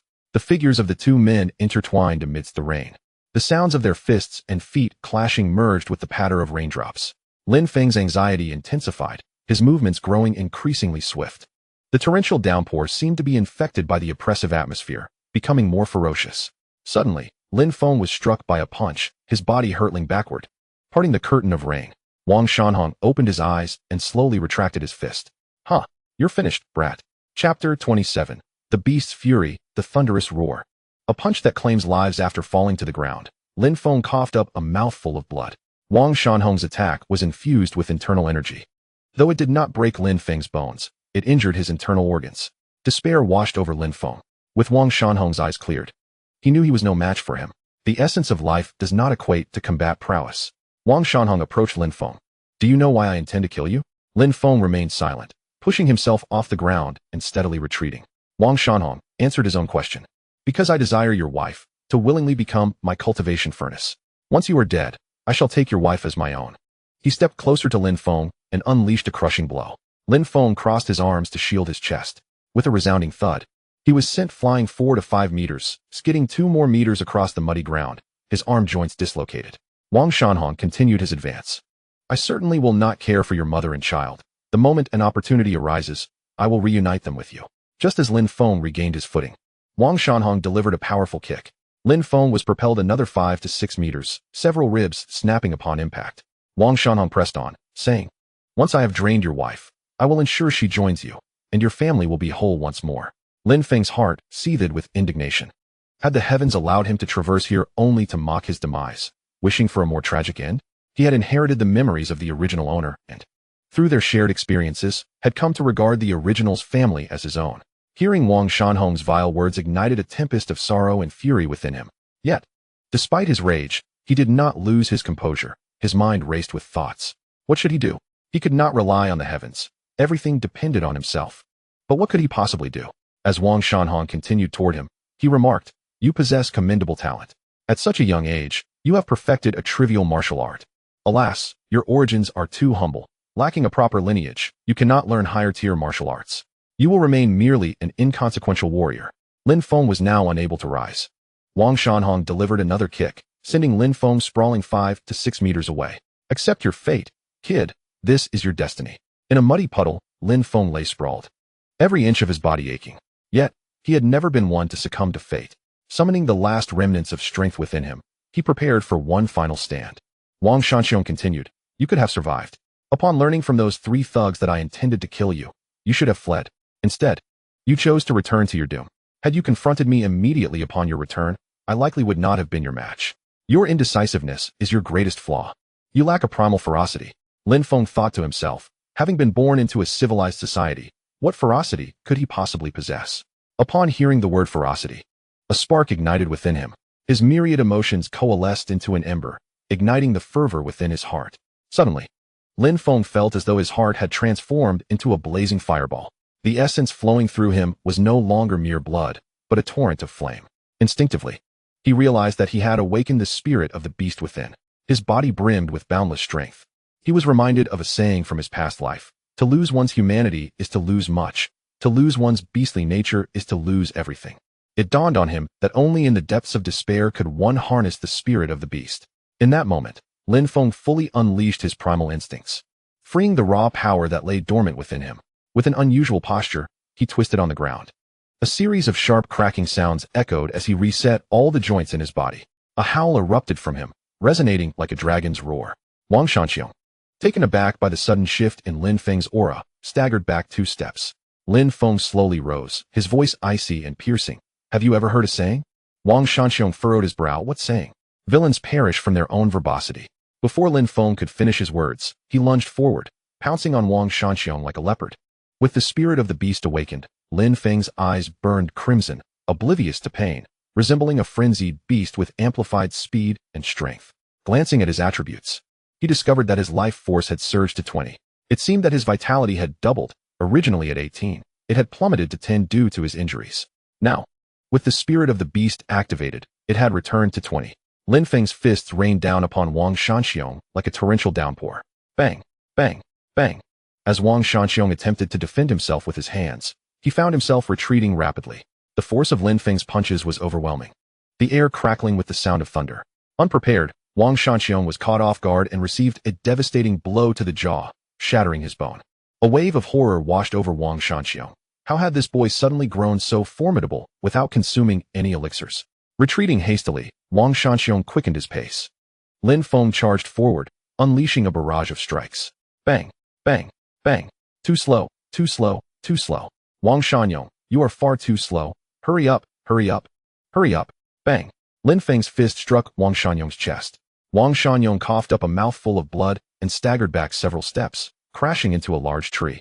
Nearly collapsing to the ground, Lin Feng showed no mercy, relentlessly pummeling Wang Shanxiong. A surge of exhilaration coursed through Lin Feng. Even if he were not to strike Wang Shanxiong, he would find a tree to unleash his pent-up energy. Otherwise, the violent energy within him would surely explode. Naturally, Lin Feng could not relent. He was determined to finish Wang Shanxiong off in one fervent onslaught. The wild heart of a beast, in such a tempestuous state of power, could not last long. Afterward, there might be repercussions. If he failed to eliminate Wang Shanxiong now, it would be his own demise. Wang Shangyong endured several blows, but ultimately, he could no longer suppress his old injuries. His wounds reopened, blood flowed from his mouth and nose, and his meridians became sluggish, leaving him unable to harness his internal energy. Without his inner strength, Wang Shangyong was akin to a ferocious beast stripped of its fangs. In a contest of raw muscle, he was no match for the current Lin Feng. However, Wang Shangyong's skin remained resilient. Lin Feng struggled to penetrate it with his palm. After taking several more punches, Wang Shangyong suffered multiple fractures, his body swaying precariously on the verge of collapse. In a desperate move, Wang Shangyong lunged sideways, shouting, "Stop! I possess an exceptional martial arts manual. I have wealth beyond your imagination. Spare me, and I shall take you to retrieve it at once. Let us put our grievances to rest." Lin Feng had no intention of halting. Allowing Wang Shangyong a moment to recover would be tantamount to inviting his own demise. If Wang Shangyong truly possessed such treasures, he could simply kill him and search his home. Even if he found nothing, it mattered not. To gain was fortune. To lose was fate. Regardless, Wang Shangyong had to be defeated first. Lin Feng lunged at Wang Shangyong, delivering furious blows while roaring in rage. Wang Shangyong shielded his head with his arms, desperately attempting to maintain the rudimentary golden bell shield he had just begun to master. Believing that Lin Feng's current state would not endure for long, his previous words were merely a stalling tactic. Bang, bang, bang. Wang Shangyong, now on the defensive, quickly found his defenses shattered, the golden bell shield failing. His arms were reduced to a state of shattered bones, and the strength within him had nearly vanished. As Wang Shangyong sensed his impending demise, his once iron resolve crumbled into endless dread. He believed he had savored all that life had to offer, and that death would be a worthy end, free from fear. Yet, when death truly approached, he discovered a profound terror within himself. A pitiful whimper escaped Wang Shangyong's throat, echoing his desperation. Chapter 28. The storm cuts down the flower thief. Hidden in the cellar, Wang Shangyong's arms were shattered. Lin Feng refrained from striking Wang Shangyong's face. The value of that head was 2,000 taels of silver, and to ruin it would forfeit the reward. With a swift motion, Lin Feng delivered a decisive blow, shattering Wang Shangyong's neck. As Wang lay in the cold, relentless rain, he felt a profound ache throughout his body, the chills seeping deeper into his bones. Gradually, the sensation of pain faded, as did the cold. The surroundings began to blur and dissolve in his waning vision, replaced by an overwhelming sense of emptiness and solitude. Flashes of Wang Shangyong's life coursed through his mind. Once a prodigious youth, he joined the Iron Fist sect, where he shared a deep bond with his junior sister. Everyone anticipated their impending union, with the date set and friends and family in attendance. During this time, he achieved a breakthrough to the skin refinement stage, keeping it secret. Intending to surprise his beloved on their wedding day, he naively believed he would reap the rewards of both love and success. Yet, on the eve of the wedding, his junior sister callously called off the engagement, choosing instead to betroth herself to the son of a city guard general. He plummeted from the heights of joy to a pitiful state. His mother, who had only him to rely on, succumbed to rage and heartbreak upon hearing the news. Passing away, alone and unencumbered by ties, he seized the opportunity while the general was away, avenging himself on the general's son and the traitorous junior sister, setting the general's estate ablaze. From that day forth, he became notorious for preying upon women who bore a resemblance to his lost love. In a daze, he envisioned his junior sister clad in a red wedding gown standing beside him, his mother, adorned in her finery, seated proudly in the hall. His junior sister softly urged, "Brother, why do you hesitate? Let us proceed with the ceremony." They exchanged vows and entered the bridal chamber. In that moment, Wang Shangyong's long-held wish was realized, and his heart brimmed with joy. Yet, as he entered the chamber, he was struck by the haunting presence of the many women he had wronged, now surrounding him, all smiling eerily. A wave of regret washed over him for his past transgressions. He opened his mouth to speak, but before he could utter a word, those women morphed into grotesque demons, clawing and biting at him. Terror gripped Wang Shangyong. He wished to scream, but found himself voiceless, unable to escape their grasp. Meanwhile, Lin Feng sensed Wang Shangyong convulsing beneath him. He presumed the man was not yet fully departed and struck him again. After a moment, Wang Shangyong's body grew cold and rigid. The infamous flower thief had met his end. At that moment, the storm ceased, the sun pierced through the clouds, and a rainbow arched across the sky. Lin Feng felt the fire within him extinguish. Weak and weary, he collapsed to the side, pain radiating from every part of his body, his consciousness slipping into a haze. Just as he teetered on the brink of unconsciousness, he seemed to hear the gentle calls of several girls urging him, "Benefactor, wake up. Young man, do not drift away." "Thank you, benefactor," Lin Feng murmured. Awakening in a daze, initially dismissing the gentle whispers as mere hallucinations. He first glanced at Wang Shanhong's attribute panel, only to find it had turned a dismal gray, an unequivocal sign of death. Turning his attention to his own attribute panel, Lin Feng's body involuntarily trembled upon noticing his life attribute, which had been reduced by a factor of 10, plummeting from 20 to 2. Was he not also on the brink of death? A wave of weakness washed over him, his eyelids fluttering as if in a fierce battle, threatening to succumb to slumber at any moment. Should he fall asleep, it would likely mean his demise. In a frantic effort, Lin Feng allocated his remaining 2 breakthrough points to his life attribute, raising it from 2 to 4. The immediate effect was palpable. He felt less fatigued, and his limbs regained some mobility, though he still struggled to rise. Using both hands and feet, he crawled towards the food pouch he had dropped. Typically, hunters would bring provisions when venturing into the mountains, but Lin Feng usually relied on whatever he could catch. This time, however, accompanied by Wang Shanhong, he had brought a pouch of jerky to avoid arousing suspicion, and now it proved fortuitous. Reaching the pouch, he eagerly tore it open and stuffed the jerky into his mouth, feeling it rapidly digest within him. Since acquiring the system, Lin Feng had discovered that as long as his life attribute was below the normal threshold, food would digest at an accelerated rate. The energy derived from this sustenance would replenish his life attribute, hastening the recovery of his wounds, even if it could not heal him instantaneously. After consuming the entire pouch of jerky, he checked his attribute panel again. His life attribute had increased to 5, indicating that food had indeed been effective. By this point, Lin Feng was able to rise and move about. He picked up his bow and quiver, discarding the battered oil paper umbrella, which was no longer of use. Searching Wang Shanhong's person, he discovered 10 taels of silver, likely just his pocket money.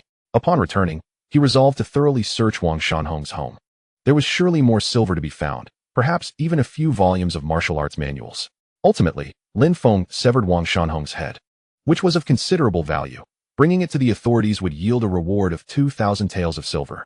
For Lin Feng's family, this sum represented an extraordinary fortune, sufficient to purchase a residence in the county, albeit only in the outskirts.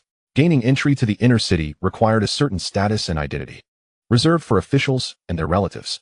Thus, acquiring a home in the outer city was the lifelong aspiration of the vast majority of residents in Qinghai County. Underscoring the immense worth of those 2,000 taels, Lin Feng stripped Wang Shanhong of his garments and carefully wrapped the severed head. Then he began his journey back. His clothing was tattered and his body bore numerous wounds. In his grasp was the severed head of Wang Shanhong. Returning home directly was out of the question. His mother, wife, and children would undoubtedly be alarmed by his ghastly appearance. Visiting Tiger's home was not an option either, for his parents would surely inform Lin Feng's mother. Moreover, he needed to procure some food, as without nourishment, his injuries would not heal swiftly. As Lin Feng traversed the path, a plan began to form in his mind.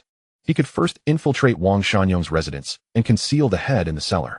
There was no urgency in searching the house just yet. Once he had securely hidden Wang Shanhong's head, he could visit Mr. Hong and ask the maid, Wei, to prepare a meal for him.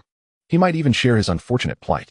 Perhaps upon seeing his miserable state, Mr. Hong's heart would soften, and he might impart his martial arts knowledge to Lin Feng. Having a master was of utmost importance. In this world, the pinnacle of martial arts is passed down through masters. There are scarcely any other means of acquisition. A mentor would not only bestow martial wisdom but also share invaluable insights about the world, helping disciples to avoid countless pitfalls. Certain critical junctures in martial training, if misstepped, could lead to irretrievable consequences. Moreover, disciples could inherit their master's fortunes. The primary duty of a disciple is to hone their master's skills, ensuring their legacy flourishes. For Lin Feng, mastering martial arts was an attainable feat. What he lacked was the proper techniques. Thus, seeking a master was a venture fraught with benefits and devoid of drawbacks. During this period, Lin Feng had been delivering meat to Mr. Hong almost daily, and he had grown quite familiar with the maid Wei. Surely, she would not refuse his request for a meal. After satisfying his hunger, he would return home. With a plan in place, Lin Feng set out to execute it. Seizing the opportunity while the villagers were having their lunch, he stealthily approached the gate of Wang Shanhong's house and scaled the wall into the courtyard. To his surprise, the gate was locked, yet the door to the house was unbarred. Was it possible that there were no valuables within? Such negligence was quite unusual. Lin Feng treaded cautiously, wary of the presence of others within. Wang Shanhong's home comprised only the main building and an annex. After a careful inspection, he found no signs of life in either structure. It appeared Wang Shanhong had simply forgotten to secure the door. Entering the kitchen, Lin Feng located the cellar. He hesitated to leap directly into it. Suspecting the possibility of encountering something peculiar within, as those who engage in thievery often possess unique tastes.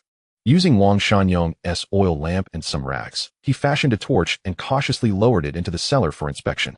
Chapter 29, The Enigmatic Mr. Lin Feng illuminated the cellar for a moment, only to discover it was entirely barren, even cleaner than his own cellar. It seems I have indulged too much in my own fiction, contemplating excessively. Lin Feng concealed Wang Shanqiang's head within the vegetable cellar of the Wang family, and then departed quietly. Fearing that the villagers might catch sight of his tattered garments and the wounds adorning his body, Lin Feng took a circuitous route to Mr. Hong's residence. He avoided the main entrance, opting instead to leap over the wall into Mr. Hong's courtyard. As Lin Feng landed, the maidservant, Xiaohe, swiftly appeared at the corner of the main house, peering at him with half her head exposed. Remarkably, her agility surpassed even his own. Lin Feng feigned ignorance of Xiaohe's presence. Xiaohe was momentarily taken aback upon seeing Lin Feng, puzzled as to why he had chosen to scale the wall when he could have simply entered through the front door. Moreover, she noticed that he bore visible injuries. After spending considerable time together, the familiarity between them precluded any suspicion of malice from Xiaohe. Once on the ground, Lin Feng quietly called out, "Xiaohe, are you there?" Upon hearing her name, Xiaohe rushed to his side. "Lin Feng, how did you get hurt?" she inquired. Lin Feng replied, "I encountered bandits while hunting in the mountains, and they left me in this state. I feared that my family would be alarmed if they saw me like this, so I came here first. To avoid unnecessary trouble with the villagers, I took the long way and scaled the wall. Xiaohe, could you fetch me something to eat? I will leave after I've had a bite." The maidservant, taken aback, responded, "Lin Feng, you should come inside. I will get you some healing ointment to tend to your wounds."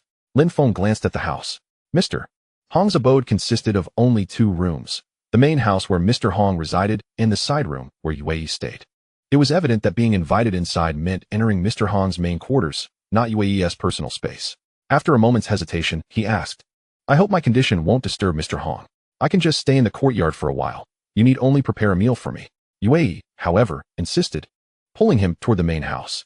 "We are all children of the rivers and lakes. Mr. Hong won't mind." Lin Feng relented and entered the main room. Upon entry, he found Mr. Hong seated in meditation on the bed, eyes closed. Xiaohe promptly provided Lin Feng with some healing ointment and bandages, placing them on the table before heading to the kitchen to prepare a meal. Not long after her departure, Mr. Hong opened his eyes. Lin Feng quickly greeted him. "Good day, Mr. Hong." Mr. Hong nodded, scrutinizing Lin Feng's injuries closely. "You are quite injured. You should apply the medicine promptly. The green pills are for oral use. Take 3. The red powder is for external application." After consuming 3 green pills, Lin Feng immediately felt a significant alleviation of his discomfort. His eyes widened in astonishment. The efficacy of this medicine was remarkable, surpassing even the speed of treatment he experienced in his previous life. Such healing remedies must be exceedingly valuable. It was clear that coming to Mr. Hong was indeed fortuitous. It seemed that Mr. Hong and the maid had already begun to regard him as family, as evidenced by their willingness to provide him with such precious medicine. Lin Feng carefully applied the red powder to the wounds on his body, using only a small amount. Fearful of waste, after tending to the injuries on his chest and thigh, he bandaged them with a cloth strip. The wound on his back remained unattended as he could not reach it. At that moment, Mr. Hong spoke, urging him to sit on the bed so he could assist with the injury on his back. Lin Feng approached the bedside and asked, "Am I troubling you, sir?" As Mr. Hong tended to his wounds, he inquired, "How did you sustain these injuries?" Lin Feng recounted the explanation he had meticulously prepared. "I went hunting in the mountains today and encountered some rogues along the way. I endured a beating and fought for my life to escape." "Indeed. You have a remarkable fate," Mr. Hong replied. "The person you encountered possesses a lineage and is a master of considerable skill. Their Luohan fist has at least reached the 7th level. However, their Kaibei hand is at most 2nd level, and its power is not overly formidable. If their Kaibei hand were to reach the 3rd level, you would be in peril. Moreover, this individual likely suffers from internal injuries, as their internal force is weak and impure." Lin Feng was astounded. Truly, a master is a master. He quickly offered a compliment. "Sir, you are truly impressive. Just by observing my wounds, you discern so much. How do you achieve that?" Mr. Hong smiled slightly. "With extensive practice, one's skill level ascends, and thus one gains such insights. However, you are not without merit. Your physique is remarkably robust. Another individual in your place would likely not have escaped." Seeing that Mr. Hong was no longer hesitant to discuss martial arts, Lin Feng seized the opportunity to ask his burning questions. "Sir, what is a realm? What is internal force?" The realm is a classification that martial artists assign based on the physical changes experienced during training. If one can cultivate lower-level martial arts to a significant degree, they will enter the skin refining realm. At this stage, the skin becomes more resilient. Depending on the martial arts practiced, different parts of the body may be fortified. Practitioners of fist and palm techniques will strengthen the skin on their upper bodies and arms, while those specializing in leg techniques will enhance the skin on their legs. There are also those who pursue the defensive capabilities of their skin, practicing fists, palms, legs, and even hardening techniques to strengthen their entire body. Consequently, some classify the skin refining realm into 4 grades: cowhide, stone skin, iron skin, and copper skin. However, in my view, spending excessive time cultivating iron and copper skin is rather foolish. The essence of skin refining is to allow internal force and true energy to penetrate the skin more easily, rather than merely enhancing its defense. Of course, I do not mean to suggest that seeking defensive strength is undesirable. It is merely that a martial artist's time is finite. Investing a significant amount of time in skin refining makes it challenging to ascend to higher realms. After hearing this, Lin Feng was even more perplexed. Sir, what is true energy? What realms follow the skin refining realm? After the skin refining realm comes the flesh refining realm, followed by the bone refining realm. These 3 realms are collectively known as the lower 3 realms. Achieving the skin refining realm grants one internal force, marking the threshold of a third-rate master. Upon reaching the realm of bone refinement, one's internal energy will attain its zenith, commencing its transformation into true qi. However, true qi remains a distant aspiration for you, so I shall refrain from elaborating further. Establishing a solid foundation at this stage is paramount. Lin Feng earnestly expressed, Sir, I wish to learn authentic martial arts from you. Mr. Hong stroked his beard, seemingly in contemplation. After a brief pause, he spoke, At your age, it may be somewhat late to practice our school's martial arts, and substantial achievements may prove elusive. Lin Feng replied, I firmly believe that diligence can compensate for lack of talent, provided you are willing to teach me. I assure you my practice will not be inferior to that of others. The decision to accept a disciple carries significant karmic weight, and Mr. Hong was cautious about taking on students. Yet, he also desired to impart some self-defense techniques to Lin Feng. After some reflection, Mr. Hong declared, Very well. I shall have you teach you a set of our school's basic swordsmanship. If you can master the fundamentals within a month, I will accept you as my disciple. Lin Feng smiled and replied, Thank you, sir. Perhaps Mr. Hong felt a twinge of sympathy for Lin Feng, having witnessed his recent misfortunes, which prompted him to share so much. During this period, Lin Feng treated Mr. Hong as though he were his own paralyzed father. Human compassion is inherent, and Mr. Hong regarded Lin Feng as a younger relative. Nevertheless, Lin Feng sensed that Mr. Hong was somewhat reluctant to take him on as a disciple. The 2 rudimentary martial arts he had practiced would each require at least a year to grasp, and the basic swordsmanship that Mr. Hong intended to teach was surely of a superior caliber. To expect himself to master it in a month felt a bit daunting. However, with his system in place, acquiring the basics of swordsmanship should not be overly challenging. He was determined to have this teacher. Chapter 30. The transmission of basic swordsmanship. Lin Feng conversed with Mr. Hong for half an hour, feeling immensely enriched by the exchange. The experience of training in martial arts is profoundly different when guided by a teacher.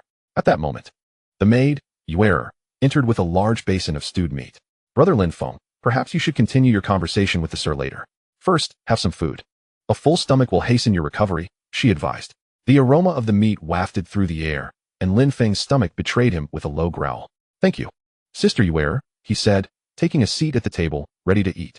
The maid responded, Brother Lin Feng, there's no need for politeness. This meat was delivered by you.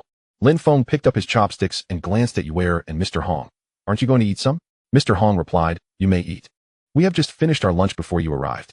Lin Feng carefully inhaled the fragrant aroma, which was laced with a hint of medicinal herbs, indicating that some had been added during the stew. Having a mentor truly makes a difference. Their meals are evidently more refined than his own. Then I shan't hold back, Lin Feng said, diving into the food. Before long, he had consumed the entire basin of meat, devouring tendons, joints, and soft bones, nearly crunching the bones to swallow them whole. Delicious. Sister Xiaohe's culinary skills are truly remarkable. It appears that few have praised the culinary skills of the maid, Xiaohe. Upon hearing Lin Feng's compliments, a smile graced her face. Lin Feng, fond of good food, often came to serve the master, and she promised to prepare a dish for him each time he visited. Indeed, Lin Feng nodded, recalling that the master had just mentioned he would teach Xiaohe the fundamental sword techniques shortly. If he could master these basics within a month, the master would take him as a disciple. Xiaohe looked at Master Hong, her face filled with confusion. What does the master mean? Is this a test of entry? When I practiced the fundamental sword techniques, it took me 2 years to achieve proficiency. If Lin Feng can do it in a month, wouldn't that be tantamount to outright refusal? The world's most exceptional geniuses would find it commendable to grasp the fundamentals in just a month. Master Hong shot Yue a glance that conveyed not to concern herself with it. Yue understood. Master Hong did not wish to accept a disciple, but rather intended to teach Lin Feng the fundamental sword techniques. These techniques were at least of lower-tier martial arts and formed the foundation for all sword techniques of the sword sect. It was said that mastering the fundamental sword techniques to the 9th level would significantly enhance one's proficiency in other sword sect techniques. Furthermore, the lethality of the fundamental sword techniques was considerable, far surpassing those of lesser martial arts. If Lin Feng were to learn these fundamentals, he would be capable of self-defense. Today, Master Hong seemed to be in good spirits. Observing Lin Feng devour a plate of meat, he chuckled. Little Feng has quite an appetite. His digestive capabilities are impressive, which will certainly aid in his martial training. Lin Feng grinned and replied that he could consume another plate. This statement was no boast, due to his injuries. His digestion was particularly rapid. Having finished a plate of meat, he had already digested most of it, and his stomach remained flat. With medicine and nourishment, he had recuperated considerably, his vitality restored to 10. Oh, Master Hong remarked, glancing at Lin Feng's flat stomach, astonished by his exceptional digestion, indicating that Lin Feng indeed possessed some talent for martial arts. However, he lamented that Lin Feng was somewhat older, as major sects typically began training disciples from a young age, around 4 or 5 years old. Upon hearing Lin Feng's comment about not feeling full, Yue raised an eyebrow, hands on her hips, and asked if he was implying that she had not cooked enough. Lin Feng quickly clarified that it was merely because Yue's cooking was so delicious that he had never tasted anything quite like it, leaving him wanting more. This made Yue smile, and she retorted, "Well, at least you know how to flatter." Master Hong chuckled and said, "All right, enough of your banter. Let us go to the courtyard. While it is still light, Yue, you shall impart the fundamental sword techniques to Little Feng. Little Feng, learn as much as you can."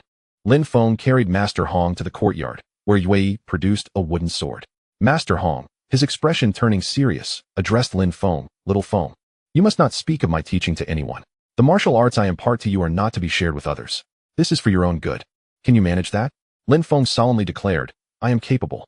Mr. Hong nodded and turned to the maid, Yue. "Yue, please demonstrate the fundamental sword techniques for Xiao Feng." Mr. Hong then looked back at Lin Feng. "Xiao Feng, there are 108 fundamental sword techniques. You must master all of them before you can delve into the heart technique. The time spent learning both the techniques and the heart technique will count towards our agreed month." Lin Feng clasped his fists and replied, "I understand." The maid Yue smirked, thinking to herself that Mr. Hong was being rather harsh in his expectations, as mastering 108 techniques in a month was quite the challenge. It took her half a month just to memorize the basics. Mr. Hong instructed, "Yue, you may begin. Xiao Feng, pay close attention." With a swift series of movements, Yue wielded the wooden sword, demonstrating the fundamental sword techniques. To ensure Lin Feng could see clearly, she slowed her pace slightly. Lin Feng watched intently, captivated by the sword in Yue's hands.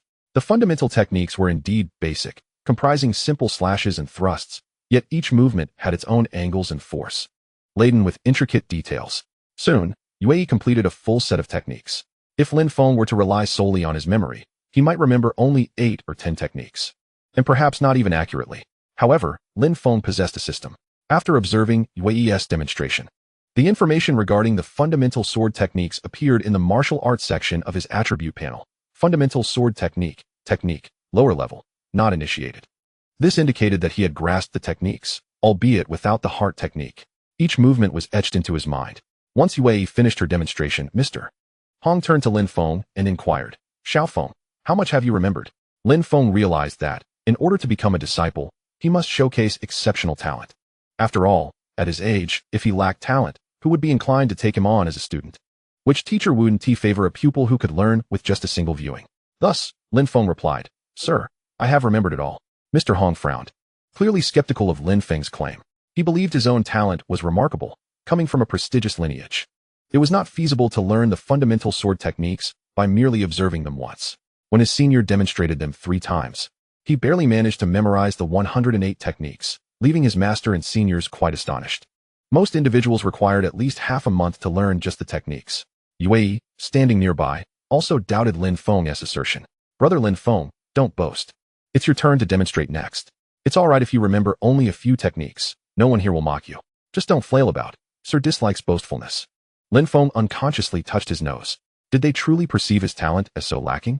Why does everyone lack faith in themselves? Mr. Hong appeared somewhat displeased. closing his eyes as he spoke. Very well, then you shall demonstrate it. Yue handed him the sword.